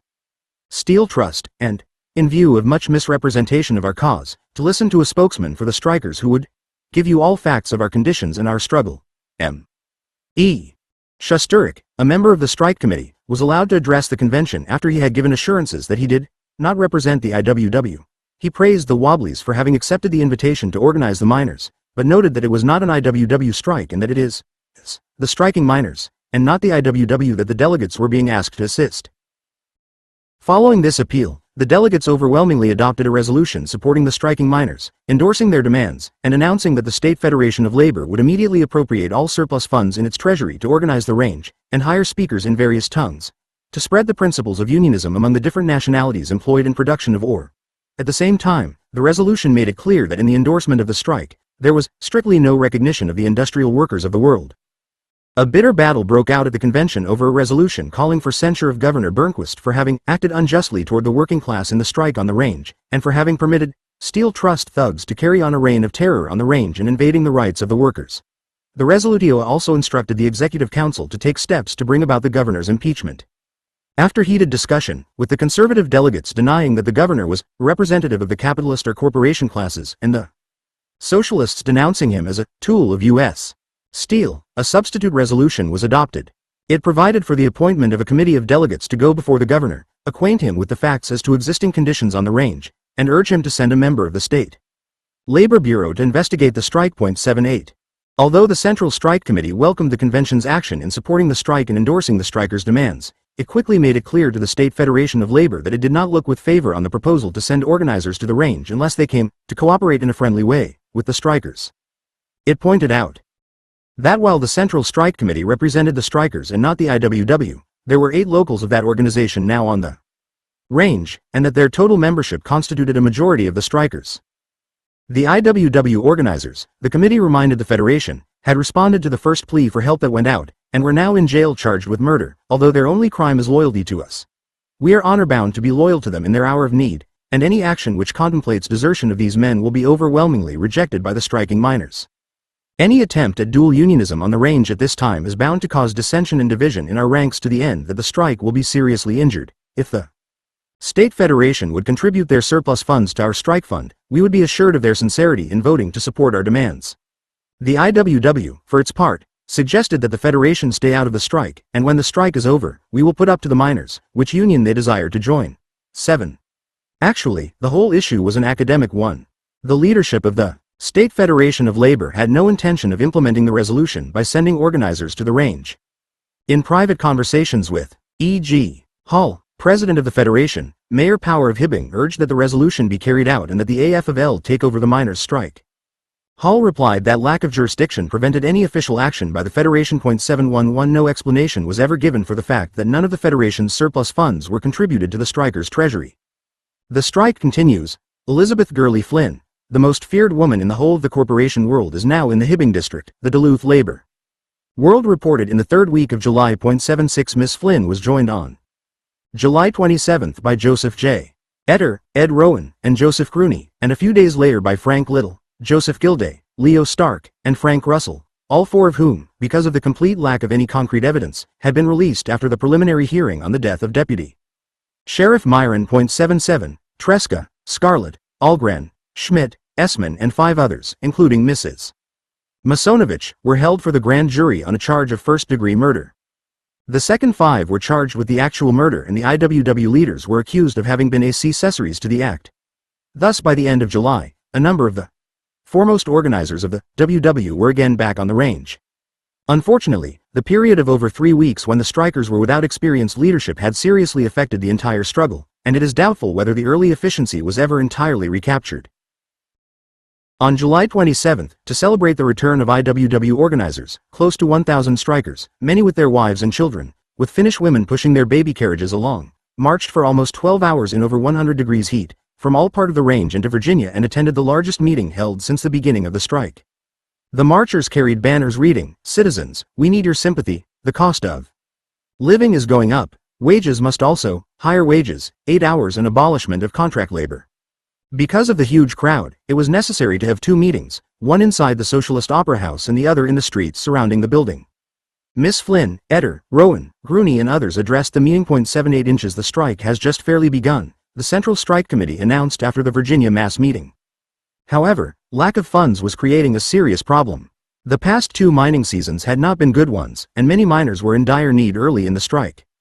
To be sure, quite a number of strikers had left the range to work in other mining areas and in the harvest fields, and, assisted by the AWO, they were able to get jobs on the farms and send money back to their families.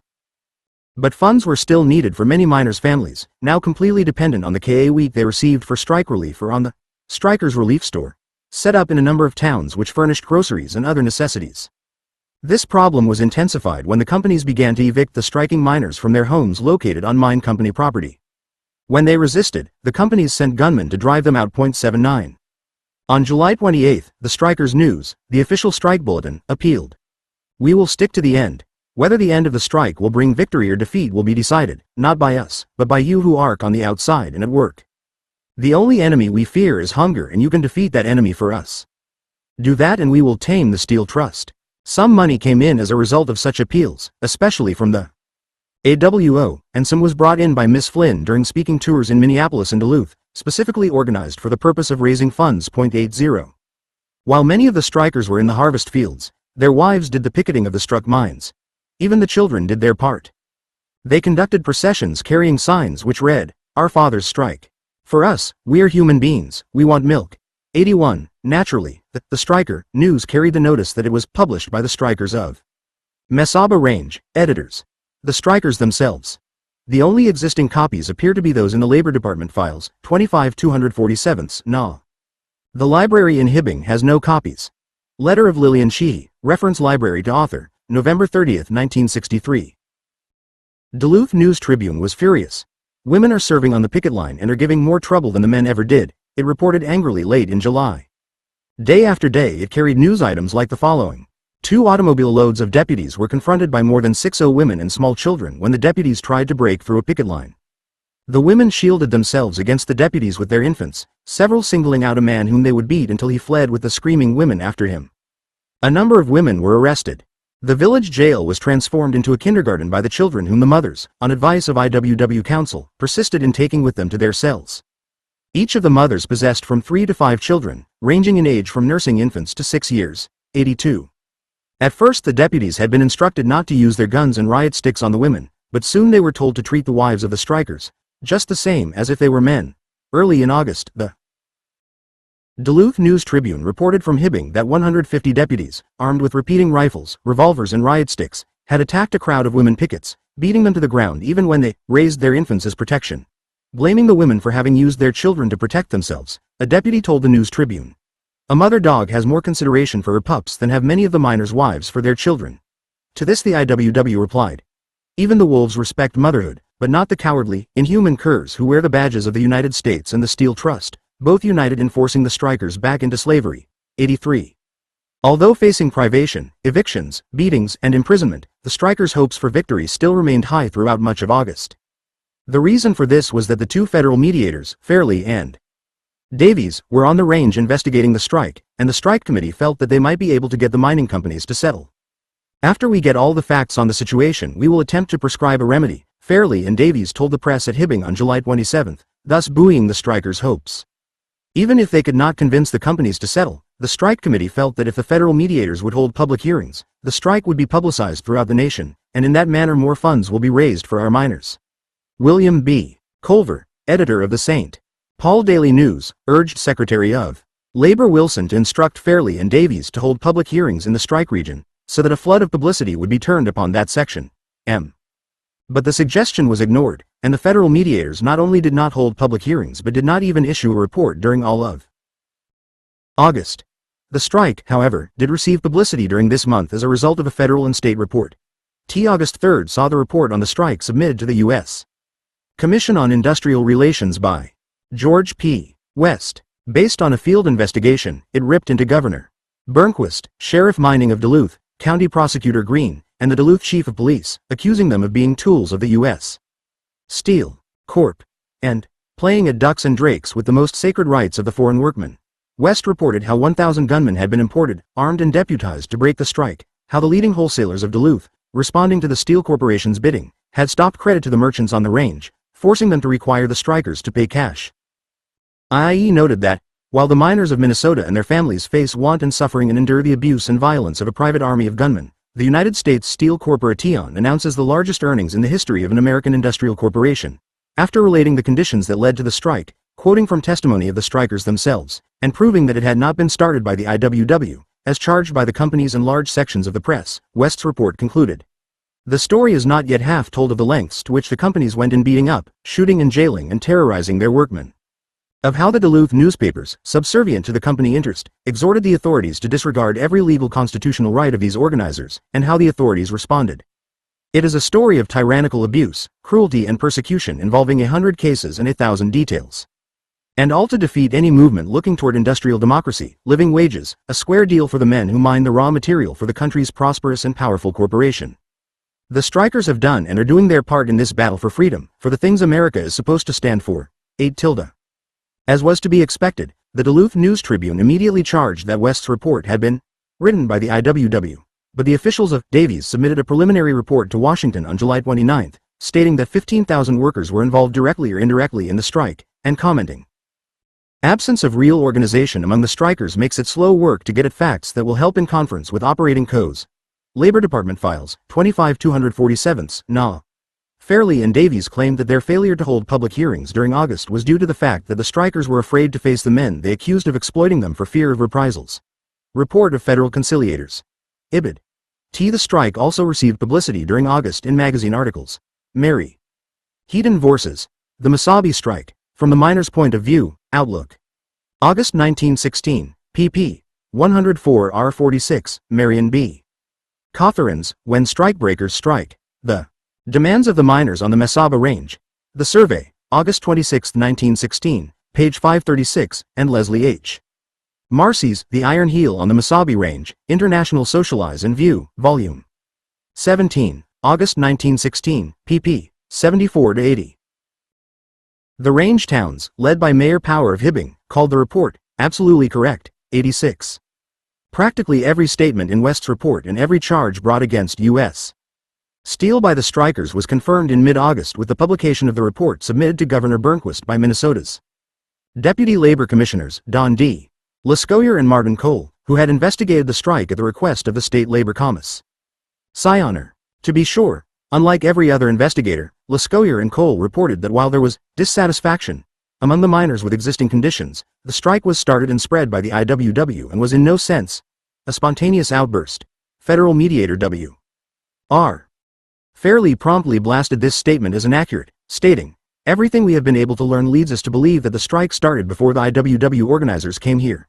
But the report did point out that the miners had been exploited by the contract system, cheated, oppressed, forced to give bribes to their mine captains, arrested without warrants, given unfair trials, and subjected to serious injustices at the hands of the mine guards and police. The report made it clear that the mine guards employed by the companies, particularly the Oliver, deputized by Sheriff Mining without investigation, and supported by Governor Burnquist, were to blame for all disorder. The report put it bluntly, "We are seriously impressed that the mine guards should have been compelled to remain on mine property or disarm when they left it. Every shooting affray that has occurred on the range has occurred on public property. In no case have the so-called riots occurred on or even near company property. The parades of the miners have been peaceful, the public police have had no trouble in maintaining order, and if the private mine guards had been compelled to remain on company property, we do not believe that there would ever have been any bloodshed on the range." 87. The report of the State Labor Bureau investigators opened the lips of many Minnesotans who had heretofore remained silent. A police officer endorsed the report, declaring that the professional strikebreakers brought in by the companies were outlaws who would as soon shoot a man as look at him. And to prolong their jobs, they caused riots, hijacked strikers, and caused most of the fighting and violence which occurred. Another informant said that much of the trouble in the Virginia section had been provoked by the Oliver police. They were headed by a man who thought that the Oliver was God, and could do as it wanted. The Oliver cops indulged in high-handed lawlessness, and helped to provoke the men. 88. Editorial comment on the report in the Minnesota press was overwhelmingly hostile to U.S. Steel. "We find," declared the St.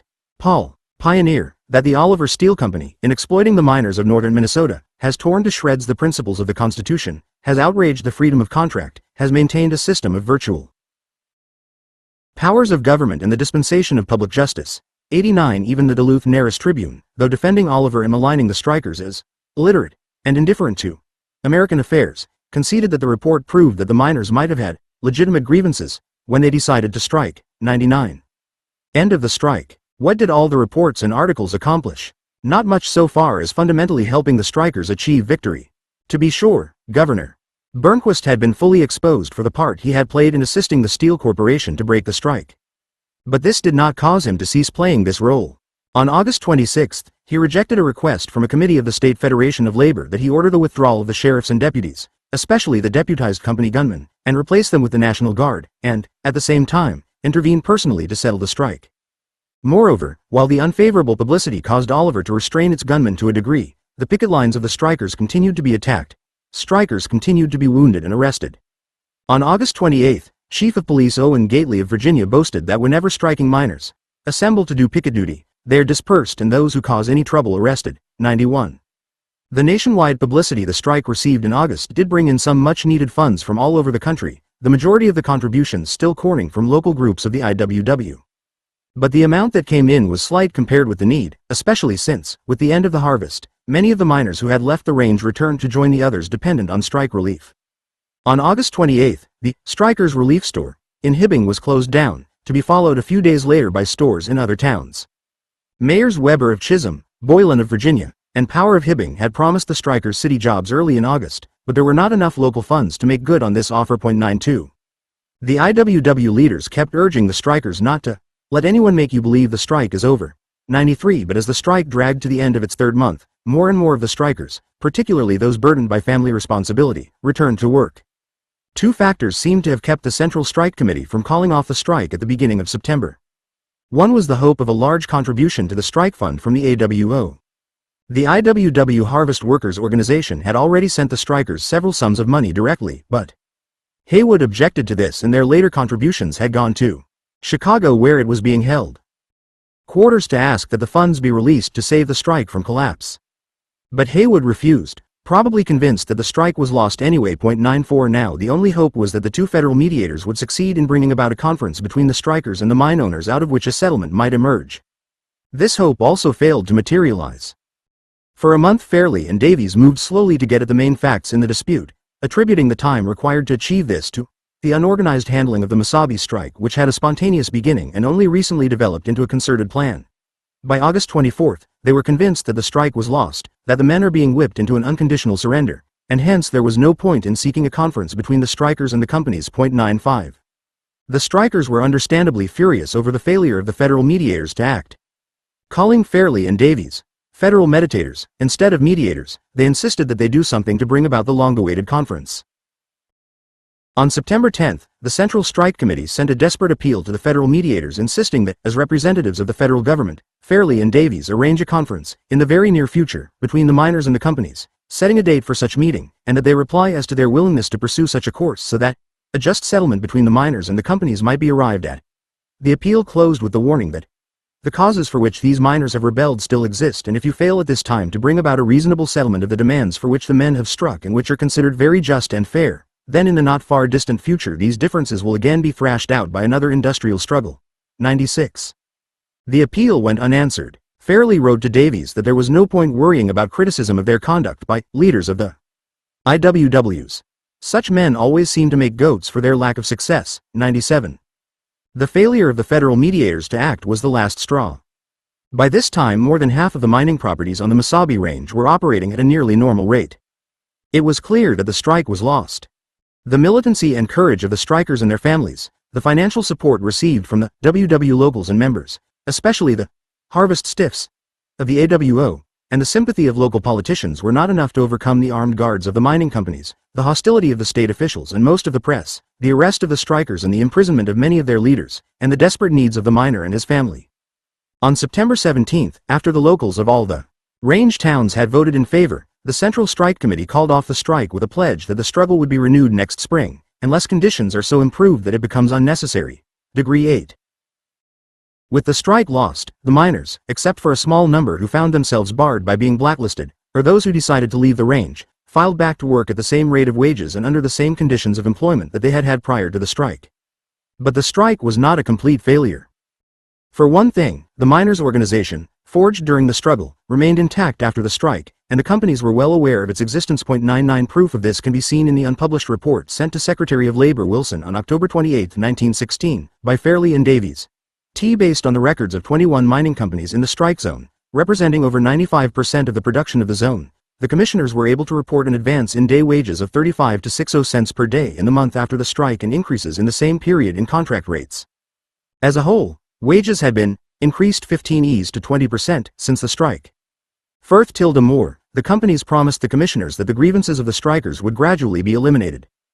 All this led Davies to conclude, "Our report will show some interesting phases of material improvements in wages and positive statements of policy which guarantees the elimination of most of the grievances complained, so that the strike was not a failure, because otherwise it is doubtful whether the position of the companies regarding their general policy and future assurances could have been so defined." 100. Davies' conclusion was based on replies from the 2R companies to 6 recommendations proposed by the commissioners. While these did not provide for the elimination of the contract system, they did recommend that the companies grant every contractor the right to select his own partner and fix the contract rate on the first of the month, which should be the prevailing rate for the month, unless the conditions show that it will be impossible for a miner to make average wages. The commissioners also recommended that monthly statements be furnished each worker, outlining in detail his credits and debits, semi-monthly pay. Prompt dismissal of mine captains and shift bosses found guilty of exploiting the miners, and wage increases, to keep in line with the increased cost of living as compared with 1915. Most of the mining companies instituted all of the reforms proposed by the commissioners except the one calling for semi-monthly pay. 101. The absence of large-scale blacklisting of strikers, as had followed the IJ07 strike, was explained by the fact that the companies were reported to be exceeding hard up for help. Striker, News, September 22, 1916. As late as 1920, H. L. Kerwin, Assistant Secretary of Labor, wrote to Amos Pinchot. The report in this case has never been printed.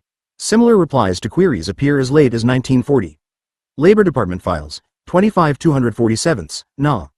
Although Fairley and Davies explained that they did not want the report published while they were engaged in correspondence with the mining companies, it is not clear why it was not published after their work was completed. In November 1916, Oliver announced a 10% raise in wage rates to go into effect on December 15, and all the other mining companies followed suit. This was on top of the increases that had occurred in the month following the strike. 102. Although U.S. Steel attributed its decision to a desire to have the workers enjoy the fruits of wartime prosperity, the IWW correctly claimed that it was due to the strike of the past summer and the threat of a new walkout in the spring. Fairley and Davies agreed with this conclusion, and even the Duluth News-Tribune conceded that the wage increase was the Steel Corporation's answer to the threat of a renewed LWW strike on the ranges next spring. 103. The legal aftermath. On August 30, the grand jury indicted 7 men and a woman for the murder of Deputy Sheriff Myron Tresca. Scarlett and Schmidt were charged with being accessories to the murder, while Joe Cernogovich, Joe Mikich, John Orlandich, Philip Masonovich and his wife Melitza were charged with having actually committed the murder. The same jury reported that the killing of John Aylar, the striker, had been justified and refused to indict anyone, a finding, Eder remarked, that would have been no different had it come from the board of directors of the Steel Trust. 104. Thus, when the miners returned to work in September, 3 of their former organizers and 5 of their associates, including 1 woman, were still in jail in Duluth awaiting trial. The cases were handled by a group of capable lawyers which included John W. Keyes of Duluth, Mayor Victor L. Power of Hibbing, Arthur LeSueur, a well-known Midwest socialist, and the famous labor lawyer, Judge Zero N. Hilton of Denver. "We will have plenty of talent," Joe Gilday proudly told the press. 105. While the cases were awaiting trial, the LWW tried to rally support for the defendants on the range and to raise much-needed defense funds. Gurley Flynn, as usual, was indefatigable in this activity. She addressed mass meetings all over the range, delivering an ultimatum wherever she spoke that, in the event justice is not meted out, the miners would lay down their tools and walk out for 24 hours in protest. In town after town, the miners voted to endorse this pledge. Fundraising on the range, however, was more difficult. The strike had drained the miners of their resources, so they had little to contribute. Money, therefore, had to come from outside the range, especially from the IWW. But Haywood, enraged over the selection of Judge Hilton, against whom he bore a personal grudge, as one of the defense attorneys, refused to release any money from the WW Treasury. Miss Flynn went directly to Walter T. NCF, Secretary-Treasurer of the AWO, and obtained a contribution of $5,000 for the defense fund. Test that the money should have been sent first to central headquarters. Apart from its growing dislike of Haywood's centralizing tactics, the AWO feared its contribution might never be used for the defense fund. 10s. Support for the defendants and funds for their defense came also from other parts of the United States and even from Europe. Eugene V. Debs called upon all socialists to rally to the defense of the prisoners regardless of their opinions about the 1W. The Brooklyn local of the Amalgamated Clothing Workers appealed to Secretary of Labor Wilson to intervene in behalf of the defendants. Officials of the Steel Trust and their deputies should be in jail and not these workers, the union insisted. United Mine Workers locals in Colgate, Oklahoma, and Panama, Ill. addressed resolutions to Wilson demanding the release of the men imprisoned at the bidding of the Steel Trust. But the most sensational support came when thousands of coal miners in Scranton, Pennsylvania, members of the United Mine Workers, went on strike in sympathy with the prisoners being held in jail in Minnesota, to show that the legal murder of workers, with the manhood to fight for themselves and their class, must cease. 107. From Tom Mann, Secretary of the Transport Workers of Liverpool, came a strongly worded resolution in which the union condemned the labor frame-up and announced that it was their duty to make it generally known in European countries from which the miners are drawn the treatment accorded them. All over Italy the story was made known as posters describing the case and playing up the part of Carlo Tresca, began to appear in leading industrial cities. The Executive Committee of the Italian Socialist Party condemned the imprisonment of the miners and the labor organizers, and Congressman Carati of Rome even called upon the Italian government to register its protest. 108. Through the efforts of Eder money is coming in from Italy, the Duluth News-Tribune reported on December 2, 1916, 3 days before the trial was scheduled to open. But the cases never went to trial. On December 16, the News-Tribune featured the following story on its first page. What the public had come to know as the IWW murder cases reached a sudden end yesterday in District Judge Kant's court in this city. The state, represented by County Attorney Warren H.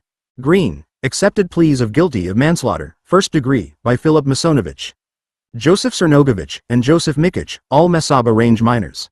Behind this story lay a confusing series of negotiations. There are two versions of these events.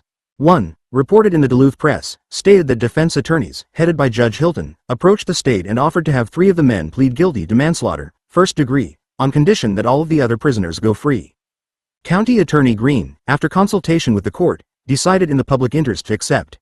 The IWW version emphasized that the state's attorney approached the defense to arrange a possible disposition of the cases. Realizing that the outcome of the trial was uncertain in an atmosphere hostile to the IWW, and hoping to avoid the heavy expenses involved, the defense attorneys agreed to discuss a settlement.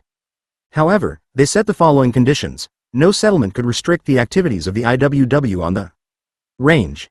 It must meet with the approval of the committee representing the organization in Virginia. The court had to agree to the settlement, and the prisoners themselves had to agree to whatever arrangement was decided upon. On this basis, a settlement was worked out under which 3 miners would plead guilty to manslaughter, first degree, receive a sentence of about 3 years, and all the other defendants would go free. All of the conditions laid down by the defense were met, and the miners agreed to plead guilty, deciding among themselves who was to be freed. Masonovich, delighted that his wife would be freed, voiced the sentiments of the others when he said that Scarlett, Schmidt, and Tresca can do more good than we can. 109. There seems to be substance to the IWW version.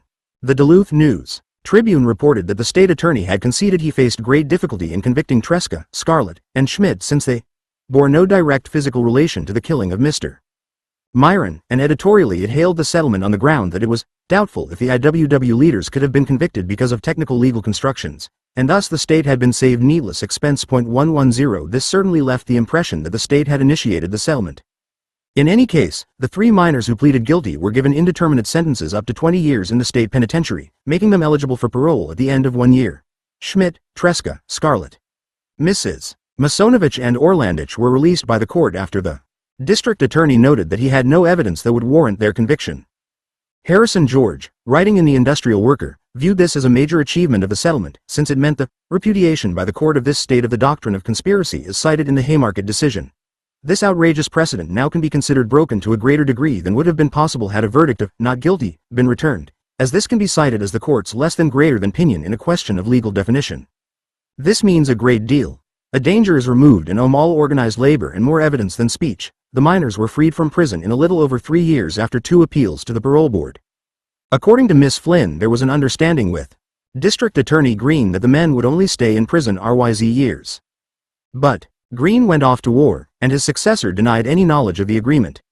I Speak My Piece, page 103, interview with Elizabeth Gurley Flynn, January 31, RG 64. Miss Flynn justifies the settlement on a number of grounds, among them the need to concentrate defense activity on other labor cases, especially the Mooney Billings case, IBID. Making and alleged incendiary utterances will have to be introduced in a labor case before a speaker or organizer can be held for crimes committed by other persons without their physical complicity in the deed. 111. Although this was published as part of the IWW's justification of the settlement, it did not express Haywood's viewpoint. He was furious over the bargain with the authorities and viewed it as a sellout of the miners. He criticized Miss Flynn and Eder for having allowed themselves to be entrapped by lawyers who would rather fix a case than try it. Miss Flynn and Eder, however, regarded it as the best that could be done. 112. On December 18, a huge mass meeting took place in the Socialist Opera House in Virginia, scene of so many meetings during the Great Strike. Scarlett, Schmidt, Tresca, and Gurley Flynn made their farewell speeches to the miners before leaving the range. Closing the meeting, Miss Flynn noted that wages and conditions on the range were satisfactory now, thanks to the militancy and heroism of the miners during the past summer. Although the IWW organizers were leaving the range, they would return in the spring and continue the work of organization. We are all going home for Christmas and then to Everett, Washington, where they have 125 of our boys in jail. Meanwhile, we wish you a fully organized new years. 118. The WW pledge to continue the organization of the miners ran headlong into wartime hysteria and repression. The locals of the Metal Mine Workers Industrial Union 490 were disrupted by illegal repressive acts against its members. Thereafter, the miners remained unorganized until the emergence of the C1.0, when the International Union of Mine, Mill and Smelter Workers appeared on the range and organized a number of local chapters. The first to join the C1.0 union were the veterans of the 1916 strike. 114. There seems to have been a misunderstanding among the JWW leaders as to the sentence imposed on the three miners. Harrison George reported it as an indeterminate sentence up to 20 years, which made the men eligible for parole after 1 year. This is precisely what was reported in the Duluth Press. Haywood, however, writes in his autobiography that the sentence was from 5 to 20 years. Bill Haywood's book, New York, 1929, page 292. Harrison George's report was correct.